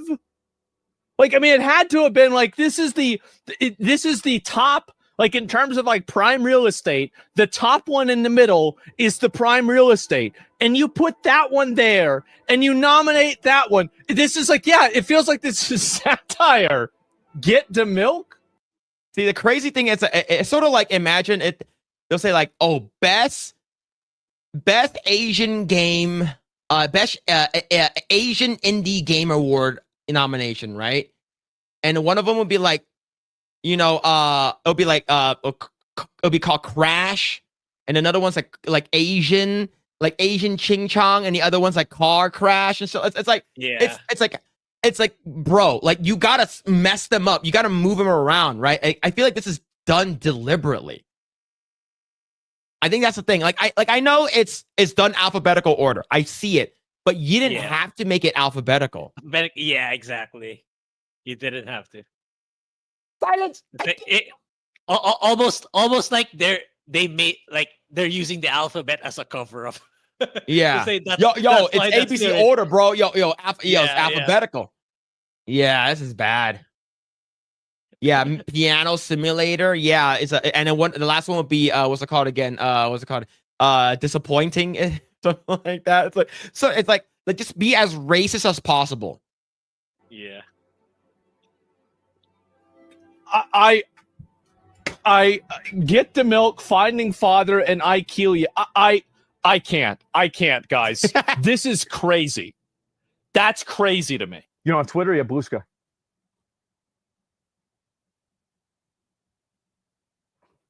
Look at all the people there. Look at all of them. Oh. So these are the guys that cooked up. You guys are the ones. Oh my god, bro. I guarantee you these two guys are gay. Yeah. They're definitely gay. That are cooking this up, doing this. Maybe you didn't do the list, but you're at least up here talking about it. You guys thought that Mega Bonk shouldn't be on the list for Game of the Year. You guys thought Ball Pit shouldn't be on the list. Wait, was it even not? What? Mega Bonk and Ball Pit were actually really fucking good. Yeah. That's crazy. I haven't played Ball Pit, but I have heard a lot of good things about it. So yeah, it's good. It's like a farming simulator. It has like not farming. There's like farming aspect of it, but that's not the main gameplay. Yeah, the main gameplay is basically like a tower defense, right? Sort of like tower defense. Have you ever played like it's sort of like Bust a Move. Remember Bust a Move with the little dragon? And you shoot the balls out. But yeah, but like there's a way. Yeah, it's like that mix of tower defense. So like the bad guys come from the top, and you sort of bounce shit off, right? So everything is all bouncing. And every character has like different power ups, and you can use like combinations power ups, and you make your balls a lot stronger, a lot bigger. So it's actually pretty. It's actually pretty fun. That's for Game of the Year. But you had a couple of video games. Guys, I really have to. We have to do something about these people. We got to do something about them. Yeah. So he got a lot of shit for that, huh? Like I'm pretty sure he got a lot of shit. Well, he gets a lot of shit for a lot of things he says. But here's the thing though, like first of all, when I watched this live. Oh, you did. I did. I thought this shit was the funniest shit because this is like coincidence, but not coincidence, right? Yeah, and I think it's hilarious. And the thing is that like, yeah, it's like he's calling it out. It's like you didn't like. Why did you have to put it like that? You know, it's like it's sort of weird. You know, it doesn't feel like it's accident. But yeah, man. IKEA game is wild. Yeah. Finding father and get the milk. Yeah, it's like, isn't IKEA should be concerned they're using their logo, something like that? That's like a parody. I don't know. Yeah, I don't know. Yeah, like the only thing that will make this worse is it would be like pack of menthols here, purple drink, and fried chicken or watermelon. Yeah, KFC simulator or something like that. Yeah. KFC simulator, watermelon farmer simulator, and like what's it called again? Fucking people that never go on cruise simulator. I don't know what it is, but yeah, man, it's crazy, bro. Oh my god. Oh man. Hey Phil, can you show Beardo's? Can you Photoshop Beardo's face on those two fat guys before? I'm not gonna do that. You could ask Tree Bear to do it. I was gonna say Tree Bear too. You ask Tree Bear to do it. Yeah. All right. What's it called? Beardo's never gonna come on anymore. We're supposed to get Bro Science on. We're supposed to get X-Wing and Beardo on at the same time. Yeah, Voodoo game. Yeah, Diddy Sleepover. That's crazy. Waffle House Simulator can be a fighting game category. If there's only Popeyes around where like, Popeye is good. All right, if you don't have Popeyes, check Pollo Campero or Jollibee. I'm not sure if it's the same. No, Grae, you shut your mouth, okay? Jollibee is good, okay? I know you're Filipino and stuff like that. You live in the Philippines. I'm not saying Jollibee is bad, but like in terms of like taste of the chicken of Popeyes and Jollibee. Popeyes has that Louisiana like us. Yeah. No, the spices. The Cajun spices. Cavite is correct. Like Popeyes was here like several years ago, but then they backed out and then they came back recently. And I think they're doing better now. Oh yeah, Popeyes is good. It's good. So like my top chicken places is number one is Jollibee, but Jollibee's furthest away from me. Yeah, and then it would be Pollo Campero. Pollo Campero is really good. It's Peruvian. It's really, really good. It's like it's more flavorful and seasoned than Popeyes and what's called a Jollibee. And the deep frying technique is different. It's not breaded. They just deep fry the chicken. You know how like the chicken at like Jollibee or Popeyes is like breaded and then deep fried. Yep. Yeah. The one for Pollo Campero is just it's just deep fried. There's not a lot of breading. It's very minimal breading. So and it's like, good, but yeah, I see. Is it like Max's chicken? Are you aware of Max? Yeah. It's like Max's chicken. Yeah, it's similar to Max's. Okay. Yeah. It's like that, but it's like the seasoning it's so different. Okay. It's very like if you ever you come back to the US if you want to try it. Yeah, go ahead and try it. It's pretty good. Yeah, it's like sometimes you don't want the usual breaded type for your fried chicken. That's a really good alternative. All right, Grae, how do you eat your what's it called again? Your Jollibee, like how I see people eat Jollibee on the internet. That you grab the thigh, you rip off the skin, and you put the what's it called again? The rice on top. No. And then you pour the gravy on top and you eat it like a taco. No, definitely not. You don't do that? I eat it in a very unique way compared to most other people. Like, I don't put the gravy on the chicken. I put it on the rice.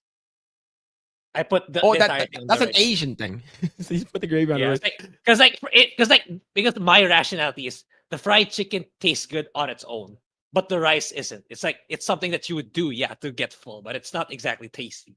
So that's why I put the gravy. Here's the thing though, like so that's why people like this guy he puts the gravy on top of the rice. But he has the chicken skin as like a wrap. Like a taco. No. Too much? It's either I eat the skin separately or it's like I put like chicken and the meat and along with the rice. It's that simple. I don't go with that. For me, I just fucking dunk the chicken in the gravy and just eat it. That's all I do. Yeah. Yeah, I just dunk that shit. Yeah, I'll grab this. I'll grab the fucking skin. I'll dump in it. I dunk it and I eat it. And I'll rip apart the chicken. I'll just dunk it in and eat it. But yeah, man. Oh man, there's a couple of topics we didn't get to today, but I think we got to most of the stuff that we really wanted to talk about. I think there's another one with like Leslie Headland, which is it's the usual. It's Leslie being. It's the usual bullshit. It's the usual bullshit. Yeah. But anyways, chat. Anyways, hope you guys enjoyed the stream. Thank you guys. Really appreciate we are at that time. But yeah, it was a good stream. Most of the stream we ended up talking about 5 hearts under one roof. We spent so much time on that. Hey, that was fun, man. That was fun. Yeah, that was fun. Whenever I can get the chat involved and stuff like that, it's always really, really fun. But yes, but anyways, chat, thank you guys so much. Really appreciate each and every one of you for coming out, hanging out, and hopefully you guys have a fantastic Thanksgiving. If you guys are celebrating Thanksgiving here in the US, have a fantastic Thanksgiving. Stay safe out there. Make sure you do all of your Christmas shopping before Black Friday if possible. Okay, I'm telling you now. I went to Costco today. There was a fuck ton of people. Okay, but I did end up buying a bunch of some gifts for people already. The tech stuff I'll probably buy it during Black Friday, but in terms of like actual regular gifts, this Costco has a lot of like bundled gifts, like gift baskets and stuff like that. So go ahead and buy that. Yeah, so hopefully everyone has a fantastic Turkey Day, Thanksgiving, Black Friday, Cyber Monday, all that kind of stuff. But thank you, Mitchell Fields, for the super chats. Thank you, Mad Frog, Hollow Ninja, Phil's cousin, GoTA. Thank you, really appreciate it. Shout out to everyone hanging out on Rumble, hanging out on X, hanging out on YouTube. Grae, what are you doing? What are you up to? And where can people find you? Yeah. Hopefully I finish the Digimon video before the end of the month because like I do want to start playing FF Tactics. But yeah, as for I'm thinking of making a Call of Duty video too, but I don't know if that ship has sailed, but I'll think about it. But yeah, priority probably should be my Digimon video, which I'm almost halfway because like I have a lot to say about the game depending on where you are, depending on if you should play the game or not. It really depends on how much you like Digimon. But yeah, I'm working on that. Then Final Fantasy Tactics, because like there's so many JRPGs next year. It's crazy. It's starting with like Code Vein and then Dragon Quest 7. I'm looking at that one because like I've seen videos of it. It's looking really good. Then Tales of Berseria. Yeah, a lot of JRPGs next year. It's gonna be nutty for me next year. I don't know how I'm gonna manage them all, but yeah. And I don't know. Maybe I do kind of want to, since I've been doing criticless anime reviews. Maybe I'll start doing anime review videos again. Especially Freerin is coming next year. I might want to watch it again. Maybe I'll do a recap video. I don't know. I'll let you guys know when I do want to start doing anime content again. So that just for the sake of making more regular stuff, because like I take too long with my gaming videos. But yeah, I'll let you guys know. That's about it for me. All right, cool. And you guys can check out Grae's stuff. His link is down in the description below. And you guys can follow me at Mr. Phillip Chan #2. And you guys can check out my link tree. It'll bring you to all of my links. Go and check that out. Tomorrow for what's it called again? My channel, we will have a 2-for-1 deal. It's a good deal. It's gonna be Kill Bill 1 and 2 review from Asian Dad Review. So be sure to sub up to the channel. We are less than 50 subscribers from 4,000. I was gonna say, like, I know your dad hated on Frankenstein, but did you? For me, I love Frankenstein. Okay. Look, chat. You gotta look at it this way. People are like, "Oh, you're I love this movie. You're dumb." It's how No, some people thought it was like I legit hated the movie. Same thing with fucking what's it called again? Fucking Forrest Gump and The Dark Knight. Okay? All right, they legit thought I hated the fucking movie. All right. I think Asian Dad Reviews gave Forrest Gump a 3 out of 5. 3 out of 10. Okay. Yeah, I saw that one. Yeah. All right. So, and same thing. Dark Knight, like Asian Dad gave it a 5 out of 10. Okay. But like Frankenstein was like a 2 out of 10. Okay, so yeah, like that's what my that's what my dad would give it. All right, my dad would give it that rating, right? Because I'm trying to see it in my I'm trying to see it in my dad's eyes. Like, hey, it's a stupid movie. Talk too much, man. No action, all talking, no action. He's a stupid guy. What are you doing, huh? He running around. He go over there and he said, "Oh, I forgive you." Oh, the stupid guy. I will kill him. Just like it's like it's something my dad would say, funny. right? It's So actually like, yeah. funny. Okay. So whenever you guys think that like, oh man, Phil actually hates this movie, it's my dad. Yeah, I'm doing it as if my dad is watching the movie.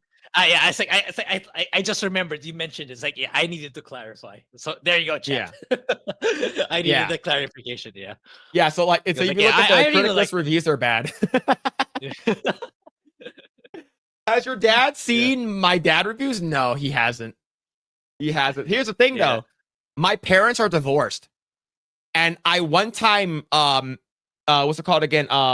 Impersonated my dad's voice. And my mom started laughing. It's like, you sound exactly like your dad. And here's the thing. My mom and my dad did not have a good divorce. It was a bad divorce, okay? Like, they got divorced when I was like fucking 4, okay? So like my mom does not like my dad. But whenever I did my dad's voice, I impersonated my dad, she started laughing. It's like, you sound exactly like him. So that's when you know, like, if my mom actually says that, like, it's legit, like, I sound like my dad. And I my dad is legit, like, he's unironically, like, it's just like he hates education. He hates dialogue. Too much talking. Yeah. Too much talking, no action. That shit is 100% him. Right? Yeah. I told you guys, right? It was like fucking 90 degrees out. We were driving out. We're driving like 2 hours to fucking Hoover Dam in Arizona area, right? And then we got out of the car. It was fucking hot. We walked all the way down. It took us like 20 minutes to get all the way down the escalators. And we were gonna go inside and do like a tour of the Hoover Dam inside, right? I'm like, oh, they film Transformers here and stuff like that. It's really cool. And he's like, okay, let's go. So we go all the way down there. It's fucking hot. And then my brother-in-law is like, oh yeah. He's like, hey Daniel, what in there? And then he's like, oh, it's really cool. It's like you see all the piping and stuff like that. You see like how the water goes in. You see all the infrastructure inside. My dad doesn't know what the fuck infrastructure means, right? He's like, and then he goes, oh, it's very educational. Education, forget it. Motherfucker hikes back all the way fucking. It's like 95 degrees outside, bro. He hikes back all the way up the stairs because it's education. He doesn't fucking care about that, right? So yeah. But anyways, chat. Yes. Are we gonna be catching Asmongold debating or having a chat with DSP on Monday? I'm probably gonna see. That's on Monday. happening. It's happening. Yeah, man. it's planned already. DSP will be on Asmongold stream, so it will be at 11 a.m. All right, so 11 a.m. Yeah. I think he's gonna crash out really Pacific fast. time. Yeah, so he's gonna fold really fast, man. Yeah, so Asmon is going to be live streaming. DSP will be live streaming as well, and according to what I heard, Side Scrollers will be covering it. So we'll see what's going to happen.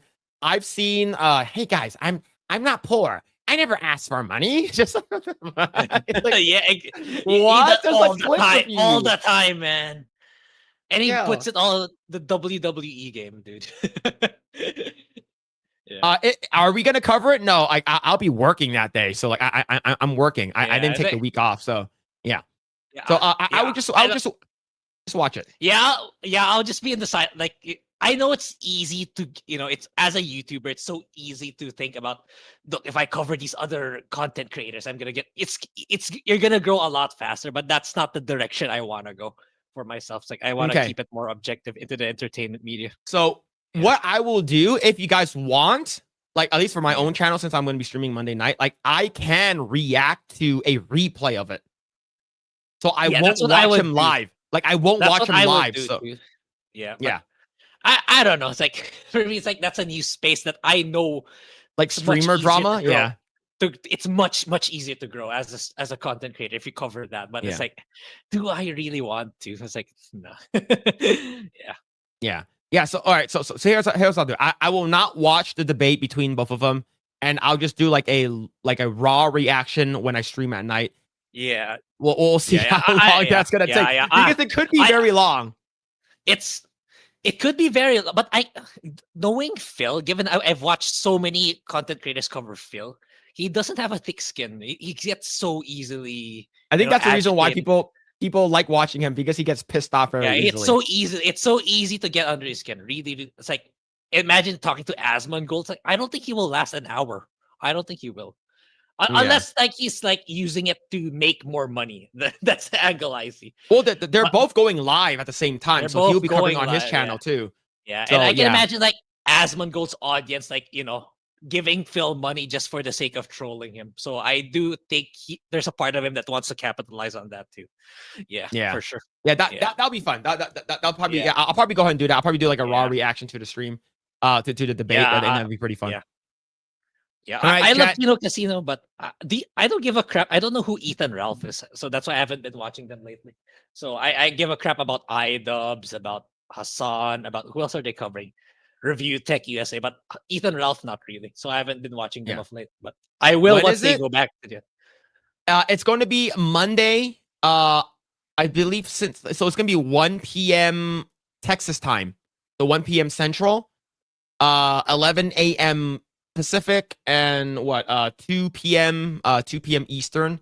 That's when Asmongold is going live. And I remember that DSP said that like he goes live around the same time, and DSP is here in Pacific time zone.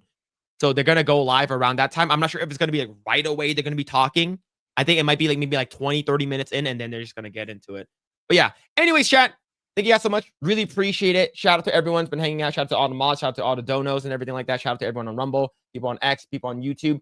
Thank you guys for all the support. And hopefully everyone has a fantastic Thanksgiving. And take care of yourself. We'll see you guys next Saturday. Take care, guys. See ya.